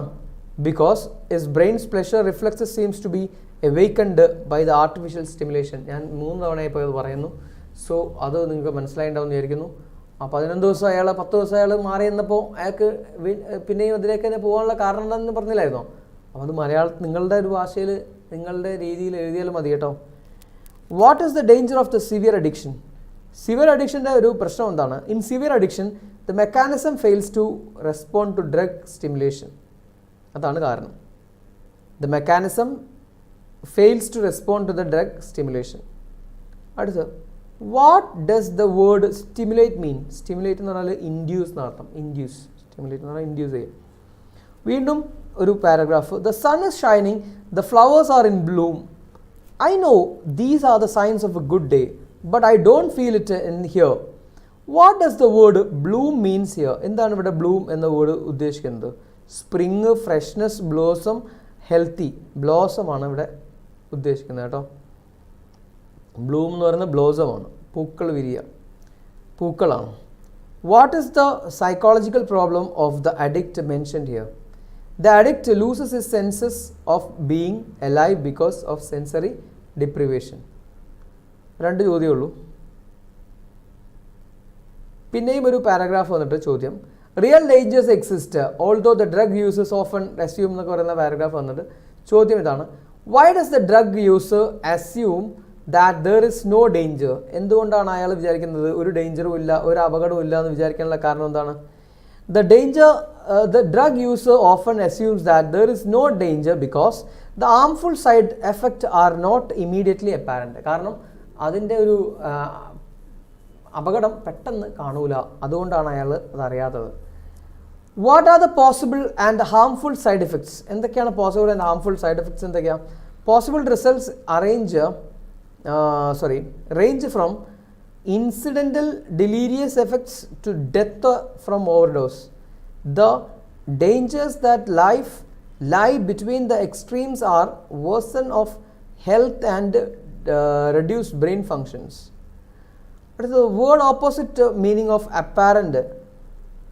Apparent എന്ന വേർഡിനൊരു opposite ചോദിക്കുന്നുണ്ട് അവർ. ഡുബിലിയസ് ആണ്. ഡുബിയസ് ആണ് അപ്പാരൻ്റിൻ്റെ opposite ആയിട്ടുള്ള word കേട്ടോ. പിന്നെയും കുറേ ഒരുപാട് എന്ത് ചോദിച്ചിട്ടുണ്ട് ഇതിനകത്തുനിന്നും? പാസേജസ് ചോദിച്ചിട്ടുണ്ട്, പിന്നെ ജനറൽ ടൈപ്പ് ക്വസ്റ്റ്യൻസ് ചോദിച്ചിട്ടുണ്ട്. ഡ്രഗ് അബ്യൂസുമായിട്ട് ഇങ്ങനെ നിങ്ങൾക്ക് നന്നായിട്ട് കസർത്ത് എഴുതാൻ പറ്റുന്ന ഒരു ടോപ്പിക്കാണ് അല്ലേ?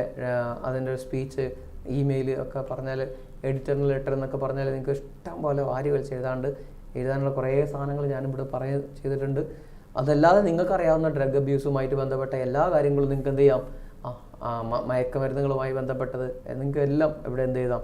എക്സാമിനേഷനിൽ എഴുതി വെക്കാം. സോ നമ്മൾ ആ ചാപ്റ്റർ അവിടെ നിർത്തുകയാണ്. നമ്മൾ അടുത്ത ചാപ്റ്ററിലേക്ക് പോവാണ്. ദ ലൈറ്റർ സൈഡ് എന്നാണ് യൂണിറ്റിൻ്റെ പേര്. നമ്മളത് ശരിക്കും പറയേണ്ടതെന്ന് വിചാരിച്ചാണ്. കാരണം നിങ്ങൾക്ക് വേണമെങ്കിൽ അത് സ്കിപ്പ് ചെയ്യാം, 5th യൂണിറ്റ് സ്കിപ്പ് ചെയ്യാം. അതിനകത്ത് ഫോക്കസ് ഏരിയ ഇല്ല. ഒരു യൂണിറ്റൊക്കെ സ്കിപ്പ് ചെയ്ത് ബാക്കി എല്ലാ യൂണിറ്റും കൃത്യമായി പഠിച്ച ഒരാൾക്ക് വേണമെങ്കിൽ ഒരു യൂണിറ്റ് സ്കിപ്പ് ചെയ്യാം.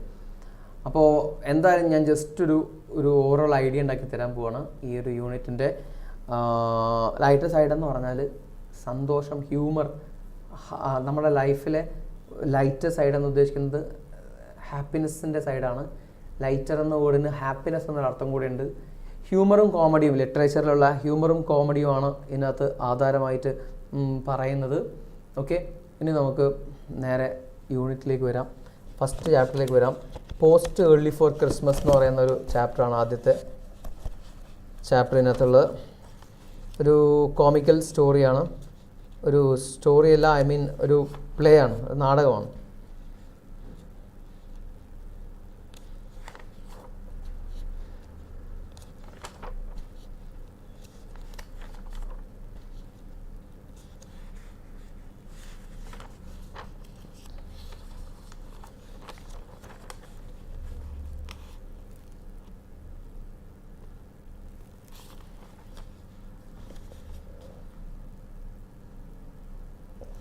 അപ്പോൾ അതിൻ്റെ ഒരു റിവ്യൂ ഞാൻ നിങ്ങളെ പരിചയപ്പെടുത്താം. ഈ ചാപ്റ്ററിൻ്റെ ഒരു റിവ്യൂ പരിചയപ്പെടുത്താം.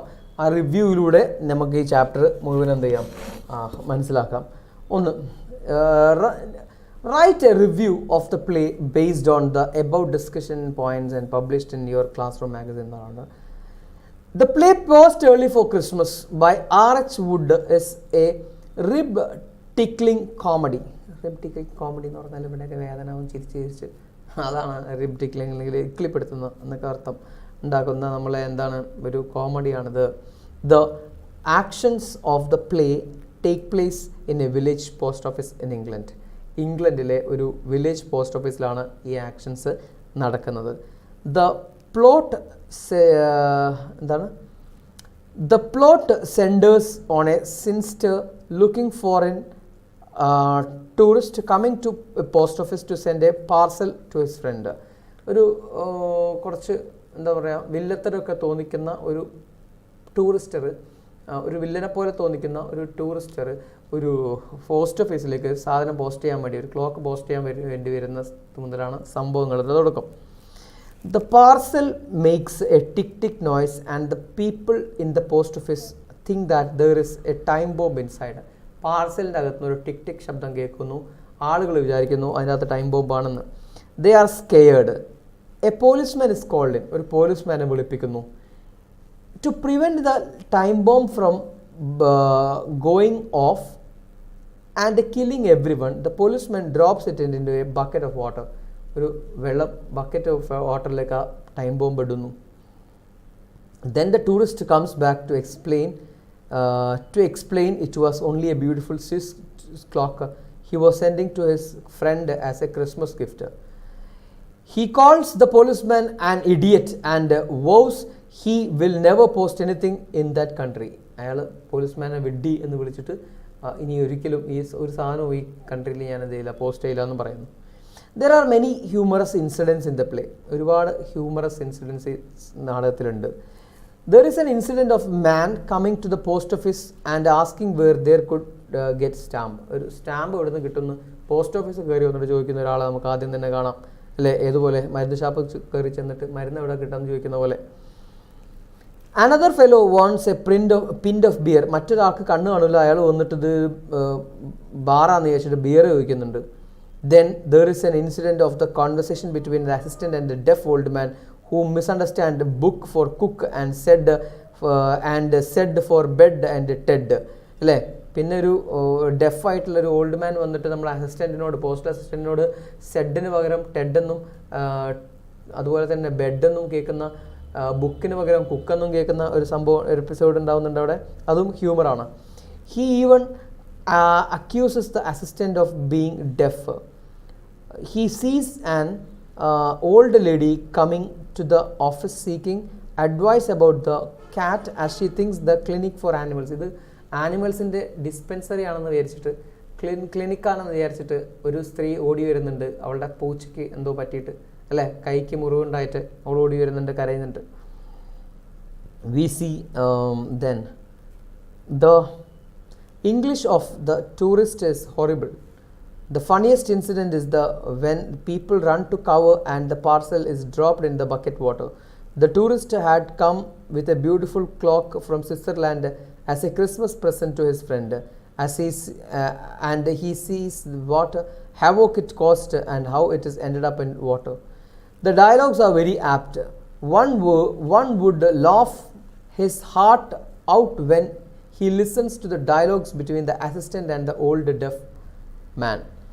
The old man misunderstands the book for cook and said for bed and ted. Equally funny is the dialogue between Britty and his mother. Britty murders English and he says Grandma has gone home to watch the television. The tourist also speaks English with a horrible accent. The title Post for Early for Christmas is very suitable for one. All the major actions in the play are related to posting gifts and parcels as Christmas presents. The assistant tells Mrs. Jones to post Christmas parcels early to prevent them from getting damaged in the last minute rush. We feel that if the tourist had posted this parcel early, the damage could have been prevented. With this bitter experience, he vowed not to post anything in his country, and he bitterly spits out the word post early for Christmas at last. On the whole, we can say that Wood has written a fine play showing how ordinary people behave as they face with a problem. സാധാരണക്കാരെങ്ങനെ ഒരു പ്രശ്നത്തെ നേരിടുന്നതെന്ന് കാണിക്കുന്നതാണ് ഈ ഒരു നാടകം. Life has a lighter side too. ജീവിതത്തിനൊരു സന്തോഷത്തിൻ്റെ ഒരു ഭാഗം കൂടെ ഉണ്ട്. In spite of our worries and anxieties about it, Woods gives us the chance to laugh and at ourselves, as some of us are just like the characters we meet in the play. ഈ കഥയിലെ കഥാപാത്രങ്ങളെ പോലെ തന്നെയുള്ള ആളുകളെ നമുക്കിടയിൽ കാണാൻ പറ്റും. നമുക്കിടയിൽ ഇങ്ങനെ ആളുകളെ എന്താ പറയുക കാണാൻ പറ്റുമെന്നർത്ഥം. അപ്പോൾ ജീവിതത്തിൽ ചിരിക്കാനുള്ള ഭാഗമുണ്ട്. അപ്പോൾ ചിരിക്കുന്നതിൻ്റെ ഒരു ചെറിയൊരു ഭാഗമാണ് അവിടെ കാണിച്ചു തന്നത്. ഇതാണ് ഈ ചാപ്റ്റർ എന്ന് പറയുന്നത്. സിമ്പിൾ ചാപ്റ്ററാണ്. അതിന് ചോദിച്ച ചില ചോദ്യങ്ങൾ ഞാനൊന്ന് പരിചയപ്പെടുത്താം.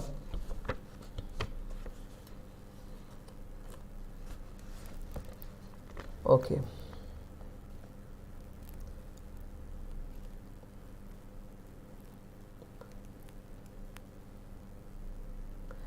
though the post early right in Nick order for the tourist in the play post early for Christmas loses the precious gift that he inherited to he intended to send via post.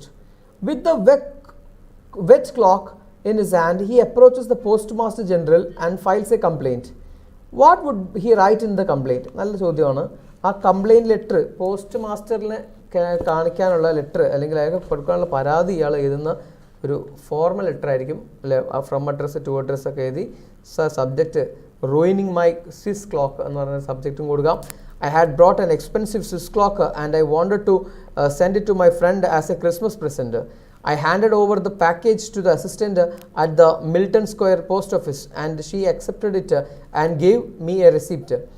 I had forgotten my gloves on the counter, and when I went back to collect them, I saw my packet was being opened by a policeman. When I asked him the reason for it, I was told that there was a tickling sound and somebody suspected it to contain a time bomb. So it was immersed in water. My precious gift to my friend was ruined. I want to lodge my protest against such foolish behavior on the part of your worker in the post office. You have spoiled the joy of my Christmas. I paid £155 for the clock and then postal charges. I want a proper compensation for the loss your worker has caused. I hope you will take immediate action. താഴെ yours faithfully നിങ്ങളുടെ പേര്. ഇത്രയാണ് എഴുതേണ്ടത്. അപ്പോൾ ഇങ്ങനെ ചോദ്യം ചോദിച്ചിട്ടുണ്ട്. Okay, next ഒരു പോയമാണ്. പോയത്തിൻ്റെ പേര് this is going to hurt just a little bit എന്ന് പറയുന്നത് ഭയങ്കര രസകരമായിട്ടുള്ളൊരു പോയമാണ്. ഇതിനകത്ത് ഒരുപാട് പണ്ണും അതുപോലെ തന്നെ PUN പൺ അതുപോലെ തന്നെ ഒരുപാട് ഹ്യൂമറും യൂസ് ചെയ്തിട്ടുള്ളൊരു പോയമാണ്. ഓവർ എക്സാജറേഷനാണ് പോയത്തിൻ്റെ അകത്തുള്ള മെയിൻ സംഭവം.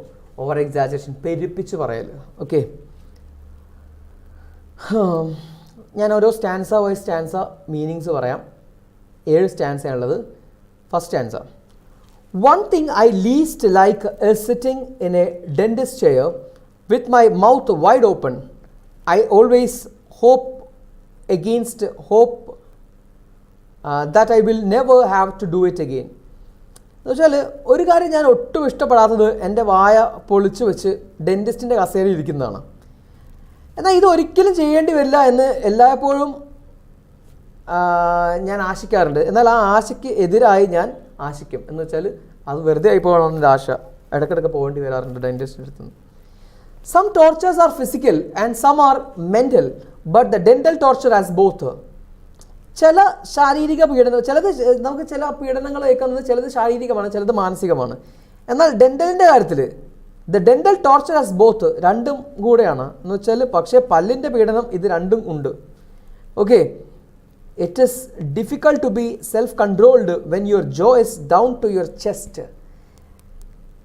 എന്ന് വെച്ചാൽ നിങ്ങളുടെ താടി നിങ്ങളുടെ നെഞ്ചിലേക്ക് താഴുമ്പോൾ നിങ്ങൾ തന്നെ നിയന്ത്രിക്കുന്നത് വലിയ വിഷമം വരും, വല്ലാതെ പ്രയാസമാണ്. നമ്മളെ കൺട്രോൾ ചെയ്യുക എന്നുള്ളത് ഭയങ്കര പ്രയാസമാണ്. നമ്മുടെ താടിയെല്ലാം ഇങ്ങനെ നെഞ്ചത്തേക്ക് കുത്തി തറയ്ക്കുന്ന സമയത്ത്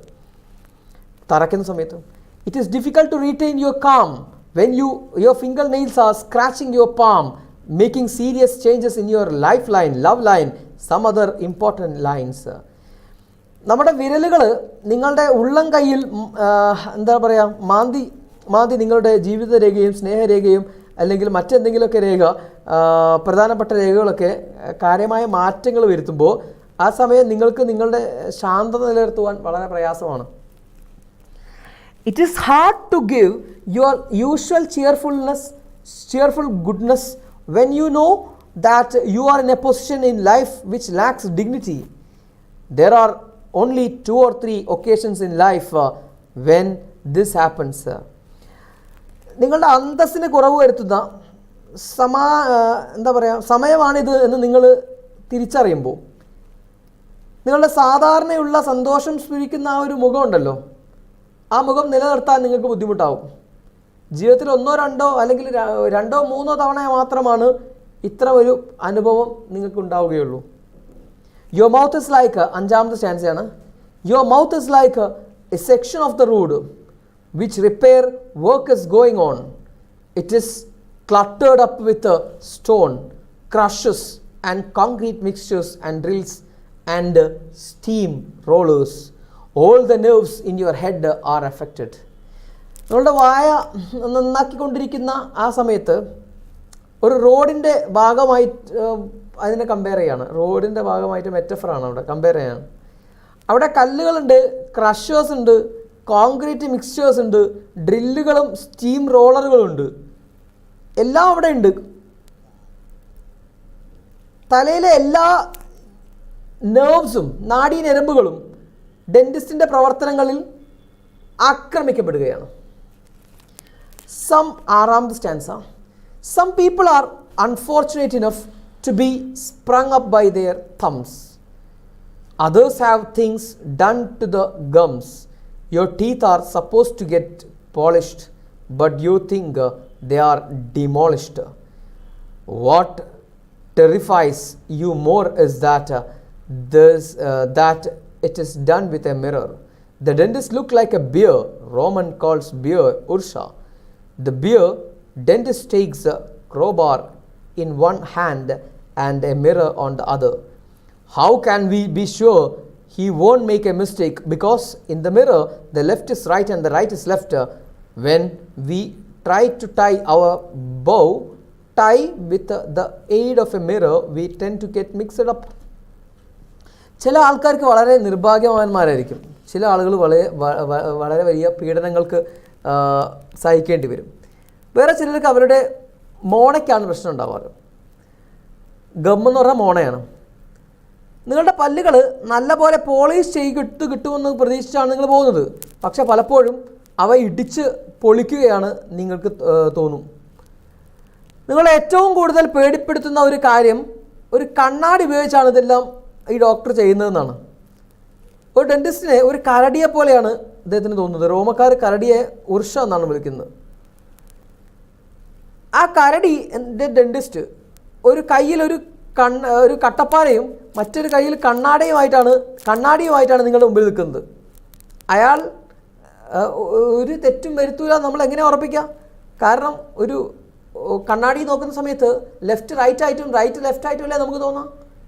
ഒരു ടൈ കെട്ടാൻ വേണ്ടിയിട്ട് നമ്മൾ നോക്കുകയാണെങ്കിൽ ലെഫ്റ്റ് റൈറ്റ് കണ്ണാടി വെച്ച് നോക്കുകയാണെങ്കിൽ നിങ്ങൾ ഇടത് വലതും ഇടതുമായി പോകാറില്ലേ?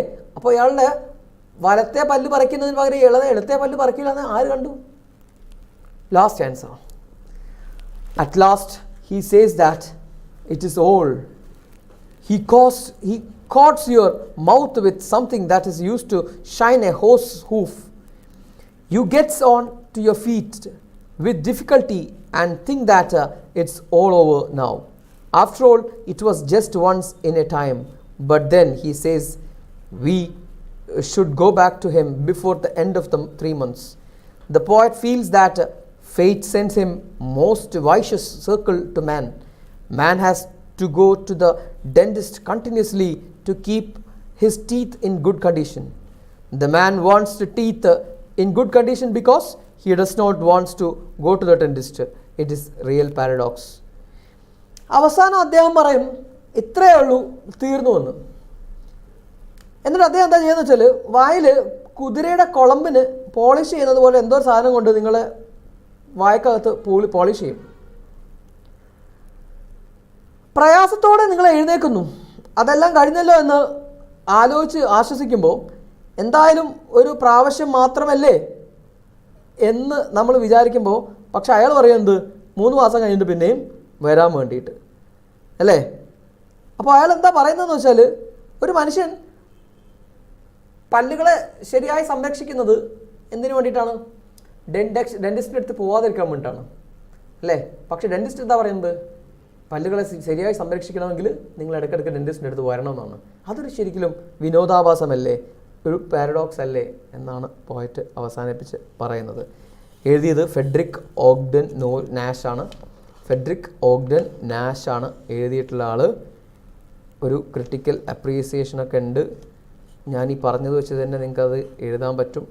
എഴുതണം എന്നില്ല, അപ്രീസിയേഷൻ ചോദിക്കണം എന്നില്ല, കാരണം അത് എന്തിലില്ലാത്ത ഫോക്കസ് ഏരിയയിലില്ലാത്തതായതുകൊണ്ട്. സോ ഞാനത് ലീവ് ചെയ്യാണ്. ലാസ്റ്റ് ചാപ്റ്ററിലേക്ക് വരികയാണ്. ക്രൈം ആൻഡ് പണിഷ്മെൻറ്റ് എന്ന് പറയുന്ന ചാപ്റ്റർ. ആരാണ് ക്രൈം ആൻഡ് പണിഷ്മെൻറ്റ് എഴുതിയത്? ആർ കെ നാരായൺ ആണ് കേട്ടോ. ആർ കെ നാരായൺ ഒരു ഇന്ത്യൻ റൈറ്ററാണ്. ഇന്ത്യൻ റൈറ്റർ ഇൻ ഇംഗ്ലീഷാണ്. ഹ്യൂമറിന് പ്രാധാന്യം നൽകുന്ന ഒരു എഴുത്തുകാരനാണ്.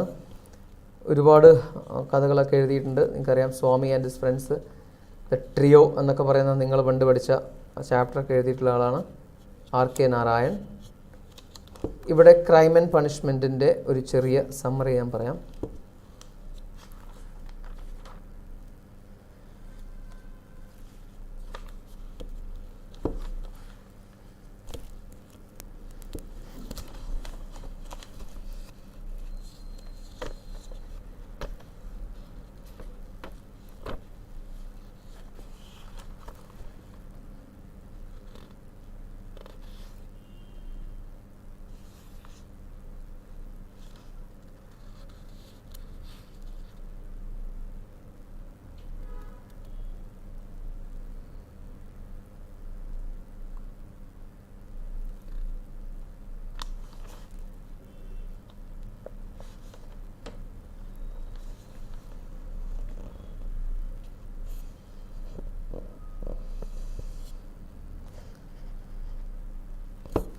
The teacher in the story Crime and Punishment by R K Narayan is a hard working man. അതിലൊരു പ്രധാന കഥാപാത്രമാണ് ടീച്ചർ. അയാൾ വളരെ ഹാർഡ് വർക്കിംഗ് ആയിട്ടുള്ള ഒരാളാണ്. Okay, then R K Narayan is a hard working man. He teaches 6 hours in the school and then he comes to teach the small boy in the nursery for just 30 rupees a month.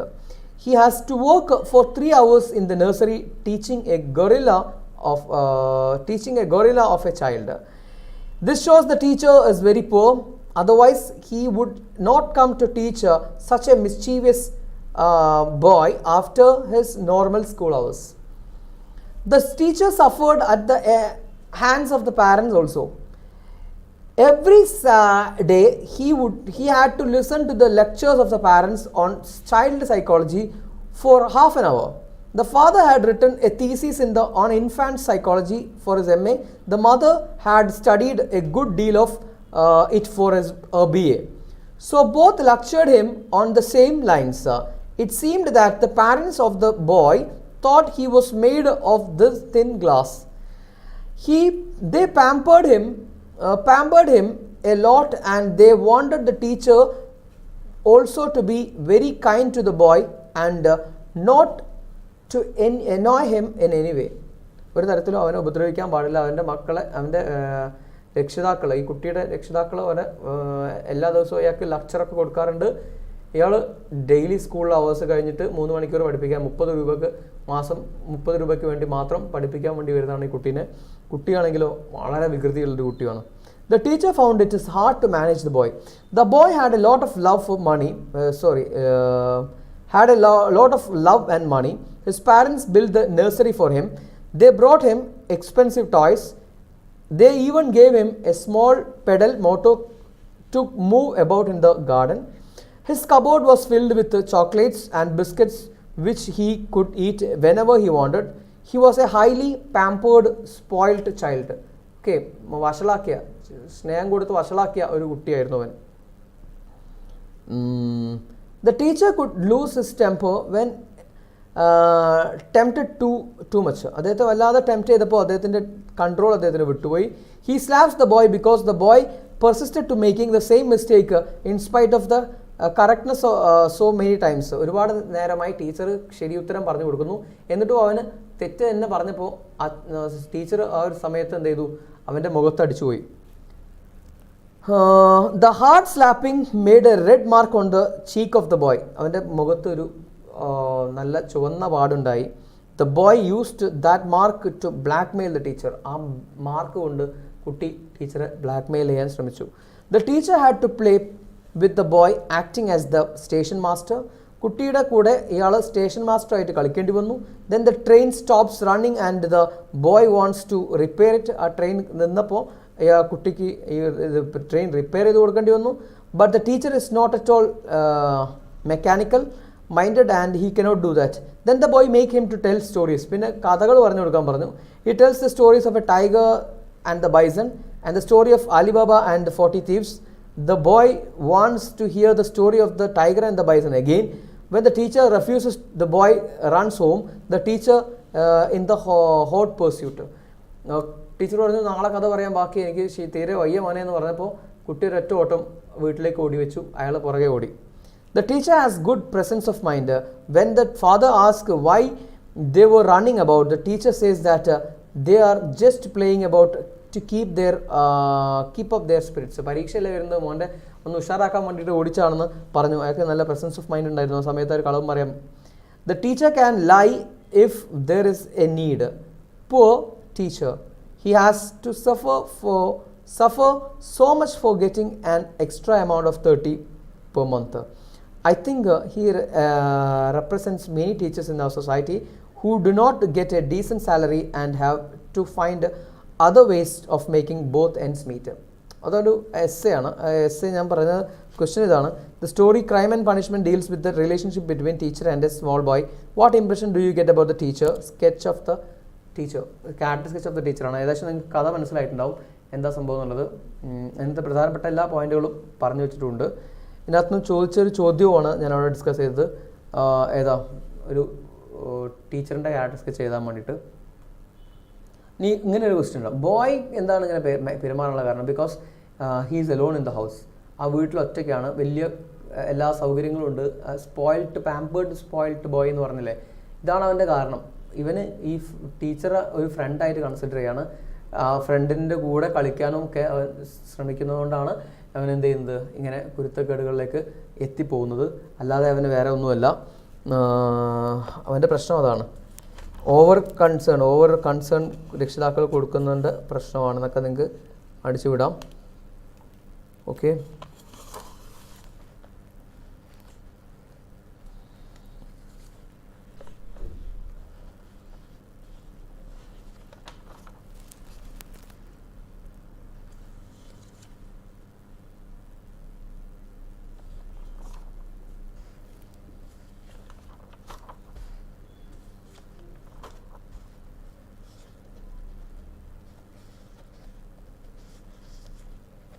Okay, with that we will stop for today. നമുക്കത് വെച്ച് നമുക്ക് നിർത്താമെന്ന് ഞാനത് കൂടുതൽ കുറച്ച് കാര്യങ്ങൾ കൂടെ പറഞ്ഞതാണ്. നമ്മൾ ടൈം ടേബിൾ അനുസരിച്ചിട്ട് ഡേഞ്ചേഴ്സ് ഓഫ് ഡ്രഗ് അബ്യൂസ് വരെയാണ് നമ്മൾ ചെയ്യേണ്ടിരുന്നത്. 3 ചാപ്റ്റേഴ്സും കൂടെ ഞാൻ എന്ത് ചെയ്തിട്ടുണ്ട്, എക്സ്പ്ലെയിൻ ചെയ്ത് തന്നിട്ടുണ്ട്. നാളെ നമുക്ക് ഗ്രാമർ സൈഡിലേക്ക് വരാം. ഗ്രാമർ എന്ന് പറഞ്ഞാൽ ചെയ്യാൻ ഉദ്ദേശിക്കുന്നത് സ്പീച്ച് എങ്ങനെ എഴുതേണ്ടത്, അതുപോലെ തന്നെ റിവ്യൂ എങ്ങനെ എഴുതേണ്ടത്, ഈ സംഭവങ്ങളും പിന്നെ കുറച്ച് ആക്റ്റീവ് വോയിസ് പാസീവ് വോയിസ് സാധനങ്ങളും കൂടെ എന്ത് ചെയ്യും, നമ്മൾ ഡിസ്കസ് ചെയ്യും. അതായിരിക്കും നാളെ ദൈവം സഹായിച്ചാൽ ചെയ്യാൻ ഉദ്ദേശിക്കുന്നത്. ഓക്കെ, ടിൽ ദെൻ നന്നായിട്ടൊന്ന് ഈ നോട്ട്സൊക്കെ കിട്ടുന്ന ഈ നോട്ട്സൊക്കെ ഒന്ന് ജസ്റ്റ് വായിച്ച് നോക്കുക. ഓരോ ഇതിൻ്റെ ഇമ്പോർട്ടൻസ് അനുസരിച്ചിട്ട് നിങ്ങൾ എന്ത് ചെയ്യുക, പഠിക്കുക എന്ന് വെച്ചാൽ ഫോക്കസ് ഏരിയ നന്നായിട്ട് നോക്കിയിട്ട് അതിന് കൂടുതൽ ഇമ്പോർട്ടൻസ് കൊടുത്തിട്ട് സ്ട്രെസ് ചെയ്ത് പഠിക്കുക. ഓക്കെ, ബാക്കി നമുക്ക് നാളെ ചെയ്യാം. Thank you.